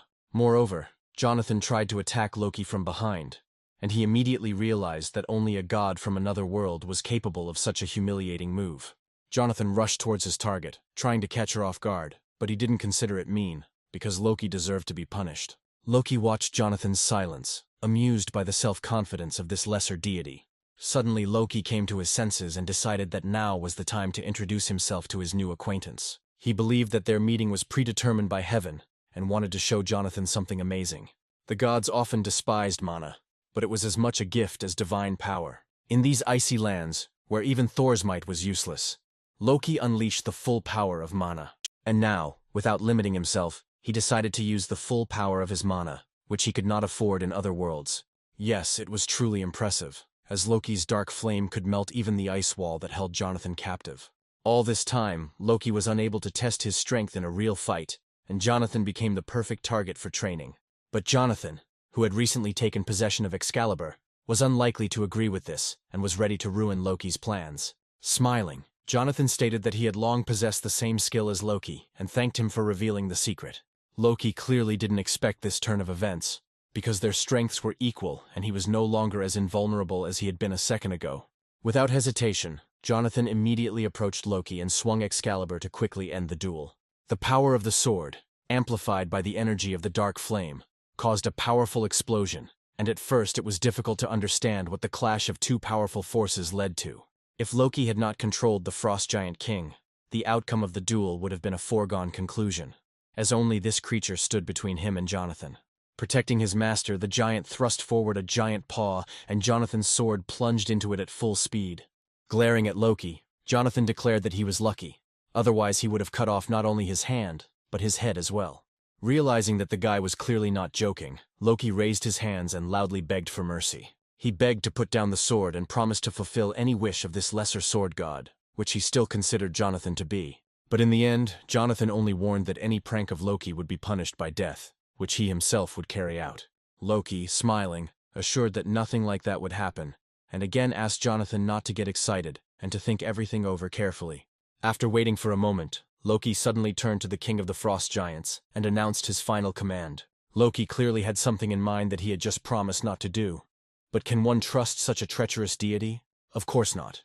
Because the very next moment he ordered the giant to immediately tear Jonathan to pieces. The monster could not disobey even if he wanted to, because Loki's hypnosis magic was the strongest among all the gods of Olympus. Such meanness from Loki was to be expected. Jonathan should have thought of it earlier. But now it was too late. The Giant King's blow sent Jonathan flying, even though he warned Loki that continuing the fight would backfire on him.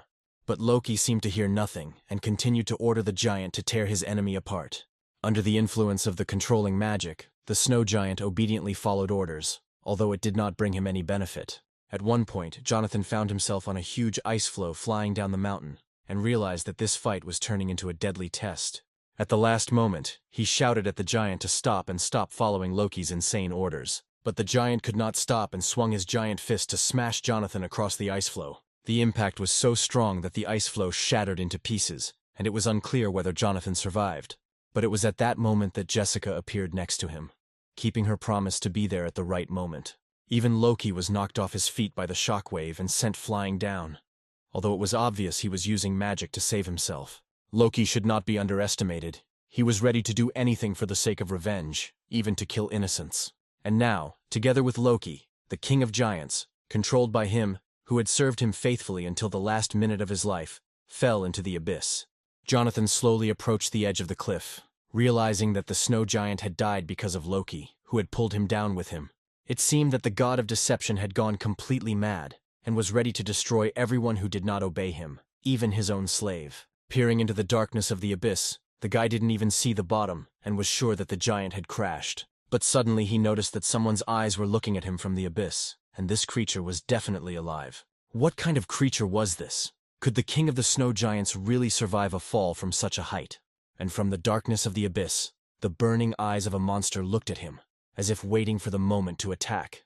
And suddenly this mutant flew out of the abyss with such speed that the rising icy whirlwinds almost knocked all four of them off their feet. Jonathan didn't understand what Loki was planning and whose help he would resort to next time. It had already become clear that this mutant did not look like the snow giant. But who could it be? It turned out to be a huge ice dragon, on whose back sat Loki, who had somehow tamed this monster. Loki laughed maliciously at the naivety of these, as he called them, lesser gods, who thought that he would remain in the abyss. Now he was ready to continue the conversation with Jonathan. But this time one of the strongest dragons in the world would intervene in their conversation. However, Loki seemed to have forgotten about another deity who also longed to meet him, not for a conversation, but for immediate destruction. This idiot's jokes went too far, and Thor decided to put an end to this endless fun. Thor had no idea how dangerous a pet Loki had tamed, but when he realized it, it was too late. A powerful blow from the dragon's icy tail caught Thor by surprise, and he flew at great speed straight into the icy mountain.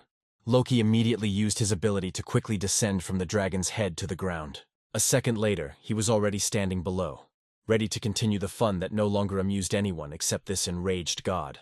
With a snap of his fingers, Loki summoned another pet, tamed in the same way as the Frost Giant King. Raising his head, Jonathan recognized the familiar roar he had heard back in the kingdom of Hades.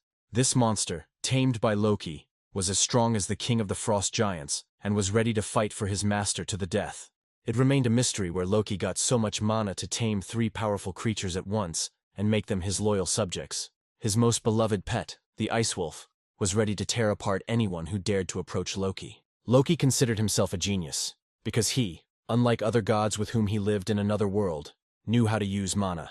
He hated those who underestimated his abilities and saw Jonathan as someone who doubted his true strength. Jonathan didn't want to waste time talking and loudly ordered Jessica to take everyone away, promising to deal with Loki alone. Loki set his loyal wolf on Jonathan, ordering him to be eaten alive when his magical powers ran out. The size of the monster was astonishing, and just one of its paws was several times larger than the height of an ordinary person. When the mutant opened its mouth, it became clear that it could fit 100 people, and this could instill horror in anyone, especially Jonathan. It was surprising how Loki managed to tame such a monster, which by its nature did not obey anyone, especially the god of deception. Approaching his pet and patting him, Loki was glad that he had not spent so much time training the Ice Wolf in vain. Now he wanted the wolf to catch up with Jonathan's comrades and deal with them before they got too far. Suddenly, Loki noticed that the Ice Wolf was standing still, and for the first time was not following his order. It turned out that Jonathan, having stolen Cerberus from the abode of Hades, received the ability to subjugate any dogs and now set the Ice Wolf on his former master. This order was carried out instantly, and the Ice Wolf attacked Loki with all its mass, leaving him no chance to dodge. When the wolf raised his huge paw, Loki's motionless body lay beneath it. Jonathan felt like he had fur in his mouth as he controlled the Ice Wolf, becoming one with it. Loki turned his head with difficulty, unable to understand where the boy got such an incredible ability to control animals, which surpassed even his magic. Jonathan replied with a smile that he also had some aces up his sleeve, and that Loki should think about something more important now. One deity had long been eager to meet this scoundrel, and this deity appeared right next to him. Loki immediately begged Thor for forgiveness for everything he had done, admitting that his joke had gone too far. He offered Thor any drinks in the bar at his own expense, but from the look of the big guy it was clear that Loki would not get off with just drinks. It seems Jonathan has once again demonstrated the power worthy of a supreme deity, defeating a giant monster that until recently had been an obedient toy in Loki's hands. Thor was amazed at Jonathan's rapid progress and solemnly vowed to never forget this day and to repay him in the same coin in the future. Now he had to deal with the vile god who had started this whole mess, and who now found himself completely defenseless. A few seconds later, Thor watched as his opponent instantly disappeared into thin air, taking the culprit of all the troubles with him. It seemed Thor wasn't going to stand on ceremony with Loki, and Jonathan smiled as he watched the departing couple, who clearly had something to discuss. However, there was still one problem left, and Jessica, looking at Jonathan, gently distracted him from his thoughts. The king of the snow giants was still lying at the bottom of the abyss, and it was unclear whether he was alive or dead. They had to go down themselves to find out, although it was clear from the young men's faces that they were not happy about this prospect. Looking into the abyss, Patrick realized that he would have to be crazy to risk his life and climb there, but there was no other way out. He almost decided that the monster had crashed, because it was simply impossible to survive after falling from such a height. But the next moment, a huge paw appeared from the abyss, dispelling all of Patrick's doubts and proving the opposite. The boys watched in amazement as the monster, having gathered the last of its strength, climbed to the surface. The king of the snow giants somehow miraculously survived, and it became clear that this big guy possesses not only impressive dimensions, but also an incredible will to live. It remained to be seen how he would behave now that Loki's magic was no longer effective, and he had gained his freedom. Out of habit, Patrick immediately hid behind Jessica and shouted that he would fight to the last if the giant attacked them. Jonathan also tried his best to suppress his fear, because if they had to fight this giant, the outcome of the battle was unpredictable. Suddenly the giant king spoke first, and to everyone's surprise, he knew who Jonathan was. In a loud voice, he declared that he would be grateful to this lesser god for the rest of his days for freeing him from Loki's control and destroying the ice dragon. Loki had been controlling the inhabitants of the frozen wastes for centuries, and the giant king was not the only monster turned into a puppet. For thousands of years, Loki kept under his control everyone who possessed at least some power and was suitable to be his bodyguard. As a token of gratitude, the giant was ready to fulfill any wish of Jonathan, which, of course, could not fail to please the guy. However, before that, the king of the snow giants put forward one condition that Jonathan should remember. It was not yet clear what condition was being discussed, but in the current situation, it did not seem all that important. The king of the giants would agree to grant the wish, but only if he did not have to leave his native snowy wastelands, because he was the only one who could protect them from the dragon's attacks. But Jonathan knew that the ice dragon was dead, and there was no longer any need for the king's protection. Imagine Jonathan's surprise when he learned that the ice dragon would sooner or later be reborn, no matter how many times it was killed.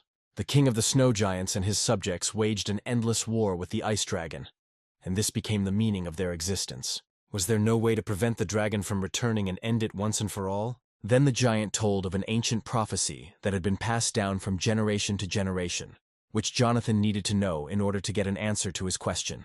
The ice dragon, from the moment of its appearance, possessed such icy energy that it could turn even the hottest object in the universe into ice. The prophecy said that with the emergence of a new god, the ice dragon would meet its death, and the world would gain freedom. But was this new god Jonathan? The boy lit a dark flame in his hand, so that the king of the snow giants could see it with his own eyes, because perhaps this was what the prophecy said. The giant looked at the flames, not believing his eyes, because this young man really had the power to destroy the ice dragon once and for all. It was hard to believe, but the prophecy spoke of this very magic that Jonathan possessed, although it was not enough to defeat the dragon. Jonathan had not yet mastered the circular aura, without which it was pointless to fight the dragon. But then he remembered that the prophecy said that the savior would only gain a circular aura during the battle with the ice dragon. And then, without wasting a second, he took a step forward, and it was clear that the giant had already begun to suspect something. He asked Jonathan to follow him, promising to lead him to someone who would help solve this problem. Soon, they found themselves in the dwelling of the snow fairies, and the main fairy was perplexed as to why these two had come to her. Moreover, the giant king brought with him not only Jonathan, but also two of his friends, and it was obvious that the fairy was not happy with the uninvited guests. The giant understood that he had disturbed the fairy at the wrong time, but this guy and his friends could save them from an endless war with the ice dragon. Holding the fairy carefully in his huge paw, he explained that these tiny creatures would help Jonathan master the circular aura technique faster. The question remained open as to why the fairy would help strangers who had come uninvited. The fairies were busy looking for food, and Jessica seemed to have already figured out how to bribe this little creature. Taking a cookie out of her pocket, Jessica handed it to the snow fairy, who was surprised to find that the small piece in her hands was quite edible. Taking the cookies in her tiny hands, The fairy immediately felt a pleasant aroma and realized that this food would be enough for her for a whole month. And when she tried it, she was convinced that these cookies not only smelled wonderful, but were also the most delicious food she had ever tasted. Having received a cookie each, the fairies joyfully spun around in the air, realizing that they were holding in their hands the very food that, according to legend, their savior was supposed to treat them to. Jessica, having taken out all her supplies, handed the fairies enough food that it would be enough for these tiny creatures for the rest of their lives. After such a generous treat, the fairy immediately explained that the circular aura is a technique that powerfully compresses mana, greatly enhancing its properties. She happily agreed to create an ice aura, knowing that this magical technique was far more powerful than any Jonathan knew. The main difficulty was the simultaneous use of auras of different elements, which required a special talent. It would seem that we could stop, especially considering Jonathan's lack of time. But the little fairy suddenly began to loudly protest, because she had just begun to explain the essence of the technique to him. It was strange, because just recently she didn't want to talk to Jonathan, and now, in spite of everything, she decided to help him master complex magic. She stated that she would not have started if she had not been confident in Jonathan's ability to master this technique using dark cold energy. And now, concentrating thick, strong, cold mana in his hand, Jonathan began to better understand the essence of the technique and felt that he had not ended up in this place by accident. Within a minute, the Frost Giant King watched in amazement as Jonathan stabilized his new cold aura, which only a true god could control. The fairy had no doubts about the success of this strange guy from the very beginning, especially since his Excalibur combined perfectly with the cold dark energy. Coming close to the ice dragon, the main enemy of all the inhabitants of this snowy world, Jonathan put out his sword, ready to fulfill its purpose. Now in his hands was not only a rare relic, but also a technique of circular aura charged with dark flame. Raising the weapon high above his head, which was many times greater than the sword of any lesser god, Jonathan felt an unprecedented power, similar to what Zeus probably felt with his trident. Thanks to his title as the Sword God, Jonathan easily learned the new skill in just a short amount of time. Jonathan used the Black Sword Strike skill to launch only one attack, but the energy that burst out illuminated the space for thousands of kilometers around for a few seconds. Everyone watched as Jonathan executed the blow for the first time with his new logical skill, leaving behind a long, wide mark as if it had been scorched by hellfire. It was incredible. But what the Frost Giants had been waiting for their entire lives happened after one blow from Jonathan, and the biggest problem of these creatures was solved. The system announced that Jonathan had killed the Ice Dragon, and received an unprecedented number of new abilities for this. Turning to the Giant King, Jonathan reminded him of his promise to grant any wish, and now he wanted the king to become his third priest. After all that Jonathan had done for these snowy territories, the Giant King could not refuse and agreed to make a contract. Having become Jonathan's third priest, the king wanted to know if this was enough to consider the promise fulfilled and to be even with the guy. Jonathan replied with a smile that this was quite enough, and he was glad that the monster who had recently fought him in mortal combat had now become his assistant. Patrick clearly didn't like all this, because he was so cold that he was ready to drop everything and run home to the warm fireplace. Although Jonathan claimed that they had successfully completed the mission, Patrick's expression made it clear that he was irritated by this wild cold. Adele immediately warned Patrick that he had to treat Jonathan with respect, who had done so much for them. Patrick had to tone down his ardor, but he believed that in the future he would learn everything that Jonathan could do, and then he would be able to talk to him on equal terms. At that moment, Patrick received a system notification and was surprised to realize that they had stayed here too long. Snapping his fingers, Jonathan ordered that unnecessary arguments be stopped, because it was time to return and complete the mission. For Patrick, this was the best news, because he would finally be able to get home and warm up after this journey. The task could be considered completed, and for Jonathan, as well as for his friends, everything ended much better than they expected. Now it was necessary to check on things in the other world, and teleportation was the fastest way to do it. But in the settlement they were heading to, mutants in the form of living trees had been destroying everything around them for a long time, and the locals were dying one after another from their onslaught. One of the hunters in the settlement reported to headquarters that the danger level after the breakout from the dungeon had reached its maximum. Just when he wanted to ask for reinforcements, he suddenly received a strong blow to the face. It turned out that it was Charlie, who did not want to see other hunters here, and threateningly ordered the agent not to transmit any more messages to headquarters. He needed to kill as many monsters as possible to take all the rewards for himself and quickly level up. This guy clearly didn't want to share the relics that dropped after killing mutants and promised that he would handle everything himself. An agent's job was to take on the most difficult tasks, so Charlie took him along. Suddenly, not far from him, Charlie saw a fiery whirlwind appear where there had been no one a second ago. At first, Charlie couldn't figure out who activated this ability, and which mutant had such strong magic. To his surprise, it was not a monster, but a girl who had recently gained the ability to use this powerful mana. Adele fell in love with fire magic, because it was the best way to quickly solve any problems. Besides, it was too cold where they had just returned from, and the girl decided to warm up a little after completing the mission. It became clear that if Adele did not stop, she would burn down the entire settlement, because the flames of her magic instantly destroyed the living trees. It seems that Adele single-handedly killed a high-level mutant, and this news clearly did not please the arrogant Charlie. But he quickly ordered his assistant to immediately call the gate control service and call for reinforcements. The assistant tried to carry out the order, but saw a blade in front of her, cutting her phone in two. All this time, Patrick was nearby, who most of all did not want to face a crowd of thugs, which usually took too much time. Charlie couldn't understand what his careless brother was doing in this settlement. However, since Patrick is here, it means that there must be another person with him, whom Charlie has long disliked. And indeed, turning his head, he saw the very guy who was considered the main star, whose face Charlie had long been tired of seeing in television interviews.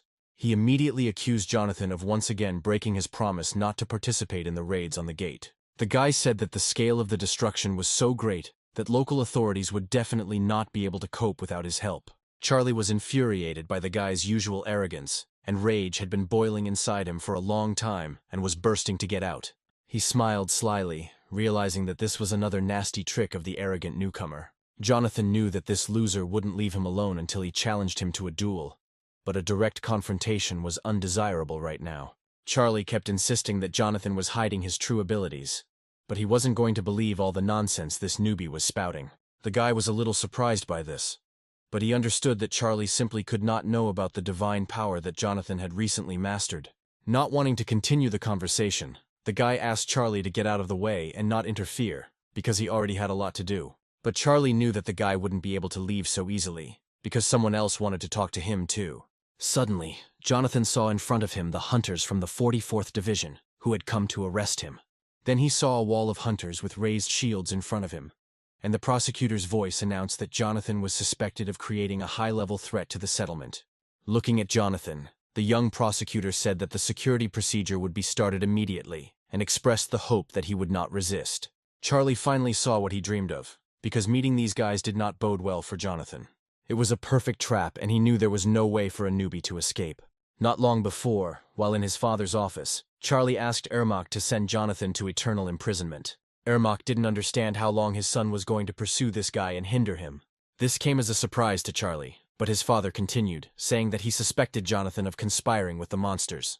Of course, Ermac knew about the gossip surrounding Jonathan's name, but his son's words seemed too stupid to be true. Charlie suddenly remembered how last year one of the Ermac Guild hunters turned into a monster, and this was not the first such case in the last few months.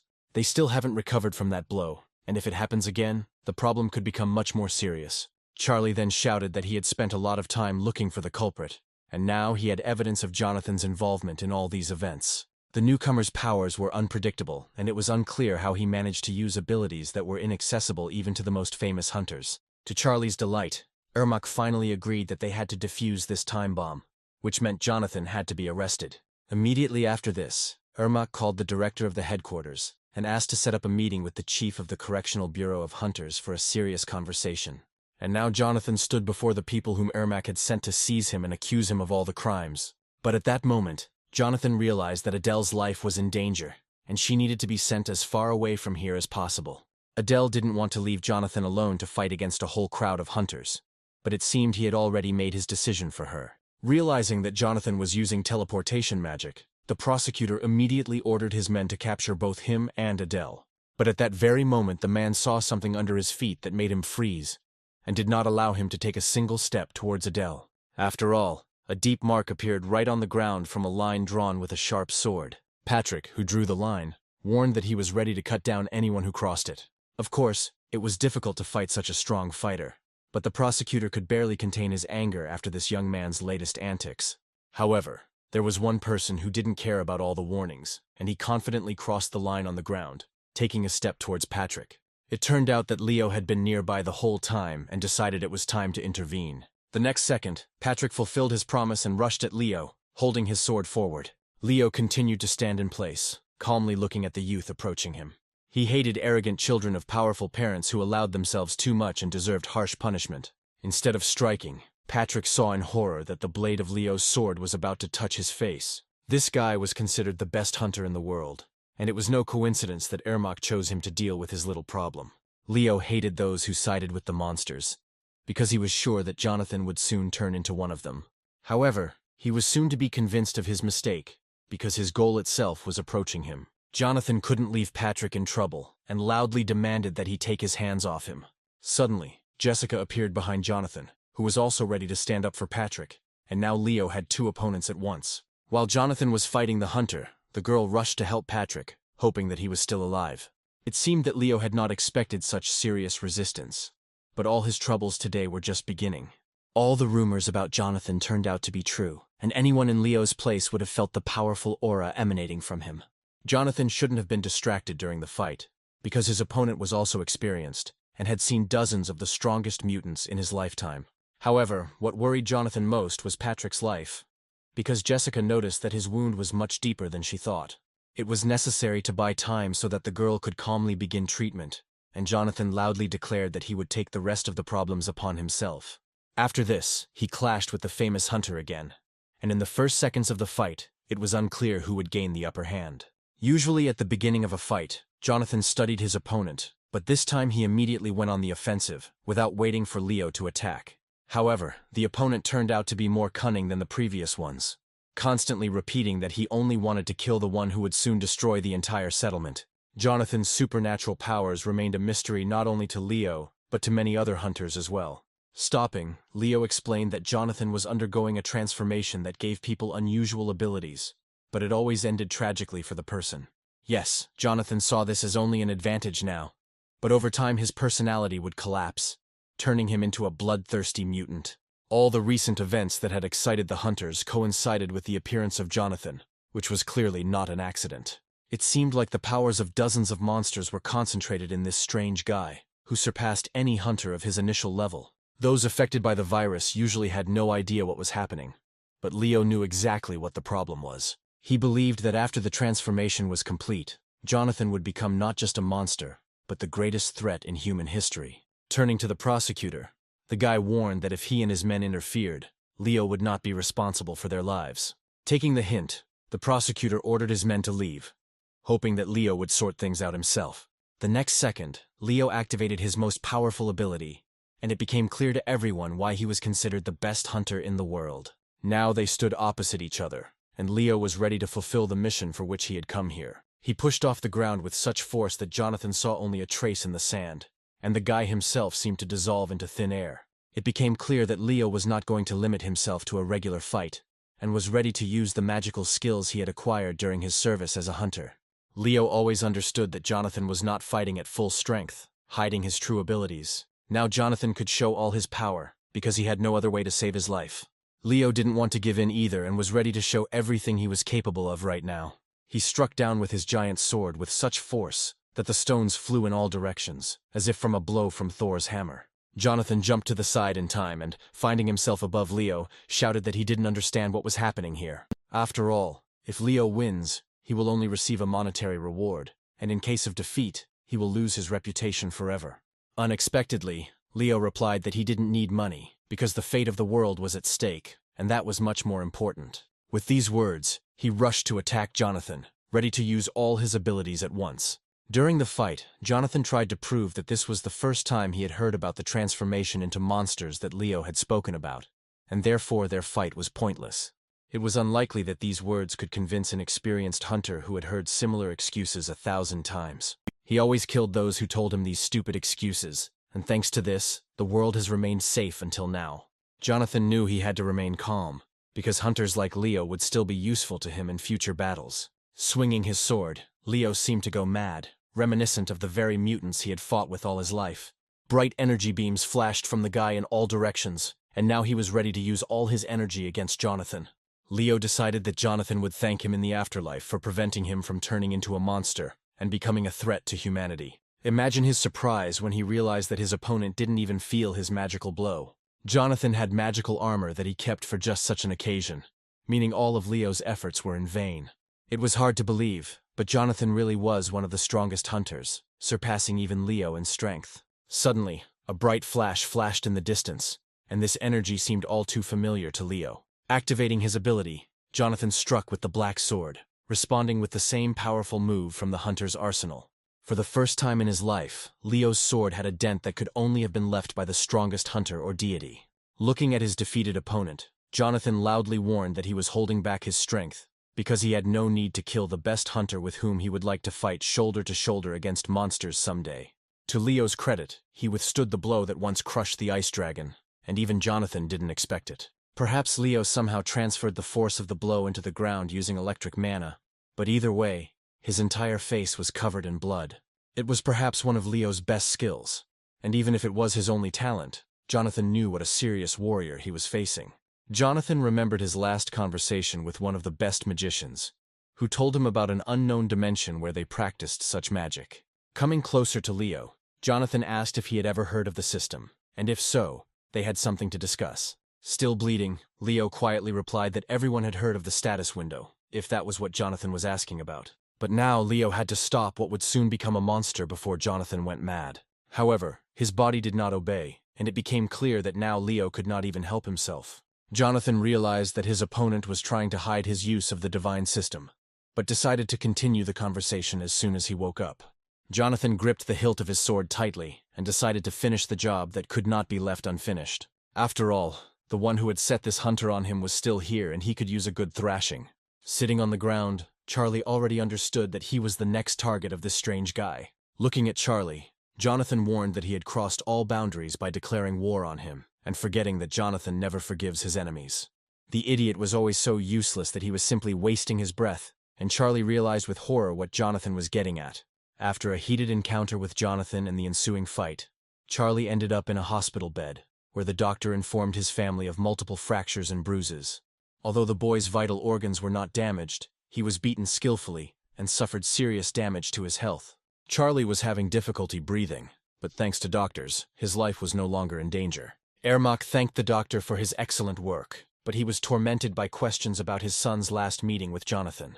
The worst part was that Charlie would need at least 6 months of rehabilitation before he could return to his job as a hunter. Ermak did not expect such cruelty from Jonathan, and realized with horror that he had raised a real beast in human form. Meanwhile, Patrick complained to Adele that he almost died and showed himself to be a real hero. Adele immediately realized that Patrick was exaggerating and gave him a friendly pat on the back. Laughing, she said that Patrick still fought well, and she saw every move he made. At this time, Jonathan was talking seriously with his friend Jessica, and asked if she had ever met people like them. Jessica didn't understand what Jonathan meant by this question, and how they were different from the others. Jonathan explained that they had been working for the gods for a long time, and it seemed to him that no one else was doing it. Jessica unexpectedly admitted that she had long suspected Leo of such work, and was sure that he was hiding something. Jonathan also began to suspect Leo, because a reliable source told him that a lower god had worked in this place before him. Jessica countered that any god in control of the system could have gone there alone. The girl was surprised that this lower god, who arrived before Jonathan, was from America. After all, at the top of Olympus, hardly anyone would brag about their American origins. But Leo declared it openly, as if he did it intentionally.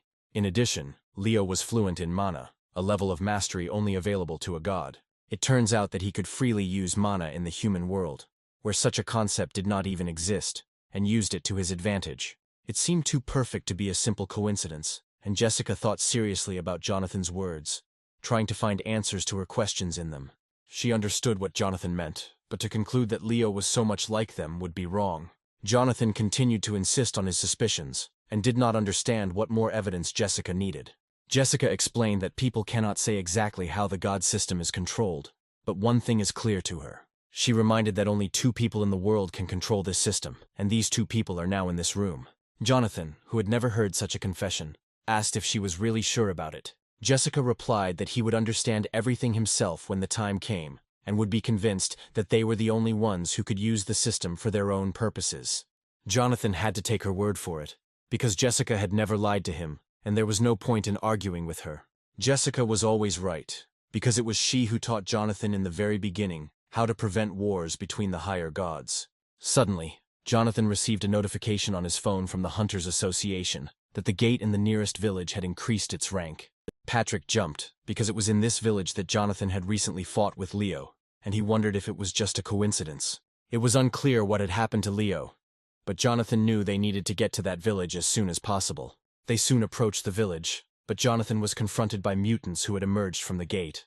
Jonathan did not expect that the gate could grow to such a size and release all the evil that had been hiding behind it for a long time. First, it was necessary to deal with the mutants, because each of them could single-handedly destroy an entire settlement. Jonathan, using magic and other abilities, instantly destroyed an entire squad of mutants. Suddenly, Jonathan heard someone crying for help not far from him, and the voice grew louder with each passing second. It turned out that one man had broken away from the others and was running towards Jonathan in a panic, screaming in fear. Running towards Jonathan, he collapsed to the ground, and Jonathan tried to figure out if he was okay and if he needed help.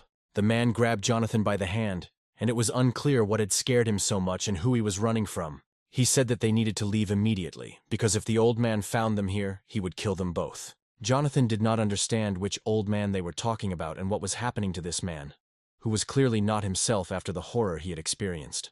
He also couldn't understand what was happening in the fog, but he had a bad feeling. Jonathan thought that if a forgotten god had emerged from the gate, then this skirmish with the monsters would seem like a walk in the park. When new mutants appeared behind Jonathan, the system activated the intuition skill and he turned around in time.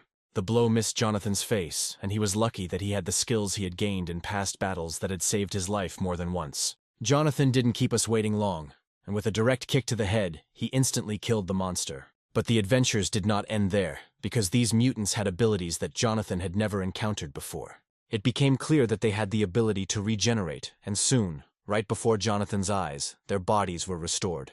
These mutants turned out to be much more difficult than Jonathan initially thought, and now he will have to use mana to deal with them.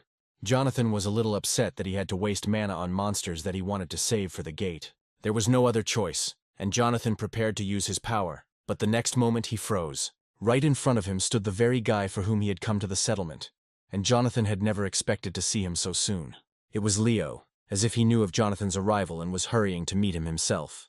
It turned out that Leo still doubted Jonathan's innocence, despite everything that had happened between them, and their conversation required continuation. But now the most important thing was to close the gates and save humanity, because if the monsters continued to break through, the inhabitants of the settlement would come to an end. Deep in the forest, a battle was already raging between hunters and mutants, trying to break through to the defenseless residents. Even the bravest hunters had difficulty resisting the terror inspired by these creatures, each of which was more dangerous than any forest beast. In a moment of despair, when one of the hunters was ready to run, he noticed in the distance another monster, more dangerous than all his minions. A previously unseen creature appeared directly above the hunter's head, and it was unclear through what gate it had entered the earth.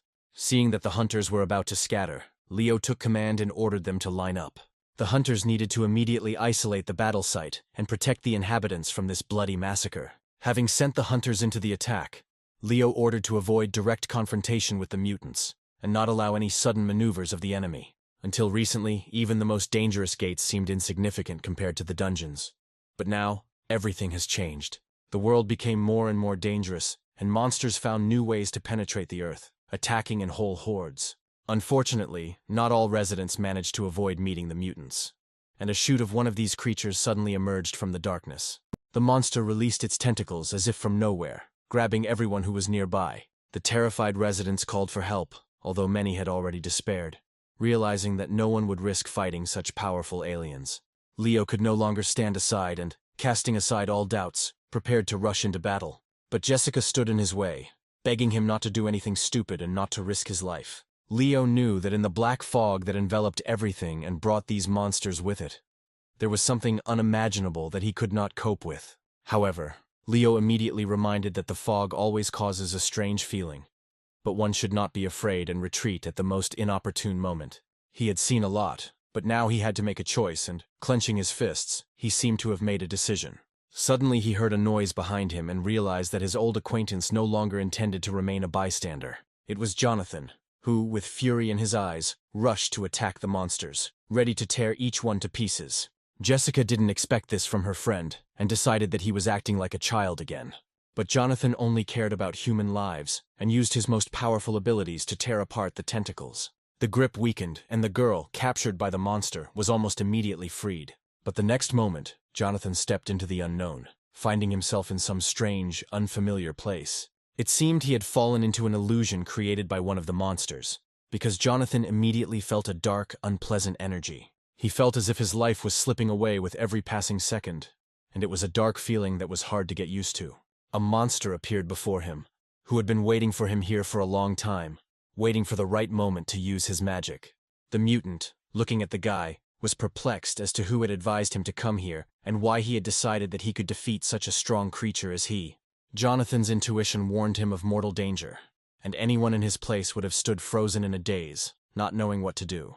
But the mutant didn't give him time to think and immediately attacked, showing who was in charge. Only now did Jonathan realize that in front of him was the same old woman that the young hunter had recently told him about. They hadn't even started fighting yet, but Jonathan already felt the incredible danger coming from the monster, confident in its own strength. The old woman, wanting to prove her power again, directed her long tentacles towards Jonathan, intending to pierce him through and through. When the tentacles almost touched the guy's face, for a moment it seemed that he would not be able to dodge the attack. But everyone who knew Jonathan knew that he was not so easy to kill, and he cut the disgusting appendage a second before it touched. Jonathan's agility impressed the mutant, because the old woman had never encountered such resistance, usually immediately turning everyone into her next victim. But this guy fought as if he had encountered similar monsters many times before, and was ready to accept the challenge. It was time to use the abilities Jonathan had been saving for just such a moment, trying to conserve his strength. The old woman gave him no respite, and Jonathan barely had time to fend off her barrage of attacks with his sword. The worst thing was that in this dimension, everything was subject to the will of the old woman, and her tentacles were sticking out from under the ground under Jonathan's feet. Tentacles burst forth from the depths of this space, and wrapped around Jonathan's body from head to toe, completely restricting his movements. And then the omnipresent tentacles dragged Jonathan towards the old woman, who was still standing in the same place. Jonathan's look said that he would never give up, and the old woman realized that he was truly different from others. But now she was eager to see this guy's true face, and she wasn't going to delay it. To his horror, Jonathan saw the faces of all the people killed by the old woman, as if imprisoned in her captivity, and heard their death cries. In a hoarse voice, the old woman said that all these people had beautiful faces, and among them were her favorites in the collection. She couldn't wait to see the guy's dying expression so she could add Jonathan's face to her collection. The system immediately warned the guy that right now he was being enveloped in animal fear, which meant that his strength would soon also decrease. The monster was already very close, smelling the scent of a new victim, anticipating the long-awaited dinner. Suddenly she extended her disgusting, bony, dead hand towards the guy, and Jonathan realized that these could be the last seconds of his life. It was impossible to let that bastard kill him so easily after all the hardships Jonathan had gone through. And then a smile appeared on his face, the blue glow of the system notification informing him that Jonathan's application for the new vacancy had been accepted.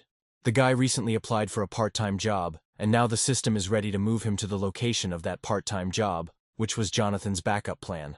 The old woman laughed, admitting that Jonathan was smarter than all the previous hunters she had ever encountered. But she warned that it would not be possible to escape, because the monster had been dealing with people for centuries, and had seen many cunning hunters.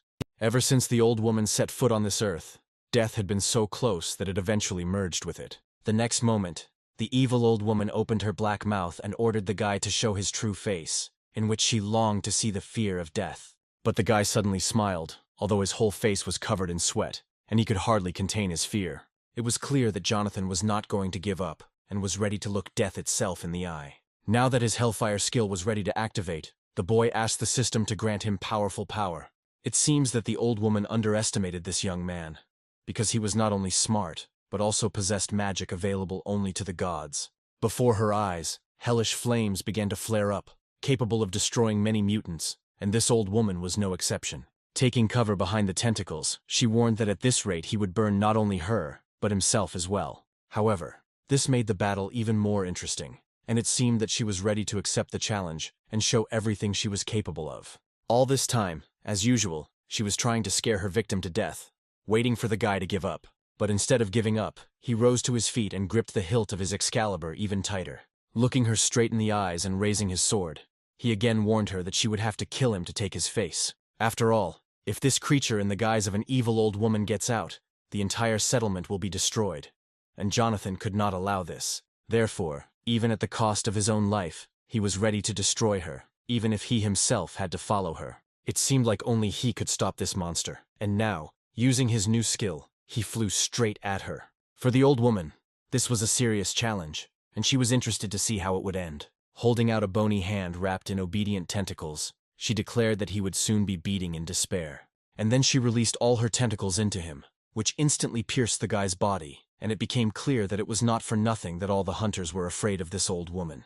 Blood gushed from Jonathan's mouth, and for a moment he was ready to accept death. Coming closer to him, the old woman ordered him to look at her in order to take Jonathan's face and add it to her collection. But suddenly a bright pink beam fell on Jonathan. All this time someone was watching the fight and decided to intervene. It turned out that Alice had been waiting for Jonathan for a long time for a part-time job, and after he stayed too long, she came to him herself.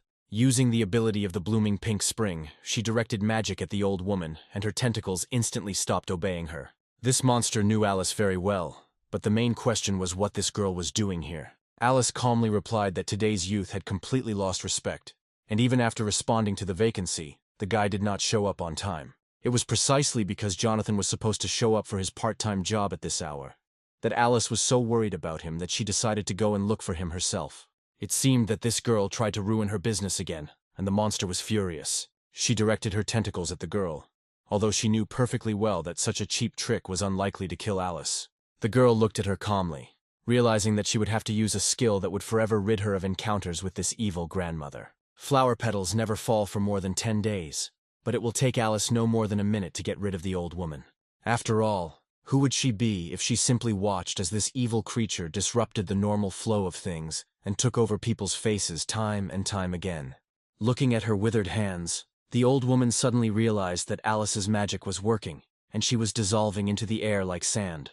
Finally, the girl ordered her to immediately return to the world of the dead, because that was where her place was, and she had nothing to do on Earth among people.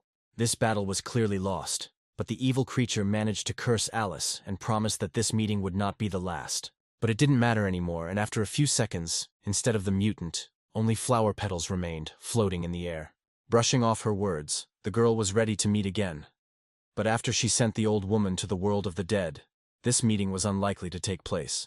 Suddenly turning around sharply, she realized that because of this stupid, grumpy grandmother, she had completely forgotten about Jonathan, for whom she had come here. It seemed she arrived just in time. A few more minutes and Jonathan would have died, because his whole body was already covered in blood. His wounds were serious, and Alice immediately placed her hands on his body to heal the boy with magic. But at that moment she heard voices behind her and happily realized that Jonathan's friends were already close. Before leaving, she left a flower next to Jonathan, with which they would still have to agree on their next meeting. And then, leaving this flower on the guy's chest, she disappeared into thin air as if this girl had never been there. Jonathan's friends ran towards him as fast as they could, horrified at what the old woman had done to their friend. That same evening, they quickly arrived home where he was able to recover a little from everything that happened to him in the afterlife. He was still lying on the bed, unconscious for a long time. But at some point the girl noticed that her friend had finally woken up. He had a terrible headache, and at first Jonathan could not remember all the details of the meeting with the old woman and how he managed to get home at all. Jessica immediately said that he would be fine, because he was now in his room and was not in any danger. He was found alone in the fog, lying on the ground, and to tell the truth, he was lucky to survive that fight. Unexpectedly for Jessica, the guy suddenly started talking about the fact that the old woman was able to appropriate other people's faces, and his own face could easily add to her collection. This creature was much stronger than those mutants with whom he had ever entered into open combat. Yes, this forgotten goddess was comparable in strength to the highest deity, and in her danger she surpassed many gods from Olympus itself. Having entered into open combat with her, the guy greatly overestimated his capabilities and could have paid for it with his life. Imagine Jessica's surprise when she learned that the old woman was even able to break the window of her side job. The girl couldn't believe that this old woman's strength was enough to destroy the system window, and besides, how could they now receive information about new vacancies? But Jonathan immediately tried to calm her down, saying that he would soon restore this system window using magic. For some reason, Jessica continued to act as if a real tragedy had happened, although there was no reason for it now. Although it was understandable, since the system window was a data protocol that covered all dimensions at once. Never in her life had Jessica heard that the system could fail, and she moved even closer to her friend's bed, so as not to wake the boys sleeping on the floor. At some point, Jonathan realized that this news had dramatically changed Jessica's mood, and tried to explain that they had no reason to panic yet. But the girl did not want to listen to anything, and the idea came to her that now they would have to ask for help from Hephaestus himself. However, right now, Hephaestus was forced to go on a short journey, so it was not possible to contact the god. At that moment, Jonathan suddenly heard a quiet voice coming from the very flower Alice had left on his chest.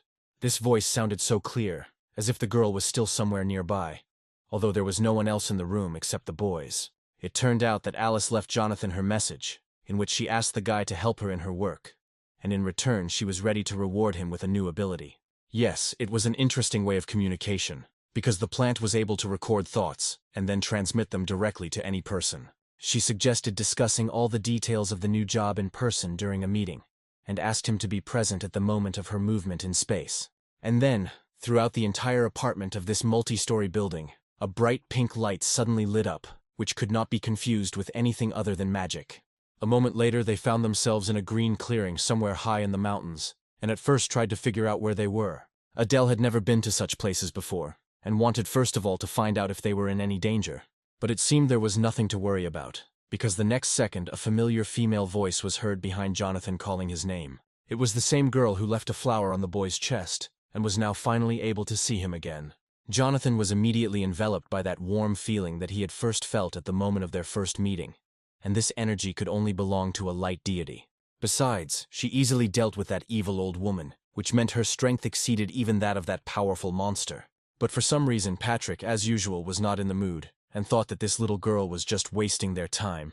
His words were spoken completely out of place, and Jonathan felt ashamed for his young priest, and he went straight to the girl and asked her to play somewhere else while they were busy with important adult matters. But looking up at him, she reminded him that it was she who had managed to save Jonathan, and that Patrick might never see his friend again. Jonathan quickly ran up to Patrick and, grabbing him by the head, immediately apologized to Alice, saying that this young man was simply not in the mood today. It seemed that only now did Adele realize that this little girl really was a true goddess, and she responded by being surprised at how quickly these children, whom she remembered as very tiny, had grown up. But now there was no time to waste on long greetings, so Alice suggested that they get to work quickly. After all, in her magical garden were the souls of children who were yet to be born, and Jonathan and his friends had to water all these flowers in the meadow. Adele was delighted with this kind of work, and dreamed that such tasks would be encountered as often as possible. However, the same could not be said about Patrick, who continued to behave in the same way, and believed that the work was completely useless. But the girl had already prepared a huge jug, which each of the boys had to take to fill it to the top with water. The body of water where they had to do this was located next to that high mountain where they had to head right now, while it was still not dark outside. In addition, at the foot of this mountain was Alice's dwelling, and if they went a little further, they would find a large reservoir with clean water. Patrick knew that this task would be much more difficult, because now they would have to climb to the very top of this mountain. Towards evening they finally completed the task and, having filled their jugs to the top, watered all the flowers in this magical garden. The whole group was so tired that some of the guys collapsed with their entire bodies on the ground, unable to even move. At first Jonathan thought that watering the flowers would be the easiest job he ever had to do, but now he realized that he had been very wrong. Alice, watching everything from a tree branch, reminded that in this world everything has its reason. She added that repairing such a complex mechanism as the system window requires a certain amount of effort. Seeing that the main thing had already been done, Alice asked Jonathan to follow her and not lag behind. By evening, when the sky was strewn with stars, they reached the dimension where Jonathan was supposed to find answers to his questions. Jonathan climbed the steep stairs carefully, as it was easy to trip in the dark, just as Alice had warned. On the way, Alice once again emphasized the importance of watering the garden of unborn souls, because today they cleanse the souls of children who will soon be born. Jonathan, however, did not understand the connection between watering the garden and fixing the system window, and Alice's words seemed mysterious to him. Alice continued to explain that karma is the sum of all a person's actions, and that today Jonathan had greatly improved his, and this would benefit him in the future. Once upstairs, Alice hurried Jonathan, who had noticeably fallen behind and was in danger of missing something important. Having reached the pond that Alice had spoken of, Jonathan realized that the water in it was not simple, but filled with magic. Alice, laughing, suggested that Jonathan plunge completely into this magical reservoir and feel its power himself. Jonathan, approaching the shore, was ready to swim, but was a little afraid that this adventure could be dangerous. Having dispelled his doubts, Alice suddenly pushed Jonathan into the water so that he would not hesitate. Jonathan closed his eyes for a moment, anticipating a meeting with the unknown, and experiencing the same fear as during that meeting with the old woman. Opening his eyes, Jonathan realized that he was already in a different place, not where he and Alice had come. Looking around, he saw that this place was strikingly similar to where he had already been. Everything around was built from familiar puzzles, and even the sky seemed painfully familiar. Magic petals from Alice's garden floated in the air, and their presence here seemed mysterious. Having carefully examined one of the petals, Jonathan guessed that Alice's garden was not accidentally called the Garden of Unborn Souls, and probably each petal contains a human soul. The petal, like a pure child's soul, shone with white light, but Jonathan did not understand why it was here. Suddenly he noticed a puzzle piece in front of him that was glowing just like the petals. Jonathan realized that the puzzles were starting to come together into a single picture. But what was the guy supposed to find out in this strange place? The next moment he saw something incredible, and suddenly felt like a little child. In front of him stood Alice, who seemed to be able to be in 2 dimensions at once, and she clearly had something to say. A flower from her garden appeared in Alice's hands, which she wanted to give to Jonathan, so that he could maintain contact with all the creatures of this world. It turned out that this flower contained the energy of beings from 3,000 worlds, and now this valuable relic belonged to Jonathan. Jonathan could hardly believe what was happening, because Alice really kept her promise and thanked him for helping with watering the garden. He was, however, worried about whether he was even worthy of such a valuable gift that this kind girl had bestowed upon him. Alice responded by patting Jonathan on the head and telling him not to worry about anything. Looking into Alice's face, Jonathan felt his connection with her weakening, her touch becoming less and less noticeable. The next moment he opened his eyes and found himself in the same dimension he had been in a few minutes ago. Alice stood over him, happy that he had woken up, because she had already begun to worry. Jonathan had been lying on the cold ground for too long. It was getting dark outside and it was time for them to go back. Turning to Alice, Jonathan told her about his dream, which seemed amazingly real, and he couldn't understand where he had been all this time. Alice answered mysteriously that she didn't understand what he was talking about, and that now was not the time for talking, but that she needed to check the system window. It turned out that while Jonathan was in another dimension, Alice had already fixed the system window, and now it was working properly. Moreover, Jonathan gained new abilities and remembered his past lives lived thousands of years ago. It turned out that in his vision he saw events from one of his past lives, and he wanted to know more about it. However, of all the memories of the past, only one fragment was available to Jonathan. The rest remained hidden. To Alice's surprise, Jonathan began to thank her profusely, which briefly caught her off guard.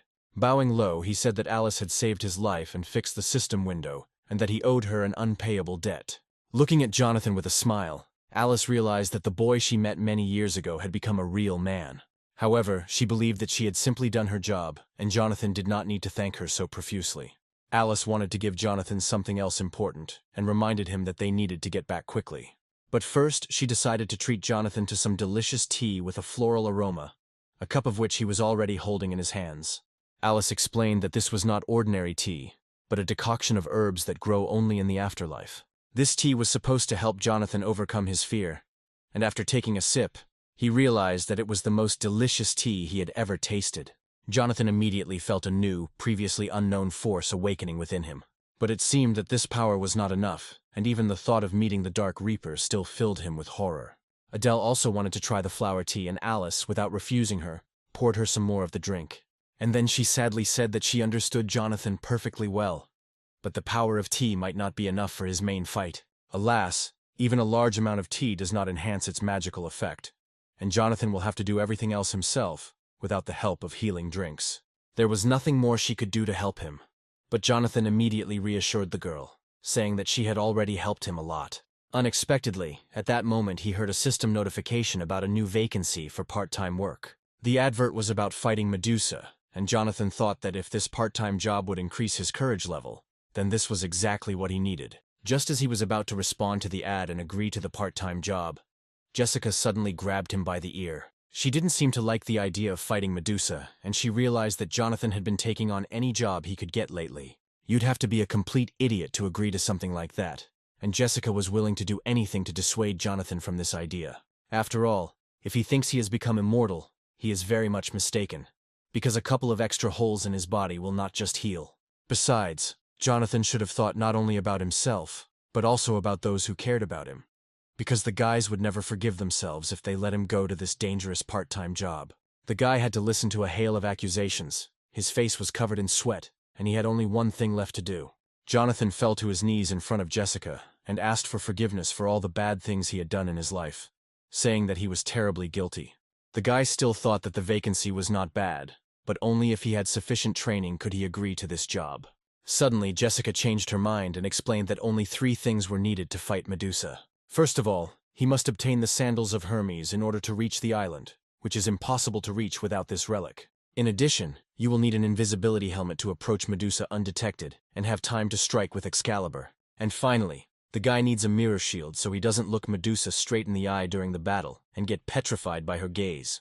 Unexpectedly, Adele said that she could easily get all these things and that Jessica could trust her completely. It was a great answer, but Jessica added that the place where Hermes' sandals are now is always short of people to work part-time, so they could send someone else there. Most likely, Jonathan will have to go for the sandals, taking his faithful priest Patrick with him, so that it will be easier for the 2 of them to find them.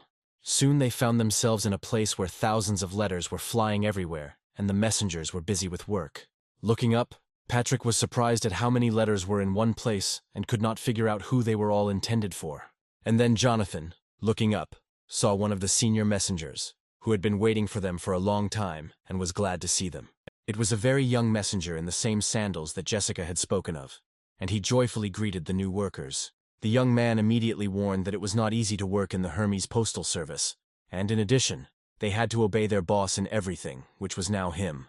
Jonathan replied that they enjoyed hard work, so there was no need to worry. But if the young man doesn't mind, Jonathan would like to immediately receive Hermes' sandals as payment, since it was for them that they agreed to do this part-time job. The messenger immediately agreed and suggested that they immediately begin work, of which there was more than enough in this place for everyone. A second later, a whole mountain of letters towered over the guys, which they had to send to different addresses. That same day, they went to the Colosseum, where Jonathan was to fight Ares in a training fight that his opponent still remembered. He greeted Jonathan cheerfully, but expressed dissatisfaction with the fact that he had not contacted him since their last meeting.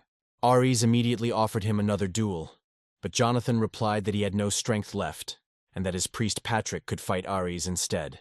That same evening, Jonathan set out on his first mission, which was to deliver a letter to his old enemy. With a smile on his face, he greeted the owner of these dark places and handed him a letter. Handing over the envelope, he asked for a signature to confirm receipt so he could report to his superiors. But before he could hand over the letter, it caught fire right in his hands, because Hades could not believe that this scoundrel had risked coming to him in person. At that moment, Persephone appeared behind Hades, knowing how this meeting would end if she was not there. Besides, the letter was meant for her, so she said with a smile that she wouldn't mind seeing this messenger. The friends worked all day and delivered more letters than any other messenger could have sent in a lifetime. As Jonathan climbed the stairs, he held in his hands a list with the signatures of all the recipients to whom he had delivered letters. They only had one envelope to deliver, but this task was much more difficult than all the others. After all, the addressee was located high in the Caucasus Mountains, and it was none other than Prometheus. Gathering his last strength, Jonathan finally climbed the mountain and realized that he had arrived at the appointed place. Having climbed up, he immediately saw the eagle, which did not move from its place, and carefully watched the suffering of Prometheus. It turned out that there was a whole flock of eagles soaring in the sky above a high mountain. At that moment, the system notified Jonathan that a new fragment of his memories from the past had been unlocked. Raising his head, he saw Prometheus chained to a rock, his head down, showing no signs of life. Although it was clear that he was still alive and, according to the prophecy, it was not surprising that they found him in such a state. The system activated playback of a new fragment of Jonathan's memories. From these memories, he realized that many years ago he had already killed Asmodeus, using all his power, which allowed him to defeat the enemy. It was the greatest success in Jonathan's life, although in his youth he was much stronger than he is now. However, despite his former strength, he still lost in the end. Because if he had still been so strong, he would not have had to look for part-time work to gain new abilities. In the flood of memories, Jonathan clearly saw that he had already foreseen the outcome of the duel with Asmodeus. Closing his eyes, he momentarily recalled the events that preceded the duel, which could not be forgotten. In this life, he again failed to defeat the creature, which would have already sent him to the afterlife, if not for the sudden appearance of Alice in the forest. Jonathan opened his eyes abruptly and realized that it was as if one very important name had been erased from his memory. Patrick, looking at his friend, did not understand what was happening to him and why he was behaving so strangely. Jonathan, clutching his head, said that he just had a headache and there was nothing to worry about. But right in front of them stood someone whose problems were hard to even imagine and whose suffering seemed endless. Coming closer, Jonathan handed Prometheus the letter, although there was no certainty that he would answer. After a short pause, Prometheus quietly asked the boys to read the letter, since his hands were currently a little busy. The boy immediately began to read the first lines, in which the author of the letter accused Prometheus, the descendant of the arrogant Titans, of sins for which he was forever chained to the rock. Suddenly he stopped reading, and asked that not another word from this vile message be uttered. He said with a smile that he had heard these words 1,000 times already, and there was no need to send new messengers with these stupid letters. In fact, Jonathan found it difficult to read this letter, and he himself wanted to finish it quickly, because he could not calmly watch Prometheus suffer. If that was all, Prometheus asked the messenger to go away and leave him alone with the hungry birds. All this time the Titan had been the object of ridicule, and Jonathan knew his feelings well. And then Jonathan realized that only he could free the unfortunate man, and stretching out his hand, used his magic. Prometheus, not understanding the boy's plan, asked Jonathan what would happen after using magic. It turned out that the guy first wanted to heal the Titan's wounds, which had already begun to fester and could lead to serious problems. But Prometheus was doomed to eternal torment, so the messenger did not understand what the point of this was. Jonathan knew that Prometheus was the god of prophecy, who did everything for the good of humanity, and for this was doomed to eternal pain and humiliation. After finishing the regeneration, the guy said that this was all he could do for Prometheus. For a while the Titan looked at the strange messenger, whom he had never seen before, and tried to understand who he really was. Jonathan seemed to him like some kind of crazy lower god, but the guy said that he was not afraid of the wrath of other gods for his actions. Yes, this was an unusual messenger, and it was obvious that he was only here for his part-time job. Before leaving, the guy introduced himself and said that, although he had not yet reached a high level, he had already become a god of swords. At this point, Patrick couldn't take it anymore, and loudly declared that it was time for them to leave since the job was done. Jonathan felt a little ashamed of his friend, and told Prometheus that he was still too young. But Patrick was right about one thing, because even in a world where gods and people coexist, it is dangerous for a weak person to be. Realizing that Jonathan meant him when he spoke of weak people, Patrick began to protest furiously again. But Jonathan's patience snapped, and he gave his young priest Patrick a good slap on the back of the head. In the end, Jonathan told his priest everything that had accumulated in him over the past weeks, because Patrick was causing him too much trouble. Prometheus listened in amazement to the stream of curses that the two showered upon each other right before his eyes. It was strange for him to see such communication between a god and his priest, because many years ago he had not seen anything like it. And suddenly Prometheus said that if the girl he still remembered were born now, she would be treated exactly the same way as Jonathan and Patrick. Realizing that the Titan meant Pandora, the guy immediately asked about it, and the Titan was surprised that the messenger knew this name. But it was unclear how he knew this girl, because she lived a very long time ago, and Jonathan could not have met her in this life. However, the story of Pandora was widely known, and legends were made about it, so there was nothing surprising about this. Suddenly Patrick said that he had heard about Pandora's box, and Prometheus asked him to tell him what he had missed while he was chained to the rock. If they know anything about this, the Titan would be grateful if they could explain it to him briefly. This was not difficult for Jonathan, and he immediately told her that Pandora had divine beauty, and the gods generously gifted her with various talents. However, this girl had been very curious all her life, and it was this excessive curiosity that caused the terrible disaster. Of course, Prometheus was deeply in love with her, but unfortunately, she did not pay attention to all his prophecies. It turned out that the Titan knew much more than Jonathan, and the guy asked him to tell him everything he knew about Pandora. Only now did Prometheus realize that the young god had helped him only for the sake of prophecies. Jonathan would be lying if he said he wasn't interested, but he didn't help the Titan out of self-interest. Yes, this guy was eloquent, and such a confident answer brought a slight smile to Prometheus's face. And then he began his story about how his flesh had been torn to pieces 1,000 times and had grown back together again. And after all these endless years of suffering, he was so tired that now he just wanted to share his story with the guys. The guys froze, listening to the prophecies of the formidable Titan, intended specifically for them, and remained on the top of the cliff for a long time, remembering his every word. When Jonathan returned, he was beaming with satisfaction after a hard job for which he was to be rewarded. Patrick reminded Jonathan that they had come too far and could have used teleportation. He was right, because the journey turned out to be exhausting. Although Jonathan did get a valuable trophy, which were those very sandals of Hermes. In addition, Jonathan unlocked some memories and heard prophecies from Prometheus himself, although he was not able to make out all the words. Pandora was the mysterious girl from ancient mythology, and the real Pandora's box, which carried chaos, had not yet been opened. Jonathan turned to Patrick and said that he had urgent matters to attend to, expressing the hope that his priest would not do anything stupid in his absence. It seemed like this guy really needed to be kept under close watch, constantly reminding him to be prudent. When Patrick was left alone, he suddenly heard a loud female voice in the distance and tried to understand what was happening. It turned out that two mutants surrounded a little girl, accusing her of stealing and intending to punish her. A girl named Ella said that the letters belonged to her, and that she urgently needed them now. The mutant reminded Ella of the warning about the consequences of stealing and declared his readiness to carry out the punishment. Patrick, already about to leave, threw out a last phrase about how people and gods are similar in many ways.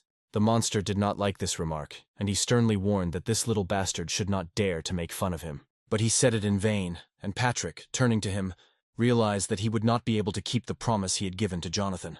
He had promised Jonathan not to seek adventure, but he could not tolerate the insults of this boor. Just as Patrick was about to draw his sword, he remembered Jonathan, who would definitely not approve of such a reaction. With difficulty suppressing his anger inside, Patrick decided to leave and avoid new problems. But the mutant shouted after him that only a coward runs away at the most inopportune moment. This was the last straw, and Patrick rushed into the attack, swinging his magic sword. The mutants had no chance against the experienced swordsman, and Patrick quickly dealt with them. Standing over his fallen opponents, Patrick warned that he had not fought at full strength, and that they should thank him for remaining alive. However, one of the mutants had a whistle in his hands, with which he wanted to notify the others. The mutant understood that a crowd of his friends would immediately come running to the signal and tear Patrick to pieces. Indeed, Patrick soon found himself surrounded by mutants, and even his masterful swordsmanship was unlikely to save him. The mutant continued his tirade about how the young gods had completely let themselves go, and that it was high time to teach Patrick a lesson. Patrick tried not to show it, but he knew his troubles were just beginning.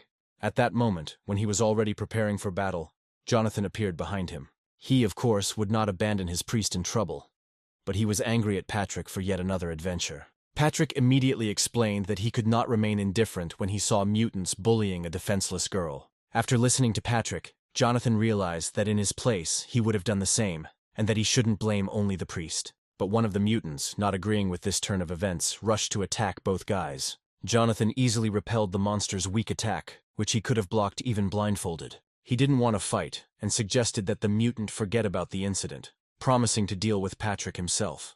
But the mutant, urged on by his friends, rejected Jonathan's generous offer and was ready to fight. All the monsters pounced on Jonathan at once, wanting to outnumber him in this fight with a low-level god. And Jonathan, closing his eyes, only sighed heavily, realizing that he could no longer avoid a big fight. He activated one of his abilities, and all the mutants flew in different directions. The instigator of the conflict was thrown to the other end of the room and did not understand where Jonathan got such power from. It seems that only now the mutant realized that Jonathan is the very god about whom legends are already being composed. One of the mutants shouted that Jonathan had fought Hades himself, and they shouldn't have angered him. Jonathan was already ready to join the fight, but he was suddenly stopped by the girl. Realizing that this was the only way to stop Jonathan, the girl threw a handful of dust in his face, which affected the guy instantly. Jonathan clearly didn't expect this, and was speechless for a few seconds. But then he attacked the girl screaming, despite her explanations that she had no other choice. Jonathan recalled that Patrick helped the girl, although she replied that she did not ask for any help. Jonathan found it strange that low-level gods would allow themselves to treat a girl named Ella, who was known to everyone on Olympus, in this way. At first Jonathan, not hearing the name, continued his angry tirade, but then suddenly stopped.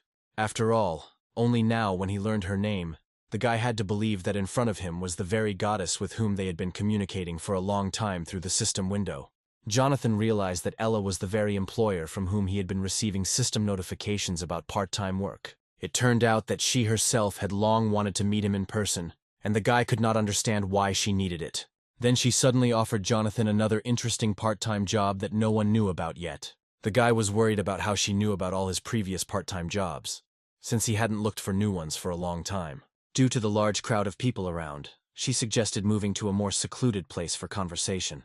They found a cozy place where they could calmly discuss the details of their new part-time job. During the conversation, Jonathan realized that Ella was a fortune teller and therefore knew everything in advance. He had recently met Prometheus and was now surprised by such an abundance of profits in the world. In order not to waste time, the girl suggested getting straight to the point. The essence of the new job was to catch and kill Medusa, a task that only the most experienced hunter could accomplish. Knowing that this would not be difficult for him, Jonathan simply asked where to begin. First of all, he needed to learn to fly confidently, since he had only recently become the owner of Hermes' boots. Ella knew that boots alone were not enough, and that good flying required long training and honing of skills. Even with natural talent, it takes at least a year to reach a high level of flying skills, and such a privilege does not come easy. For more stable flights, as Ella explained, Jonathan would need wings, which had long been the best artifact for this purpose. True, the cost of the wings turned out to be quite high, about 20,000 gold per pair, and it is unlikely that you will find a lower price. This was bad news because Jonathan did not have that kind of money, and he started looking for another way to get it. Suddenly he realized that there was a way to get wings even without money. A brilliant idea came to his mind, and the girl immediately get wings even without money. A brilliant idea came to his mind, and the girl immediately asked what he had in mind. Jonathan said he intended to pay for the wings in Ella's name, hoping to fly as well as she did. She did not object, but warned that her name was not of much value, since she was not the most famous god on Olympus. Despite this, there was nothing to lose, and Jonathan opened his system window to bring the idea to life. Luckily, the idea worked, and within a few minutes Jonathan was happily floating in the air. Looking down from above, Jonathan felt an incredible surge of strength that he had never experienced before. He didn't understand why the gods were so clinging to their power when the same abilities could be obtained through talent. The first part of the plan had been successfully completed, and they had to move on to the next stage without delay. Watching Jonathan from the ground, Ella was pleased with how easy it was for him to fly, even though he was only making his first attempts. His turns in the sky gave the impression that he had mastered this flying skill all his life. Only now Ella was finally convinced of the truth of the rumors about the new god and his exceptional talent. Without turning around, she suddenly asked Jessica if she shared her opinion, or if she would argue again, as she usually did. Jessica was surprised that Ella noticed her, even though she had crept up completely silently. Turning around, Jessica admitted that she had felt her presence for a long time and was glad to be able to look her in the eye. Ella, it turned out, was ready for this meeting and was not at all like the other gods Jessica had met. Jessica had a unique ability to remember everyone she had met over her many lives. However, in this world, not all the names were known to her yet, and Ella was one of those gods that she encountered for the first time. Unexpectedly, even after her presence was revealed, Jessica continued her attack, intending to fight Ella. Jessica threw her foot forward, knocking Ella off her feet and causing her to lose her balance and almost fall onto the grass. Jessica immediately launched a powerful blow with her magic blade, but Ella, remaining calm, dodged it. With a few deft movements, Ella found herself at a distance from her opponent and watched her. Jessica was not going to give up, and deciding to take advantage of her opponent's proximity, she resumed her attack. Ella continued to deflect each attack with such ease, as if she could do it forever. It seemed as if Ella not only foresaw events, but also knew Jessica's every next move. Rumors of Ella's strength circulated throughout Olympus, but it was only in real combat that Jessica was able to appreciate her power. Ella knew about Jessica's past life, and this predetermined their fight today. Spinning a vortex of energy around herself, Jessica prepared to deliver the decisive blow, which it seemed Ella would no longer be able to reflect. At this most dangerous moment of the fight, a familiar male voice finally interrupted their fight. Jonathan could not allow their fight, since both girls were close to him and were very necessary in future battles against the aliens. He easily stopped them by slamming Excalibur into the ground, causing a deep crack to form between the girls. Soon after, Jonathan and Jessica found themselves alone, and spent a long time just silently thinking about everything that had happened. Jonathan knew that his intervention could hurt Jessica, but he couldn't let them do something irreparable. It was the first time he had seen his friend so agitated, as if there had been a long-standing conflict between her and Ella. Besides, it's strange that Ella, having just suggested that Jonathan kill Medusa, suddenly remembered some urgent matters. Jonathan walked closer to his friend Jessica, and quietly asked if Ella was really an evil god. To his surprise, Jessica, who had never met the girl, still decided to attack her. This was not at all like Jessica, who usually talked everyone out of fighting and separated rivals. The guy understood that Jessica was not telling him something, and wanted to hear the truth so as not to remain an outside observer of her problem. But Jessica continued to stand with the same expression on her face, and it was clear that something was seriously bothering her. At some point, the guy realized that he was interfering in her personal affairs in vain, and perhaps he should leave her alone with her thoughts. His main task now was to overcome his fear so that the next time he met a mutant like the old woman, he would not retreat. He told Jessica that she needed to deal with her fear now, because it would be much harder in the future. Jonathan had to take this part-time job from Ella, and the girl understood that he was right in many ways. He couldn't turn down the part-time job just because Jessica suspected something about Ella. Finally, the guy asked her directly if she was okay and if she needed help. But she said everything was fine and swiped her finger at the system notification window to get new items. And then Jonathan realized that he had become the owner of an invisibility helmet and a mirror shield, with the help of which he could cope with Medusa Gorgon. Jessica suddenly became cheerful and said with a smile that she would look forward to him getting home from his part-time job. At home, that same day, the girl spent some time remembering her meeting in that forest that day. While trying to find information about the girl, Jessica realized that she knew almost nothing about her, and it seemed strange to her how she was able to contact Jonathan. Lying on the soft bed, she stared at the ceiling for a long time, going over the events of the day in her head. She seemed to be beginning to suspect that this new feeling in her heart was jealousy of Jonathan's new girlfriend. Perhaps if Persephone were here now, she would say that it was love, and would start pestering Jessica with these nonsense. Jessica still convinced herself that she had attacked Ella only because she feared for her life and Jonathan's. Although, if you think about it, only a year had passed since she met Jonathan, and during this time she simply could not fall in love with him. But right now, it felt like their relationship had been going on forever, and she knew this guy as well as she knew herself. Perhaps this feeling was caused by the endless repetition of the lives lived, although there may be something else here. Suddenly tears started streaming from her eyes, and she realized that she was simply too tired over the past few years. Curled up on the bed, the girl realized that she wanted to run away because the burden had become too much. She wanted to live without knowing anything, and to get rid of the visions of the past that constantly appeared in her memory. But after crying a little, she suddenly realized that if she continued to behave like this, she would never achieve her goal. It was impossible to waste time on useless emotions that do not lead to anything good and do not solve problems. Wiping away her tears, she realized that Jonathan was the only one who could help her, and she had no other choice. If she helps him complete his mission, he will definitely repay her in kind. And if he agrees to do what she asks, she will finally be able to close her eyes and drown in infinity. Meanwhile, Jonathan, noticeably tired from wandering through the dense forest, was already walking towards Medusa's lair. He was accompanied by Ella, who walked ahead, looking around carefully and prepared for any danger. It was unclear why they moved here, because they could have immediately ended up in the lair of Medusa the Gorgon. However, Ella had already warned that they needed to hide their presence in the forest as much as possible, so it was better to go on foot. Jonathan still deserved a short rest, so he asked to stop and rest for at least a short time.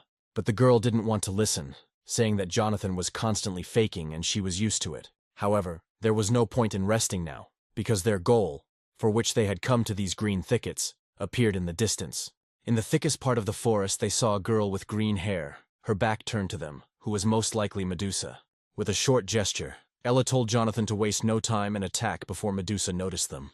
The speed with which the boy rushed into the attack surprised even Ella, who herself was quite a dexterous fighter. A second later he was already standing next to the girl, ready to do what he came to this forest for.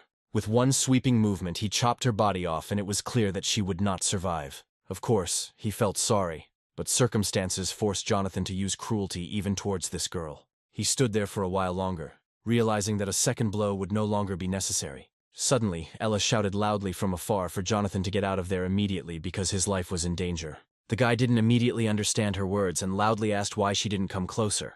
Imagine his surprise when another mutant appeared next to him, who was the main mistress of the forest and their true goal. It turned out that Medusa had two sisters, and Jonathan saw the oldest of them in front of him right now. And then, looking up, he realized that everything was much more serious than it seemed, and speed alone would not be enough. Marianne stared at him, and there was such horror in her eyes that anyone who dared to look at her would immediately freeze in fear. But a second later, Marianne realized that the guy had disappeared, having slipped away in some incredible way. Of course, this infuriated her. She could almost taste the prey, anticipating a hearty dinner. At that moment, the middle sister came up to her from behind, hearing her loud screams. Like everyone in their family, Zara was a mutant who had recently awakened from a long hibernation. The older sister abruptly declared that now was not the time to sleep, because a stranger had snuck into their lair and was hiding somewhere nearby. It was clear from Zara's expression that she didn't believe a word her sister said. Who in their right mind would go into their lair? However, Marianne continued to insist, and Zara gradually began to understand that her sister was telling the truth. With her ability, Zara could verify Marianne's words. No living creature could hide from her special gaze. Having activated the ability and caught Jonathan's thermal spectrum, she immediately understood where he was hiding and prepared to catch up with the sly one. Realizing that he had been exposed, Jonathan realized the futility of his invisibility mode against this monster's magic.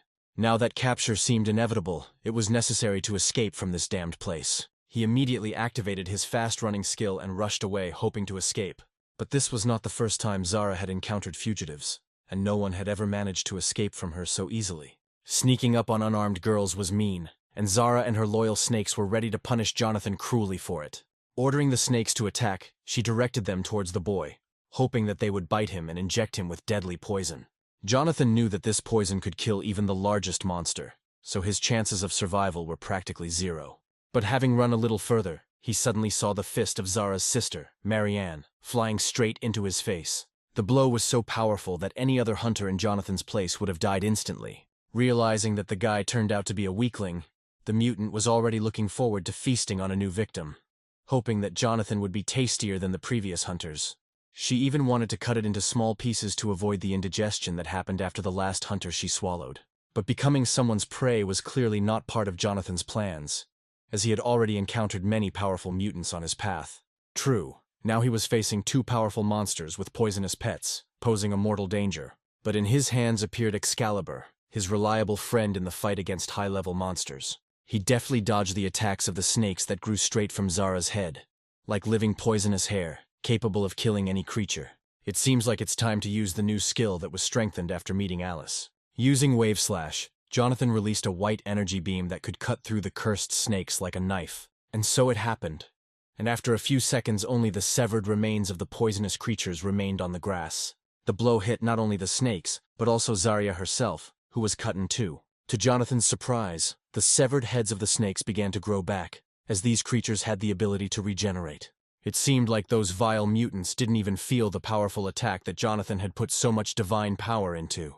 And Zara, like a madwoman, screamed that she had never experienced such pleasure since she became immortal. Then she released the poisonous snakes towards Jonathan again, this time with even more hatred. At the last moment, Jonathan dodged the lightning attack, jumping up, and the snake's head slid under his feet. He might have been able to handle one mutant, but Zara's older sister was still here and ready to join the fight. However, her blow also missed, because Jonathan used intuition and anticipated an attack from behind.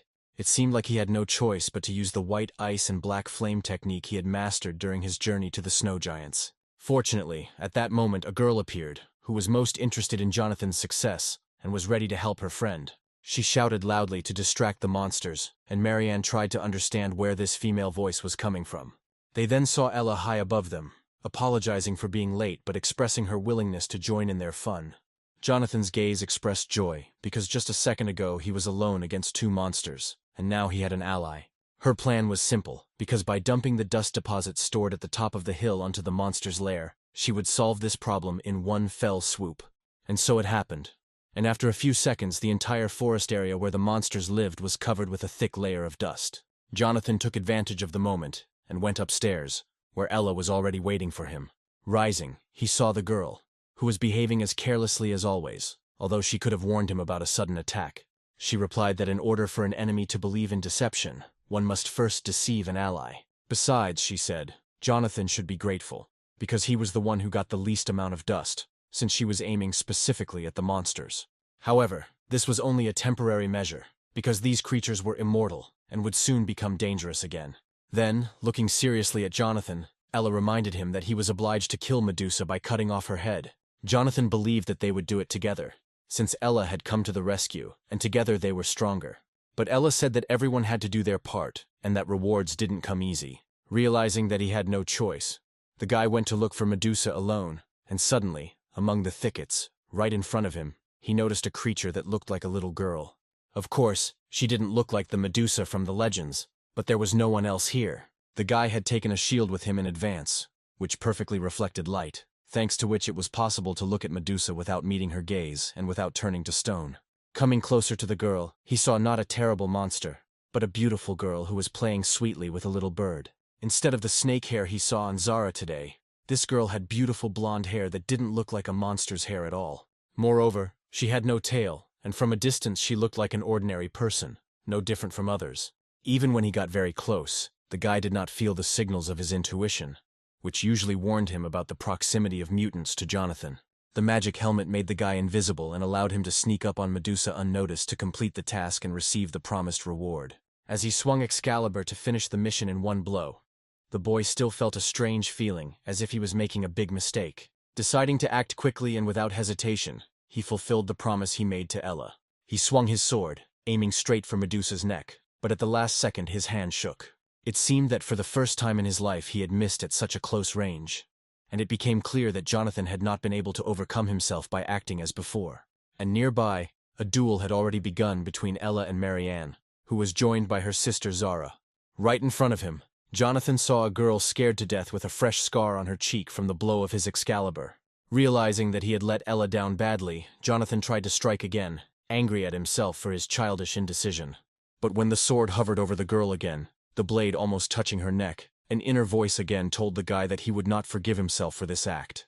Medusa cried and begged for mercy so loudly that the guy closed his eyes and froze for a second, not knowing what to do. He still didn't remove the sword from her neck, although it was clear from the girl's expression that she was not guilty of anything. It was hard to believe, but Medusa didn't even try to resist, and remained in the place where Jonathan's sword had caught up with her. This Excalibur was intended to kill mutants who threatened the lives of civilians, and it was difficult for him to take the life of a girl who did not look like a monster at all. But now the guy was at work, and if someone ordered Medusa's murder, it meant that she had done something irreparable. Remembering the mutants he had to destroy, he compared them with this girl and found nothing in common. Those evil mutants didn't care about good and evil. They always pursued the goal of destroying all living things in their path. Now Jonathan felt like he was acting like these mutants, trying to kill an unarmed girl for a reward. Meanwhile, Ella's fight against two strong monsters continued, and the girl realized that her strength was running out.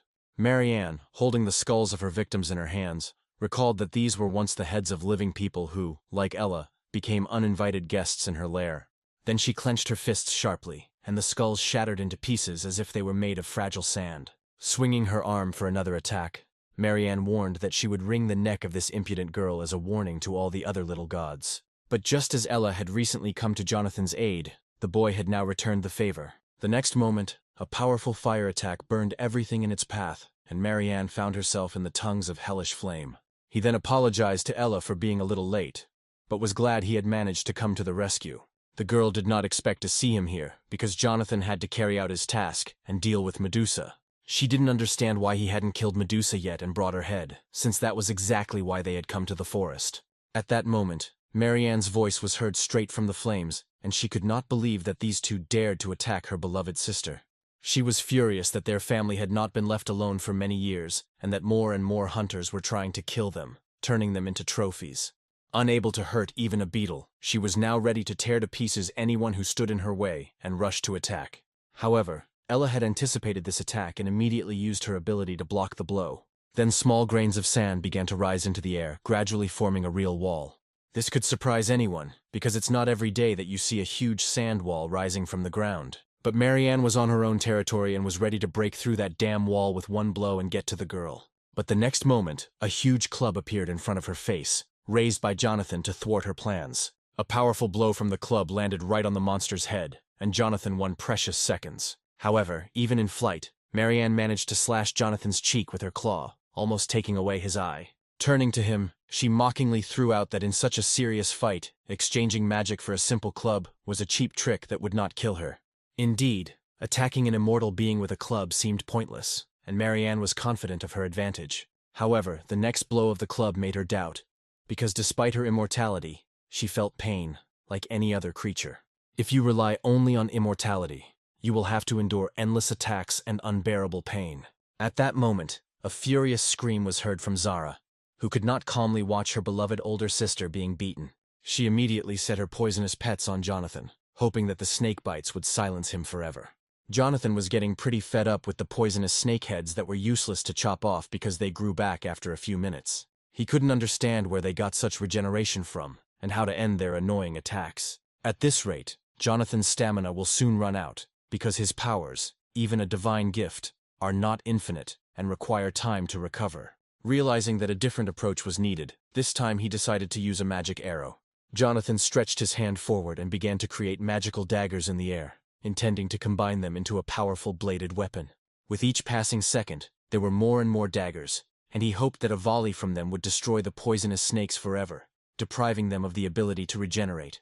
Since the monsters had an advantage in regeneration, Jonathan decided to take the numbers, attacking with dozens of sharp daggers. Gathering all his strength, he rushed into the attack, seeking to end this immediately. As he approached Zaria, it became obvious that her long, poisonous snakes were useless, and in a matter of seconds they were chopped up like ropes with a sharp knife. Only now did Zara realize that she had encountered not an ordinary new inhabitant of Olympus, but a real warrior, and for the first time in her life she felt animal fear. Jonathan couldn't stand these monsters any longer, and no amount of persuasion would stop him. He unleashed a barrage of attacks on Zara, using all of his abilities, and it seemed like he was capable of destroying the entire forest. After a series of crushing blows, none of which Zara was able to block, she collapsed onto the green grass. Just as Jonathan was about to deliver the final blow, he heard a familiar, plaintive female cry behind him. It was Medusa, who begged for mercy for her sister, who was only protecting her family. She did not understand why people and gods were so cruel to them, because her sisters had never harmed anyone. Seeing Medusa, Ella, without thinking, covered her face with her hands, afraid of being petrified by her gaze. Jonathan also closed his eyes, realizing that no magic could protect him from Medusa's curse, although he remained standing. He continued to watch Medusa through the reflection in his shield, gradually becoming convinced that the girl did not pose a threat to him. Medusa had the opportunity to escape, but she bravely returned to save her sisters. Ella knew Medusa's true nature, but she still wanted to kill her, and Jonathan could not understand the reason for this obsessive goal. Ella snapped that it didn't matter now, and they had come to the forest to finish what they had started. Besides, Jonathan had already signed the contract and received an advance, so he couldn't refuse the assignment. Of course, there was some truth in her words. But Jonathan decided to ask one more important question. He asked Medusa if only people turned to stone from her gaze, and she replied that her ability worked on any living creature. However, the little bird on her shoulder did not turn to stone, even though Medusa was looking straight at it. The jellyfish did not know the answer to this question. She picked up the bird as a chick when it fell from the tree. Jonathan wanted to continue asking questions, but suddenly realized that Ella had hidden important details of the mission from him from the very beginning. Medusa continued her story about how the frightened chick bit her finger when she picked it up. Ella was starting to feel sick of this sweet talk, and she sharply reminded them that they had not come to the monster's lair for chatter. She stated that Jonathan needed to overcome his fear and kill Medusa to receive the reward he deserved. The baton was still in his hand. The guy clutched it tightly, confident in his every decision. Suddenly the girl again saw an object flying at her head, and thought that she could not avoid death. The poor girl's whole life flashed before her eyes, and she remembered that terrible day when she had to walk in chains through the crowd that hated her. When Medusa passed by, everyone whispered that she had been caught the previous evening in the temple of Athena with Poseidon, where they had committed various indecencies. They thought that this sweet girl she pretended to be had cleverly fooled everyone. When she appeared before Athena, she listened to dirty accusations of indecent behavior in her temple. In response, the girl swore that she had done nothing of the sort, and that she and Poseidon were simply talking. Athena, unable to bear such impudence, hit the armrest of the throne with her fist, and declared that she was disgusted to listen to these false excuses. Tears welled up in Medusa's eyes, and she didn't understand why no one believed her. Athena was clearly irritated by this girl and seemed to no longer want to play childish games with her. Jumping up from her seat, Athena declared that Medusa would answer for her base act, and she would make her do it. From that moment on, Medusa could forget about her cute face, because everyone who looked at her would turn to stone. She was strictly forbidden to close her eyes or deprive herself of her sight, otherwise the curse would transfer to her voice. Athena decided to make Medusa regret her stupidity forever, without being able to fix anything. Every day Medusa felt resentment and injustice, experiencing undeserved suffering. One day in the settlement, the one who started it all came up to her, and of course, it was Poseidon. Poseidon reminded Medusa that she had heard him say unpleasant things about Athena behind her back, and that this was bad news, first of all, for her. As the Sea King, he could not allow these rumors to insult his niece in her own temple. It is hard to imagine a punishment worse than death, But that is exactly what befell this girl. Ever since Athena cursed her, Medusa could not close her eyes and turned into stone everything she looked at. Poseidon suggested that she hide on a forgotten island that no one had ever visited. While on this island, Jonathan, ready to hit the unfortunate girl with a club, suddenly realized that he was making a mistake. The club fell next to Medusa. Jonathan deliberately deflected the blow, changing his mind about carrying out his plan. He quietly said that he never wanted to kill her, and that he had just been doing his job all this time. Turning to Ella, the guy said that he would no longer perform this task, and that he was sorry to break the contract with her. The girl had to listen to his confession that he would never give her Medusa's head. Jumping up from her seat, the girl launched into an accusation against the man who had recently signed a contract with her. The guy reminded that you can't kill someone for your own benefit, because this is the fate of evil monsters and the devil himself. Clutching her head, the girl realized that she had lost the performer, almost at the moment when the job was done. Jonathan suspected from the very beginning that Ella was hiding something and knew about Medusa's true fate. He asked her who really wanted this girl's head and who was the real customer of the murder. She didn't want to reveal all her cards to him because he wasn't doing his job for free and had to keep quiet and do his job. Having said this, she disappeared into thin air, leaving behind only a bright magical light. Soon the guy decided that he would figure this out later. But now he needed to do what was perhaps the most important thing in his life. He slowly approached Medusa, whom he had wanted to kill just a few minutes ago, but now intended to do something completely different. Placing his hand on her face as she closed her eyes, he used his regenerative ability to heal her wound. The scratch left by the tip of his blade on Medusa's cheek began to heal almost immediately, and the skin began to smooth out. After a few seconds, the small wound was almost invisible. Only a drop of blood remained, which the guy was initially afraid to touch. Jonathan knew that he could gain special powers if he licked that drop of blood, but he couldn't decide. Medusa continued to sit on the grass with her eyes closed, trying to figure out when she would be able to open them. Having decided to take a desperate step, the guy brushed away a drop of blood and prepared to feel the new abilities in action. Smiling, he realized that he could now look Medusa straight in the face, and, even after drinking her blood, he would not turn to stone. The girl began to slowly open her eyes, not yet knowing that Jonathan had acquired a new ability and could now look at her fearlessly. Opening her eyes, she suddenly realized that for the first time in many years, she was looking directly into the face of someone who had not turned to stone under her gaze. Jonathan looked at her blue eyes with a smile, which did not at all resemble the eyes of an evil monster. He imagined Medusa's eyes as red and terrible, but this girl's eyes were beautiful, like those of an angel. He had unraveled the secret of the curse and was now ready to share this rare knowledge with Medusa. Without listening to him to the end, the girl burst into tears of happiness, because she terribly missed his simple look and was tired of her endless loneliness. The guy, of course, tried to calm her down, realizing that such a curse could drive anyone crazy. Now all that was left for them to do was to lift the curse that Athena had placed on Medusa in her temple. The next day, Jonathan was already far from this place, preparing to meet Jessica, who had made a date in a strange place. Having waited his turn, the guy finally heard an invitation to go to the 32nd room, where the recently built sauna was located. In the recently renovated part of the dungeon, a special sauna was equipped for all high-level hunters, and now the entrance was always open for Jonathan as well. This place was a place where one could quickly restore mana and heal wounds, so Jonathan was eager to see for himself the wonderful properties of the sauna. Opening the door and going inside, he saw a man he did not expect to meet at all. It was Leo, who for some reason was still here and had also come to the sauna at someone's invitation. Without looking up, Leo immediately recognized Jonathan, and was clearly not pleased by his presence. As Jonathan passed by, he couldn't understand why Leo would wear a mask even in the sauna, when at least here he could take it off for a while. Instead of greeting, Leo said that 3 days ago there had been another gate breach, which had killed dozens of people. The guy didn't understand how Jonathan could calmly relax in the sauna, because such a high-level hunter like him should be busy with this incident. However, there were many terrible things happening in the world, and Jonathan could not be everywhere where tragedy occurred. At that moment, a voice came from the loudspeaker, inviting Ella to go into the same room where Jonathan and Leo were. Unsuspecting, the girl entered the room and for the first few seconds did not notice the familiar guys. Jonathan was very surprised by her appearance, because it couldn't be a simple coincidence that the three of them were in the same room. Leo also couldn't believe his eyes when he saw Ella and even jumped up from his seat, trying to understand whether it was an accident or someone's plan. Leo couldn't believe that his sister was alive, because he had been looking for her for a long time, but she hadn't contacted him. Judging by her appearance, the girl felt great, and there was not a scratch on her body, Only now did Jonathan realize that Ella was the sister of his longtime rival, and this news took him by surprise. Jonathan couldn't understand what was going on, and why he didn't know anything about the relationship between Leo and the girl who had been giving him extra work all this time.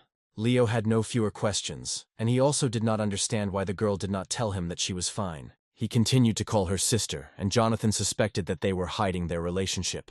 At first, she simply looked down, unable to utter a word, because she had nothing to say. At that moment, Jessica appeared in the sauna, and immediately noticed the gloomy atmosphere instead of the expected joy from the meeting of brother and sister. She was probably the only one who could tell Jonathan the whole truth, and he still wanted to know why she was the last one to know. Jessica was alarmed by Ella's behavior from the very beginning, so she conducted her own investigation. It turned out that none of the gods had ever heard of this girl, and there was not a single entry about her in the Olympian journal. So Jessica began to be tormented by doubts, because if there are no records about Ella, then perhaps she is the forgotten deity. Jonathan also felt that there was a familiar energy coming from the girl, and that was probably why she said that her name was worthless.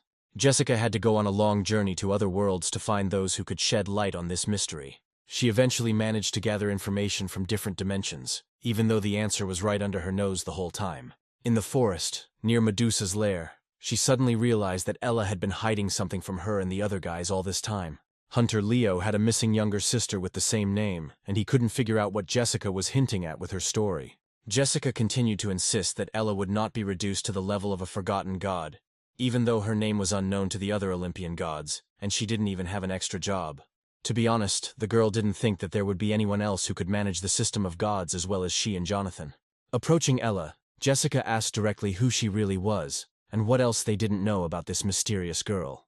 Ella's brother, of course, could not remain on the sidelines and demanded that she stop talking nonsense about his sister. He was grateful to Jessica for helping him find Ella, but now he had absolutely no idea what she was talking about. Suddenly, a bright green aura flared around Ella, and Leo realized that his sister was hiding something very important from him.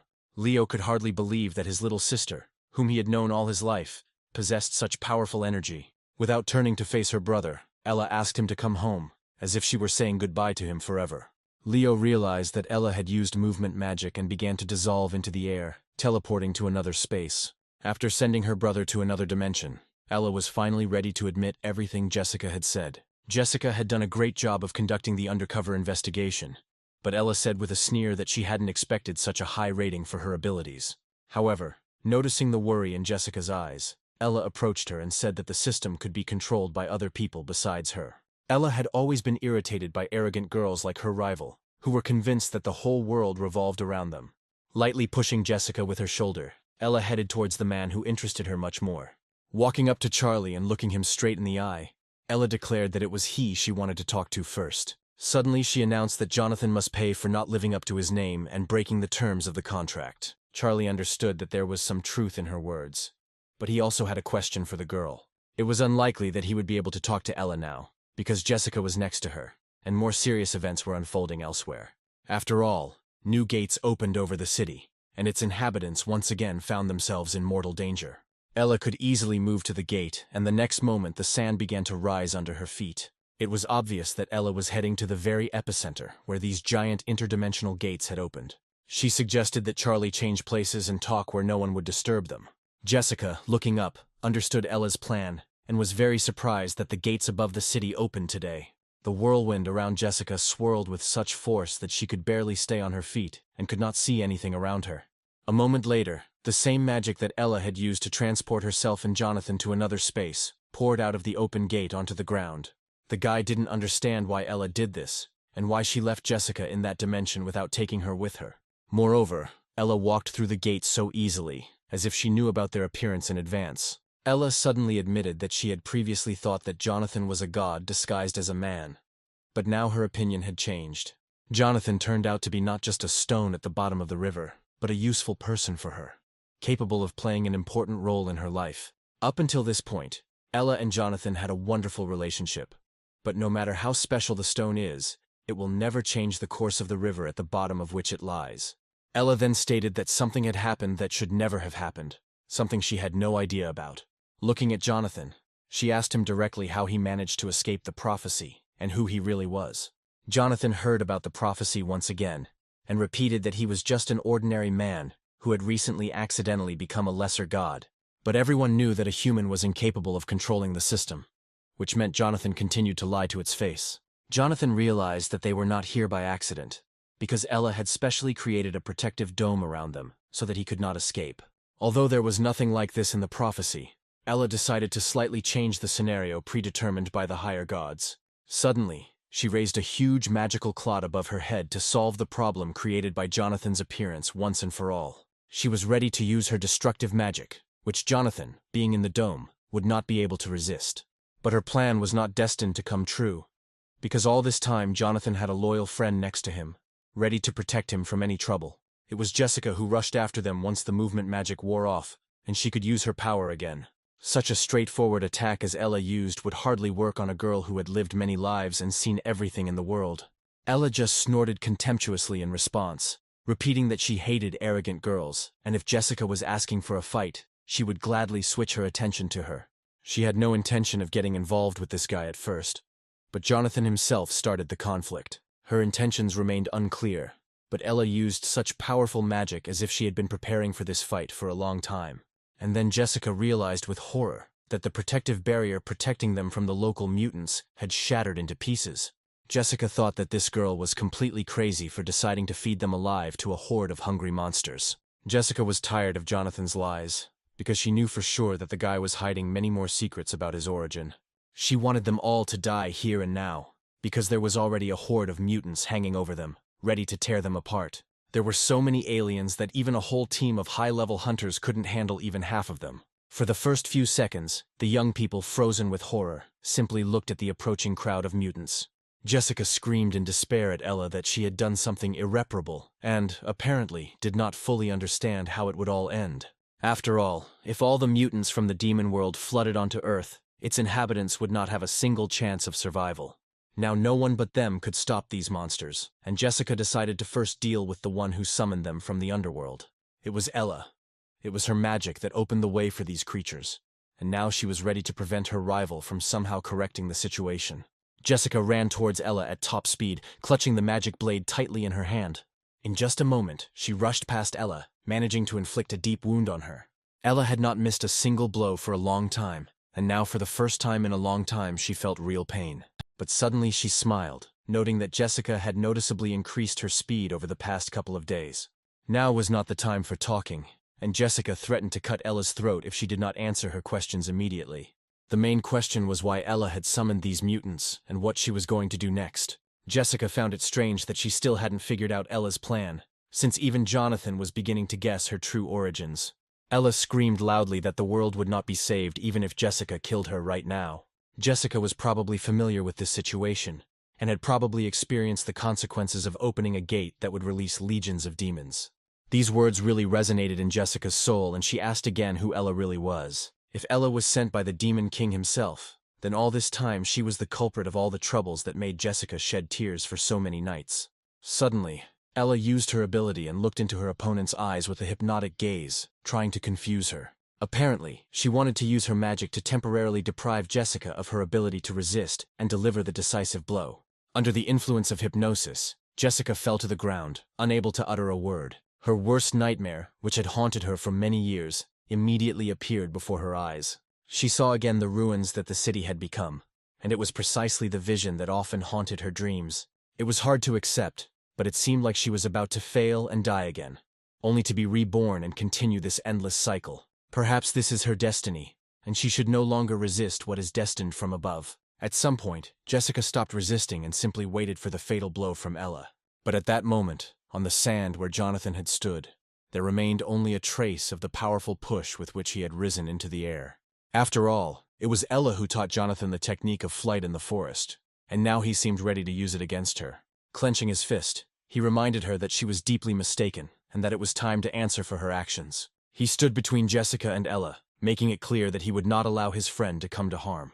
Jonathan reminded Ella that cities and countries were built by people over centuries, and she had no right to destroy all of it. The world order could not collapse from one attempt by a weak girl who could not even cope with Medusa. Many monsters that seem like messengers of death are simply protecting their territories, just like the Frost Giant King does. Jessica remembered how they had recently found a third priest for Jonathan, and now the power of the Giant King was available to the boy in the fight against the new threat. Approaching the girl, the guy made it clear that he would not leave her, although he needed a little help from her. Jessica was the only one who could handle the arrogant girl, while Jonathan searched for the gate core to destroy it. She was shackled by doubts and fears, preventing her from expressing her deepest abilities. Jonathan took the girl's hand, helping her up as she wiped away her tears and tried to pull herself together.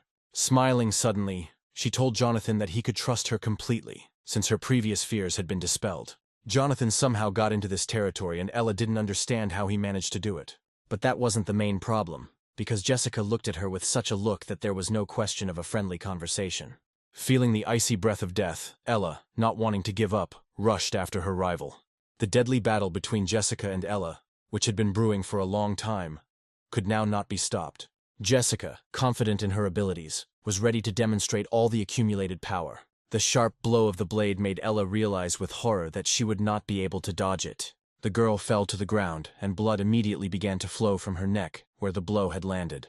She relied on magic and hypnosis, unaware that Jessica had long been superior to her in all magical disciplines. Clutching her bleeding wound, the girl looked furiously at her rival, realizing that she should have been killed earlier.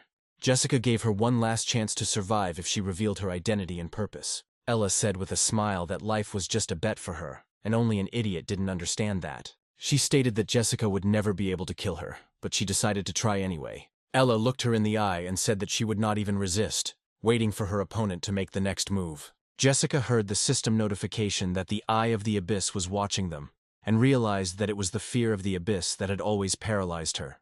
Holding the wound that was soaking her clothes with blood, the girl continued to say with a smile that she had asked for it, and had to see everything with her own eyes. An ominous dark vortex swirled around Ella, and she declared in a hoarse voice that she was the chosen one of the Earth Goddess. It seems that she was the one who was supposed to destroy this world, bring chaos, destroy humanity, and revive life anew. The evil that Jessica desperately tried to destroy will now rise again, just as it did thousands of years ago. Suddenly her appearance changed, and the wound on her neck healed as if the blow had never happened. Ella's appearance changed dramatically, and Jessica did not immediately understand who was standing in front of her. There was only one option left, and this girl was none other than a servant of the god of chaos and destruction, capable of absorbing entire dimensions. It was madness to serve such a god. But Ella sadly admitted that only he recognized her talents. Today she was ready to leave, because there was nothing more for a creature like her to do here. Finally, she reminded that the darkness of the abyss will soon lead all people to a happy land, which they do not yet know about. Fulfilling her mission will not be easy, but the decision has been made, and she does not intend to retreat. In addition, Ella learned the secret that her rival was hiding, and, most likely, Jonathan will soon find out about it too. Using the magic of movement, she instantly dissolved into thin air, and the boys could only stare into space. The black darkness cleared, and it became clear that Ella's arrival had created many problems for the inhabitants of this world. The gates remained open, and it was necessary to get out of this place urgently while there was still an opportunity to do so. Jessica understood that any minute now, monsters from the afterlife dimension would appear here, and it was hard to say how many of them there would be this time. This time Jonathan had a hard time, because he spent a lot of magical power to prevent Ella from carrying out her plan. But even this power was not enough to destroy the gates, and they still hung in the sky, threatening the entire city. In a rage, Patrick grabbed the first stone he could find and almost threw it at the gaping gates, although he knew it was pointless. Adele understood that if the barrier had not been restored, a catastrophe of an unprecedented scale would have broken out, which humanity would not be able to cope with. The boy smiled encouragingly at his friends, saying that they had done a great job, especially Adele, whose magic had noticeably increased. The fire was almost extinguished, but the mutant invasion continued, and Jonathan was ready for battle. Jonathan suspected that the disappearance of the core was connected to Ella, because immediately after her departure, he lost contact with the gate core, which needed to be destroyed. Suddenly, after a short pause, Jessica announced that she knew where to look for answers to all their questions. She was ready to tell Jonathan everything that interested him and reveal all the secrets that she had previously kept. But first they had to leave here, because in this noisy place they could be disturbed by those who did not benefit from the disclosure of these secrets. A helicopter was circling above the place where the gate was still open, carrying one of Jonathan's old enemies. Charlie, who was sitting in the helicopter with his father, had long been waiting for the opportunity to take revenge on Jonathan. He reminded his father that Jonathan had also passed through these gates, and it was anyone's guess who had helped him do so. Charlie wanted to immediately start searching for Jonathan, but Ermac stopped him, saying that the work was finished for today. Only after careful preparation for the meeting with Jonathan will they be able to continue their investigation and find out who he really is. Having found a secluded place, the young people finally began a long overdue conversation. Jonathan asked the girl not to hide anything from him anymore, as Ella had done, because now there was no reason to do so. Looking into Jessica's eyes, he asked her to tell him everything she knew and not to hide the truth this time. He was primarily interested in the relationship between Jessica and Ella and why they were constantly arguing. A green leaf from a tree appeared in Jessica's hands, created, like all living things on Earth, by the goddess of the earth. Jonathan was horrified to hear the truth that Jessica was the first child born on Earth and was reborn almost 2,000 times. She had been through so many reincarnations that she had lost count, and her connection to this planet was much deeper than Jonathan could have imagined. Jonathan had had his suspicions about Jessica's origins before, but he didn't think he was this close to the truth. Smiling, he admitted that 2 years ago he noticed strange behavior in Jessica and suspected that she was a regressor. She adapted to other dimensions with astonishing speed, as if she had already been to places that she was visiting for the first time within this life. That's why Jonathan thought Jessica was a regressor hiding it from everyone. Jonathan's last phrase made Jessica think, because the reasons why she hid the truth were not entirely clear even to her. In fact, she tried to hide it from Jonathan because of the all-seeing eye of the abyss that was watching everyone closely. Jonathan was surprised to learn that this was the same warning that constantly appeared in the system window when entering the abyss. It is the eye of the abyss that creates the gate and causes the destruction of the world that the demon has chosen as its next target. Ella served the minion of chaos, using the gullible Jessica to her advantage, who believed her lies. It is unknown how Ella knew about Jessica's past, but it is clear that she had the gift of foresight and had access to information about all living beings on Earth. Most likely, the god of chaos already knew about everything, and now he only had to choose the moment for his destructive attack. Perhaps the young people had one last chance to fix everything, but it is unclear whether Jonathan will be able to help Jessica. Of course, Jonathan smiled and said he was willing to help, and asked what Jessica's plan was. They were obliged to protect people, even if it did not help repel the attack of the god of chaos. Jessica immediately liked this approach, and she realized with a smile that she had found a true friend and ally. With Jonathan around, all her worries seemed trivial, and she was ready to use her magic to make him stronger. Jessica handed Jonathan a bottle of magic potion that he had once drunk, but had probably forgotten about. Jonathan looked at the bottle for a moment, trying to figure out what power it would give him. Jessica recalled that in his past life, as a lesser god, Jonathan fought Neptune and drank this potion before the battle. Jonathan began to remember something similar in his visions of a past life, but he could not reconstruct the full picture. After taking a sip of the potion, he felt no effect, and vital information about his past remained inaccessible. Jessica reassured him, explaining that it was a secret weapon against chaos that worked gradually. She prepared this potion especially for Jonathan, because now he was able to fulfill his destiny. The barriers they usually used against monsters were only a temporary measure, and would not help against a chaos god. Jonathan realized with annoyance that everything was happening too quickly, and that he would not have time to rest before the main battle of his life. Right now, he needed to gather the remaining priests, and Jessica decided to send him on a new mission.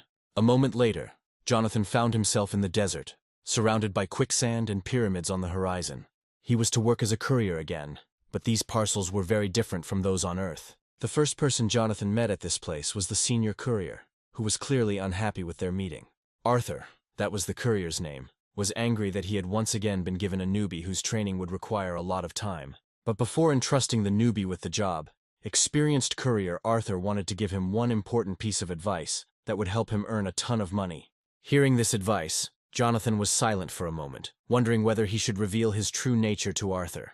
Arthur, noticing Jonathan's hesitation, urged him on, as he was explaining the important fundamentals of their difficult work. Suddenly, looking closely at Jonathan, Arthur realized that this was no ordinary courier. At that moment, it dawned on Arthur that he was in the presence of a real mid-level god, and he couldn't figure out what he was doing in this deserted area.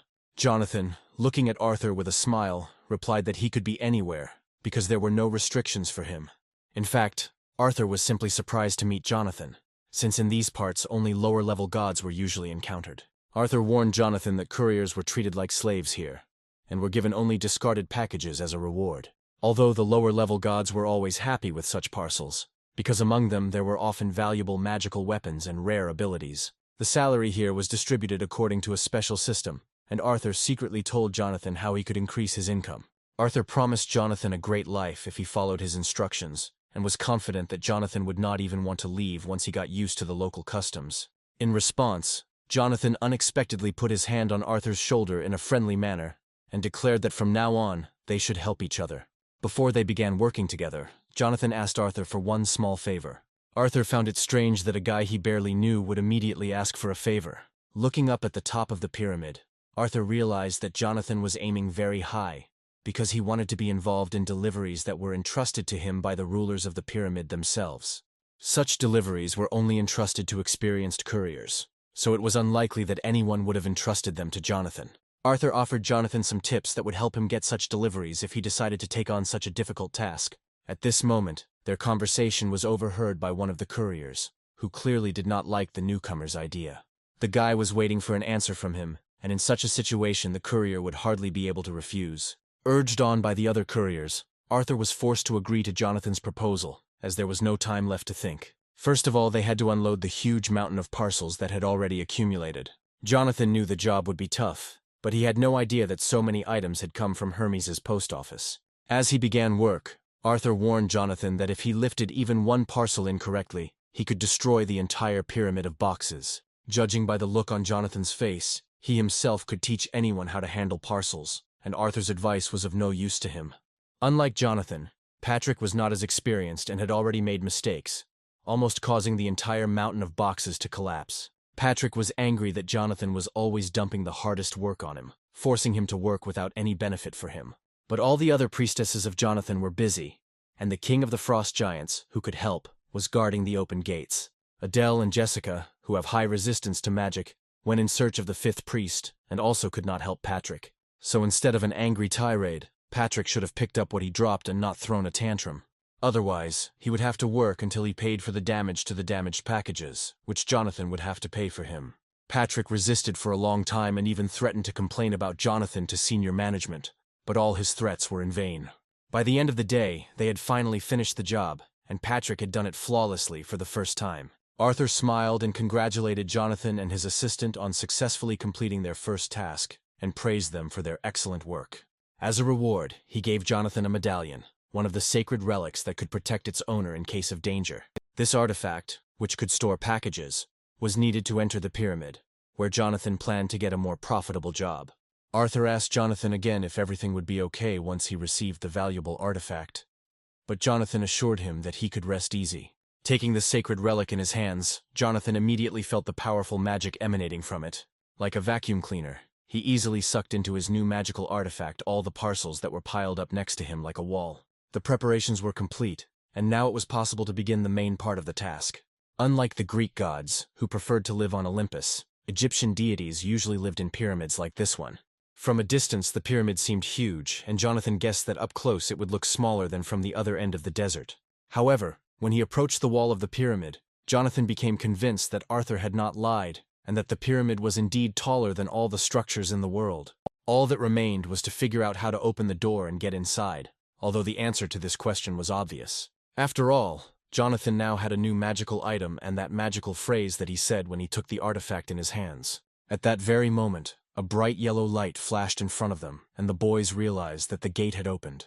Finding themselves in front of a huge warehouse where hundreds of people were working, the guys realized that they had come to the right place. But in order to pass through the hall, they had to face a guard who blocked their path. The guard sternly declared that they were not allowed to pass, and that he would guard the entrance from all uninvited guests. Jonathan was puzzled, because he was just a courier delivering parcels, and should be a welcome guest in the pyramid. The guard reminded him that the pyramid was a sanctuary of the gods and pharaohs, and Jonathan's companion must sacrifice his own hand so that they could enter. The boy objected that Patrick, his personal priest, was supposed to help him with his work, but how could he do it with one hand? At this moment, the guard saw that Patrick had already crossed the line and was inside the pyramid. A huge paw of a guard appeared above Patrick, who was about to carry out his threat and take the hand of the unfortunate priest. The guard reminded that there are no exceptions to the rule, and the guy will have to say goodbye to his hand. Patrick had experienced a lot during his travels with Jonathan, but this was the first time he had felt such horror. Everyone who knew Jonathan knew that he would not allow this monster to deal with his loyal priest. The next second, Jonathan found himself above the guard and delivered an unexpected blow. Landing deftly on the stone floor, Jonathan promised to personally deal with this sudden problem. Seeing how easily the boy fought, the guard realized that he was facing a middle, and perhaps even a higher deity. But now the guy was in the guise of a simple courier, and still dared to challenge the guardian of the pyramid, thereby earning punishment. The guard was filled with anger, and Jonathan's attack did not convince him to let the guy through. There was rage in his eyes, because no courier had ever dared to contradict him before, let alone engage in battle. But, as we know, Jonathan was not an ordinary courier, and none of the guys working here could have delivered such a masterful blow. The guard didn't have time to understand what had happened, as his body began to move on its own, and at some point he found himself right at Jonathan's feet, like his faithful dog. And just as a faithful dog does not bite its owner, so the guard should have met Jonathan at the very gate, and not snapped and rushed into battle. The guard had no idea that this guy had once managed to tame Cerberus himself, so he dealt with this dog in no time. In addition, the guard's wagging tail clearly showed that the magic had worked 100%. The guy, of course, understood that it was not easy for the guard, but with a smile he threatened him with all kinds of humiliation if he did not immediately answer the question and obey his commands. He would never agree to become some boy's dog, so the guard agreed to help him with this mission. Soon they were carefully descending the stone steps of the staircase, because in the darkness almost nothing could be seen. Below, a guard pointed to a passage and confirmed that this was the very path to the top of the pyramid. The guy was surprised that the entrance to the top was underground, but the guard immediately explained that this road leads to the abode of the Sphinx. Raising his head, the guard pointed to the complex mechanisms of the labyrinth, the structure of which changed every day, and therefore it was impossible to pass without special permission. Jonathan has finally reached the place where he can complete the task and receive the long-awaited reward. Suddenly, a bright light flashed in front of Jonathan, the same as when he entered the pyramid, and he realized that he was in the most sacred place. Before them stood a huge living statue with a head, but the voices that were coming from, Jonathan realized, were coming from somewhere behind it. Suddenly a voice was heard warning that in order to get what he wanted, the guy needed to guess a riddle. The creature hiding behind the huge stone head immediately noted the guy's confidence, but warned that everything would not be so simple. 3 cats appeared in front of Jonathan, and putting their names together, he realized that the Sphinx was in front of him. Jonathan was surprised that the Sphinx to which he had asked his guard to be taken turned out to be each of these 3 cats, which meant that he was already there. The guy easily agreed to complete this simple task and solve the riddles, in which Patrick would certainly help him. The first task was not as difficult as the following ones, because Sphinx decided to start with a little warm-up. The task tested Jonathan's mathematical knowledge, and the Sphinx drew something on the stone wall of the pyramid. A strange puzzle appeared on the wall, consisting of several solved examples, except for the last one, the solution to which Jonathan had to find. The Sphinx warned that no more than 3 minutes, and not a second more, were given to solve the puzzle. He then announced the start of the countdown, and cheerfully advised the guy to hurry up. If Jonathan doesn't make it in time, then he himself must guess what will happen to him. Jonathan suddenly felt a strange sensation, as if his head was suddenly ringing. Could it really be another hypnosis magic? In any other situation, he would have simply left this place, but now everything had to go according to plan, so all that was left was to solve this problem. Looking at the puzzle, Jonathan realized that he couldn't solve it in 3 minutes, and that a little more time was needed to solve it. The system, as luck would have it, also refused to give the correct answer, but Jonathan had one last ace up his sleeve. Meanwhile, the Sphinx lazily reminded the guy that he only had 5 seconds left to solve this problem. The strange cats began a countdown, anticipating how they would feast on Jonathan, because he would probably not find an answer. But suddenly the guy named the exact number that the puzzle should end with. The Sphinx seemed to have seen for the first time a man solve this most difficult problem in just 3 minutes. Jonathan's secret was simple, because his new friend Arthur was a real genius in mathematics, and quickly suggested the correct answer through the system window. Now it was the cat's turn to fulfill their part of the deal and tell the guy everything he needed. However, the Sphinx declared that the first puzzle was just a light warm-up, and now it was time for the next task. There were 3 Sphinxes in the room, which meant the guy had to answer 3 questions. The Sphinxes seemed to be enjoying themselves as they watched the boy risk his life in their lair, trying to solve their riddles. Suddenly, a huge magical sword flared up right above Jonathan, hinting at a new test. At that very moment, one of the cats thought sarcastically that since Jonathan had coped with the math problem, this challenge was definitely beyond his capabilities. The cats clearly intended to win this little battle by cunning, forcing the boy to stumble at the most crucial moment. Suddenly the Sphinx threw the sword at Jonathan's feet, barking at him to grip the hilt tighter. Looking at the cat's gloating face, Jonathan realized that the Sphinx had not intended to explain anything from the very beginning, but was just waiting for the moment to feast on him after the failure of the task. As Jonathan raised his sword, he heard a riddle about how to divide 3 combined objects of equal mass into 2 equal parts. This was the same strange riddle that the Sphinx had asked Jonathan, but the boy already knew the answer to this simple question for him. Inspecting the sword, Jonathan noticed that it was perfectly sharpened and ready to cut through anything it touched. Then, pointing his sword towards the Sphinx's, Jonathan said with a grin that if he removed 1 hungry mouth out of 3, then he could split anyone into 2 parts. In fact, this puzzle was the most difficult in the Sphinx's arsenal, so he was extremely surprised that the guy knew the answer. But the worst thing was that Jonathan didn't just answer, but acted as if he wanted to demonstrate on the Sphinxes themselves how to properly cut in 2 with a sword. At this point, the cats realized that their time for riddles was over, and now they had to figure out what to do with this cheeky guy. The energy emanating from Jonathan's next ability was so powerful that Patrick collapsed to the ground, even though he knew he was in no danger.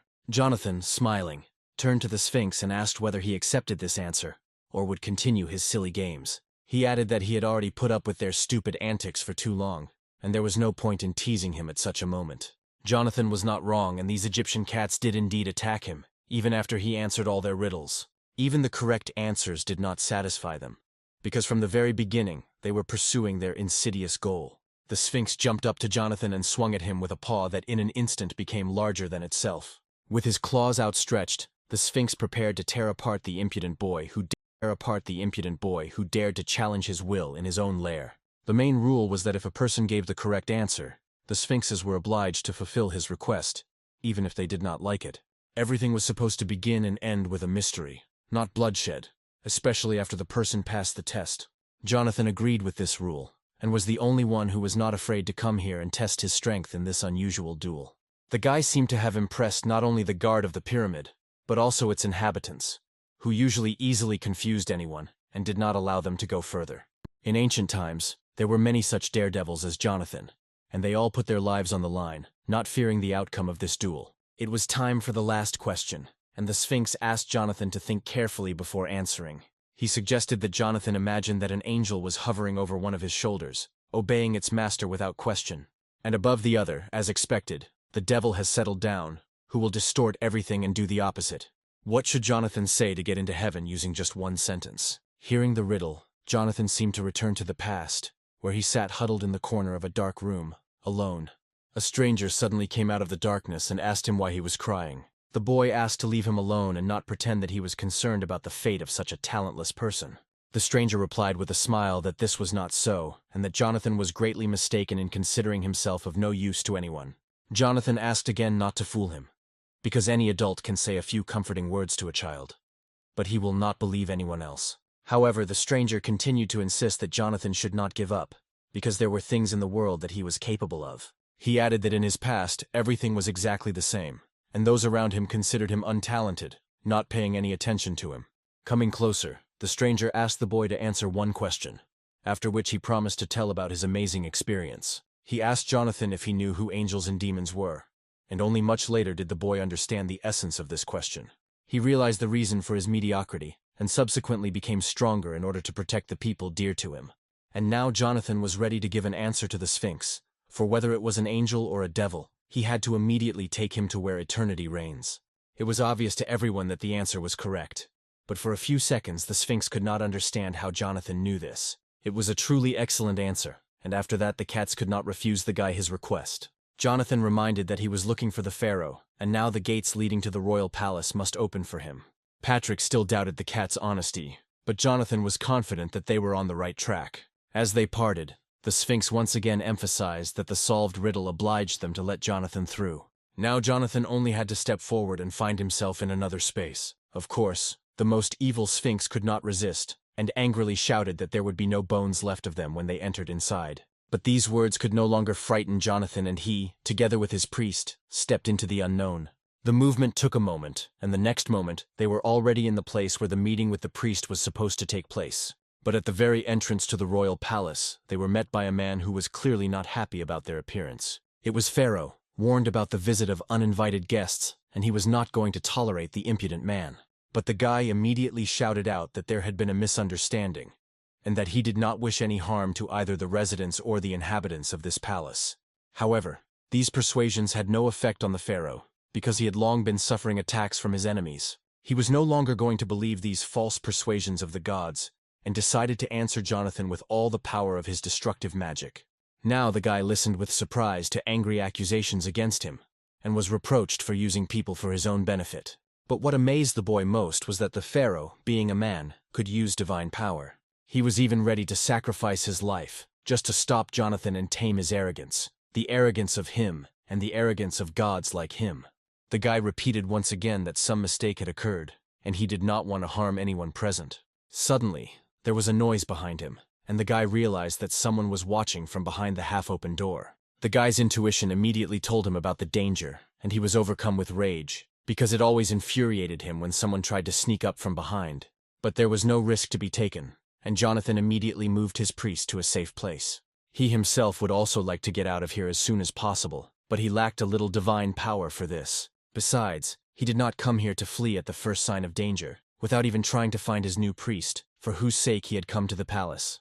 At that moment, the door to the hall of the pharaoh's palace was illuminated by a bright white light, and the guy realized that he was about to encounter the supreme deity. The one who appeared from this door the next moment was well known to Pharaoh, and this meeting did not bode well. It was the god Set, who heard the noise and decided to come here personally to see everything with his own eyes. He again appeared at the pharaoh's palace without an invitation, and the latter angrily declared that no one had invited him. Jonathan immediately activated his invisibility ability, hoping to remain unnoticed by the powerful deity. Meeting Seth could easily have ended in death, because even the system activated the ability of intuition seconds before his appearance in the palace. The pharaoh angrily declared that he would never submit to his enemies or betray the people of his country, even if he had to fight Seth himself.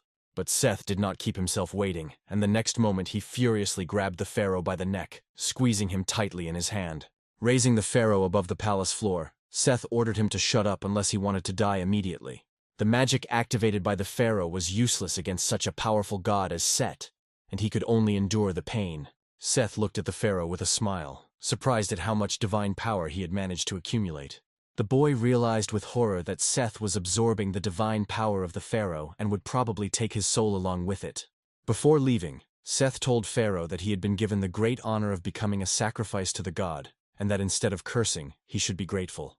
Seth again took all the divine power that the inhabitants had managed to accumulate and transferred it to the pharaoh, and he was again left completely devastated. Pharaoh remained lying on the floor, trying to find the strength to rise to his feet. He realized that what he had been fighting against for the past years had caught up with him again and defeated him and his people. But the pharaoh only wanted to protect those who were dear to him, and those who worked all their lives for the good of his country. When he woke up, for the first few seconds he couldn't figure out where he was. Then, clutching his head, he realized that the nightmare was over. But the voice he heard made him doubt it. For this Jonathan, whom he cursed silently, was still in his abode and seemed to have no intention of leaving. The guy objected that he was not the damned god, as Pharaoh had called him, but the one who had saved his life today. Those around Jonathan were delighted with the delicious sweets that he generously shared with them. But this hardly pleased the pharaoh, who today lost all the divine power he had accumulated over the years. At that moment, the girl gently put her hands on his shoulders and asked him to calm down and come to his senses. He had just recently been on the verge of death, so it was understandable that he was still confused and did not realize his words. Only now did he remember that Seth really wanted to kill him, but who then stopped him and saved him. The girl continued to talk about how, having absorbed such an amount of divine power, the pharaoh almost died, and this would have certainly happened if not for that guy. It was Jonathan, whom Pharaoh considered cursed by God, who saved him when everyone else was powerless. For the first time in his life, Pharaoh looked at the gods differently, because Jonathan turned out to be kinder than many people. Of course, he understood that Jonathan had his own goal, and gratitude was not the only reason for his actions. And when, leaning on the fragile girl, he slowly headed towards the exit, Jonathan suddenly had an idea. He had found the one he was looking for she addressed him by the name borne by the priest, destined to become Jonathan's next priest. Now there was no doubt that this was the very fourth priest that Jessica had spoken of.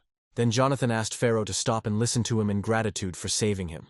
But Pharaoh did not like Jonathan's familiarity, and sharply warned him to watch his language. Moreover, He stated that he did not intend to communicate with Jonathan's people, because he hated all of them since childhood. Pharaoh believed that Jonathan was the type who first extends a helping hand to the desperate, and then sends them to hell. He still couldn't forget the horror from the past that made him hate people. When a terrible famine struck, parents ate their own children to survive.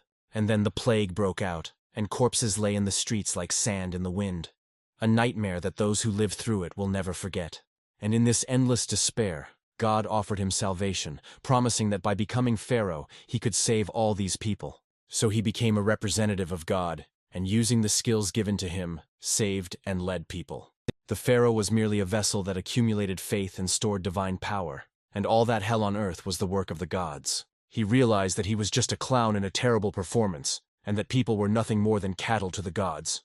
Jonathan had never heard such a terrible story before, and could not imagine that such things were happening in these parts. Looking Jonathan in the eye, he asked him if he now understood where such fierce hatred for the gods came from in his heart. And now, after everything that had happened, he wanted the guy to just leave and never come back. Before leaving, Jonathan nevertheless said one last thing, that their meeting would be repeated, but everything would be completely different. Jonathan, keeping his promise to Seth, spent the next month preparing to win the Pharaoh's trust. A month later, ahead of Seth, he actually kept his word and appeared at the palace. Seth, as usual, barged into the palace without knocking like the owner, declaring that he only had a few minutes. It was time to absorb the divine power accumulated by the country's inhabitants, which he usually drew from the Pharaoh's aura. He hoped that this time everything would go smoothly, without stupid resistance, and he had no idea what awaited him. The next moment, Jonathan appeared right above him, patiently awaiting his arrival. But Seth was not in vain famous for his divine strength, so he easily foresaw Jonathan's blow and responded with his own. He hated being attacked from behind, but his premonition would leave his opponent with no chance, even if he attacked him in the face. Pressing the guy against the wall, Seth sternly asked why he had come to the palace again, and why the hell he had gotten involved with the Pharaoh. Jonathan found it difficult to speak with his face pressed against the wall, but he had long since prepared the answer to this question. His goal was to save the Pharaoh from the inevitable death that awaited him in the near future. Realizing that he had a serious opponent in front of him, Seth squeezed Jonathan's head even tighter, ready to kill him on the spot. Then he threw the guy back with such force that a cloud of dust rose up, covering everything around. Seth knew full well that with Jonathan's divine power, he would hardly be able to win this duel. Thrown back by a monstrous force, Charlie smashed his back through the wall of the Pharaoh's palace and struggled to his feet. But, getting up, he only smiled, realizing that this god had not yet realized who he was dealing with. Even Archie, who had doubted his friend's strength until the very end, suddenly realized that he was facing a true sword god. But before that, there was an unpleasant conversation with Jonathan, who accused Archie of being absent for a long time, which is why he had to spend the night on the street. Jonathan, of course, immediately apologized for being late, explaining it by the problems that had piled up. He then asked how much it would cost to move the huge wall of boxes containing parcels. The payment was so generous that Jonathan was able to buy an ability that now came in very handy for him. He immediately activated his body's regeneration ability, and the abrasions on his face began to heal quickly. Having fully recovered, Jonathan looked at his opponent and suggested continuing the duel that had just begun. Jonathan was not going to repeat himself, and, tightly gripping the hilt of his Excalibur, decided to finish off the arrogant god. With a powerful push, he rushed at full speed towards the one who had caused him so much trouble. In reality, the guy only wanted Seth to let the pharaohs go and stop stealing their divine power. The next swing of the sword was so fast that it almost grazed Seth's chest, who was not used to such speed. It was hard to believe that a low-level god like Jonathan dared to attack him without fear of dying. Seth had assumed from the start that Jonathan would try to save everyone in the palace, and had prepared his own surprise. Noticing the old man in the distance, Seth extended his hand towards him, wanting to make Jonathan regret his decision. Seth was too close to the old man, and Jonathan simply did not have time to react and protect the poor man. The god's huge hand was already squeezing the old man's head, and it was unclear what he had in mind. The next second, Seth threw the old man straight at Jonathan, ordering him to take this worthless thing away since he was so dear to him. But suddenly Jonathan felt that the old man in his arms became weightless, as if his body began to dissolve into the air. But what happened to him? Right before Jonathan's eyes, the old man began to crumble like sand as Seth used his divine power. Seth continued to taunt Jonathan with a smile, as he had just missed his chance to hit him. He still considered the pharaohs to be cattle, confident that none of them would dare change the structure of his pyramid. Now everyone in the palace became his victims, and the evil god turned his most powerful weapon on the pharaoh's children. The boy did not have time to react, because he did not have the ability to resist such a powerful deity. Jonathan couldn't stand aside and rushed forward, standing between Seth and the boy, ready to take the blow. Seth couldn't believe that this god had decided to protect some people who probably also wanted him dead, and wouldn't appreciate his kindness. He considered it wrong to give hope to these pathetic creatures, believing that this only made life more difficult for both the gods and the people themselves. Turning around, Jonathan realized that Seth had taken not only the boy hostage, but also all the other servants of the pharaoh. All those who did not manage to take cover were bound by magical chains, and their lives were in mortal danger. The evil god saw nothing wrong with breaking his own rules, considering himself the only master. It was a terrible sight, but all the servants who had recently served the pharaoh faithfully, one after another, turned into sand. But Seth was wrong about one thing, because Jonathan was exactly the kind of god who was ready to sacrifice his life to save people. He didn't care whether a person was talented or not. He was ready to do anything for the happiness of this world. These words only made Seth laugh, because it was the first time in his life he had heard such nonsense. But if Jonathan was going to continue to protect these fools, he was going to face a force he had never encountered before. Seth attacked Jonathan again, this time intending to show him what he was capable of. The blow was truly powerful, and Jonathan only managed to thrust his Excalibur forward at the last moment. Then, turning his attention to the remaining servants in the palace, Seth directed the magical chains with sharp tips at one of the girls. Jonathan wanted to rush to her defense, but Seth was much faster than he expected. The next second, Jonathan again received a strong blow to the face, which clearly could not go unnoticed. The impact, like a hammer blow, sent Jonathan flying backwards, blood gushing from his mouth. Seth seemed to be enjoying fighting Jonathan more and more, as he had long hated the upstarts who had recently become young gods. Without wasting any time, he approached his victim and delivered a series of monstrous blows that could kill anyone.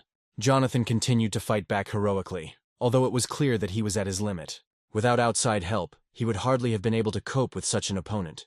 But at that very moment the pharaoh appeared in the palace. Never in his life had he seen a battle between two gods, one of whom was on the side of people. Suddenly Eleanor appeared behind him, deciding to give him all her divine power so that the pharaoh could enter the battle and help Jonathan. The pharaoh understood perfectly well that after this Eleanor would die, that this step meant certain death for her. But Eleanor said with a smile that she knew herself very well, and would never forgive herself if she acted differently. She had little divine power left, and after Seth's magic her body slowly turned into sand. Suddenly, an old man who had also met with Seth and whose days were also numbered, placed his hand on Pharaoh's shoulder. He said with a smile that he had lived a long and happy life, and therefore would do the same as this beautiful girl. As a result, everyone present in the hall gave their divine power to the pharaoh, thereby signing their own death warrant. The boy burst into tears, realizing that these people had sacrificed themselves for his great mission. He clenched his fist, deciding that he would never lose after such a sacrifice, and would not give his life away too cheaply. Eleanor asked him not to cry, and promised her friend that they would meet in the afterlife. She had already tasted the glory and wealth of earthly life, and after wandering for thousands of years, she found true love. Having experienced all the joys of life, she was ready to move on, leaving behind all her past regrets. Just before her death, she promised Pharaoh that their shared happiness would return to them when the days of their bitter sorrow had passed. And a second later, all that was left of her was a mountain of sand, and the entire hall, recently filled with Pharaoh's servants, was covered with the same sand. Meanwhile, the fight between Jonathan and Seth continued, and the guy realized that he might not survive this fight. With each passing minute, the enemy became stronger, and Jonathan's divine energy was depleted. Seth also got it in this fight, but he had no doubts about his victory and was ready to fight to the end. He wanted to finish off Jonathan so that he would no longer interfere with his plans and get under his feet. At that moment, someone appeared in the hall who could not forgive Seth for the suffering he had caused him and his people. The pharaoh, endowed with the divine energy of all the inhabitants of the palace, struck such a powerful blow that clouds of dust covered the entire hall for a long time. Even the stone ceiling of the palace was covered with cracks, as if from cannonballs, and threatened to collapse at any second. Seth remained where he was, realizing that Pharaoh was no longer the easy prey he had become accustomed to seeing in his person. The pharaoh approached Seth and angrily asked him how it felt to fall from the top of the pyramid of which he was so proud. Seth couldn't believe that this man dared to raise his hand against him and use divine power that could kill him. With this, Seth crossed the line, and the pharaoh was obliged to take revenge, and their duel today was to be the last. Jonathan saw the power of the pharaoh and was amazed at his might, which had remained hidden from everyone all this time. For Seth it was all over, and Pharaoh knew perfectly well how their fight today would end. He loudly declared that this place would become Seth's grave, and that he would not be able to escape his predetermined fate. Seth believed that only the pharaoh was to blame for the pyramid being filled with blood, because he himself was ready to turn every inhabitant of this country into sand. Suddenly, 3 sphinxes appeared in front of Seth, who were not going to let him go. Standing up and heading towards his opponent, Seth asked the sphinxes not to interfere because he was very busy. Suddenly he heard a loud sound behind him and an angry cat hiss, which made it clear that the sphinxes were serious. The sphinx immediately rushed to attack, knowing that Seth was now more vulnerable than ever before. For the first time these creatures dared to attack him, and Seth wondered if they really didn't value their lives that much. The sphinx felt that the loss of divine power had made Seth weaker, and now he would definitely be able to stop him. The sphinx asked Seth the same riddle he had given Jonathan, giving him only 30 seconds to think about it. He warned that if Seth did not respond, he would remain in the pyramid until it turned back to sand. And 30 seconds later, everyone saw how the pyramid began to collapse, and Seth was still inside. It was hard to believe that Seth had received no guarantees when he entered the pyramid, since, as Jonathan reminded him, the pharaohs had imprisoned him on the lower level of that gigantic structure. Many residents were saddened by the loss of their only source of income, since delivering packages from the pyramid allowed them to support their families. Jonathan's mission was complete, and Arthur was a little sad to part with him. However, he has earned so much money that his sadness will probably quickly pass the moment the guy starts spending this money. Taking off his glasses, Jonathan reminded him that he had not given him divine power so that he could take everything for himself and offer to divide the spoils fairly. Arthur immediately agreed to share, and did not mind giving something else to his new friend if Jonathan took a liking to an interesting artifact. This answer suited Jonathan, because among the artifacts there was something interesting for him, which in the future could help in the fight against aliens. Suddenly, in the distance, Jonathan saw Pharaoh sitting alone on top of a sandy hill. Approaching him, Jonathan suggested building a separate tomb for the pharaohs after the destruction of the pyramid. But Pharaoh was no longer connected to this land, and by scattering his ashes to the wind, the souls of the dead would gain freedom. All his life, Pharaoh strove to liberate himself and his people, but he suffered irreparable losses. Life goes on no matter what, and if they ever meet again, Pharaoh promises to repay Jonathan with kindness. Despite Pharaoh's initial distrust, Jonathan saved his life, which means he should treat this guy completely differently. The pharaoh would like to stay with Jonathan forever, and repay his loyalty by becoming his loyal priest, if Jonathan does not mind. In fact, this is exactly why Jonathan took on this job, which means his mission can be considered accomplished. Returning to Earth after being initiated into the 4th priesthood of Jonathan, Pharaoh was finally able to relax a little. Having set foot on his native land, he felt as if he had been absent for 1,000 years and was madly missing the earthly air. Most of all, he wanted to get home as quickly as possible and eat a portion of delicious chicken. But on the way, he met Ermak, who had been looking for him for a long time. Ermak was irritated by the young man's carefree appearance, as if he had no idea what was happening in the world. Jonathan didn't understand what Ermak was doing near his house, and why he was following him like he was some kind of criminal. The man replied that their meeting was inevitable, and that today, that day had finally come. Ermak threw Jonathan newspapers full of the latest news, which had become the main sensation in the city. Rumors began to spread throughout the city that Jonathan had deliberately opened some gates to sow panic and gain personal gain from it. To Jonathan's surprise, Ermak took this absurdity seriously and warned that running was useless. At that moment, Jonathan noticed hunters around him, ready to take him to the department for questioning. Ermak advised not to resist, otherwise he would be put on the wanted list throughout the country, as a person who did not obey the legal demands of a government official. Once in the department, Charlie realized that this was a great opportunity to take revenge on Jonathan for past grievances.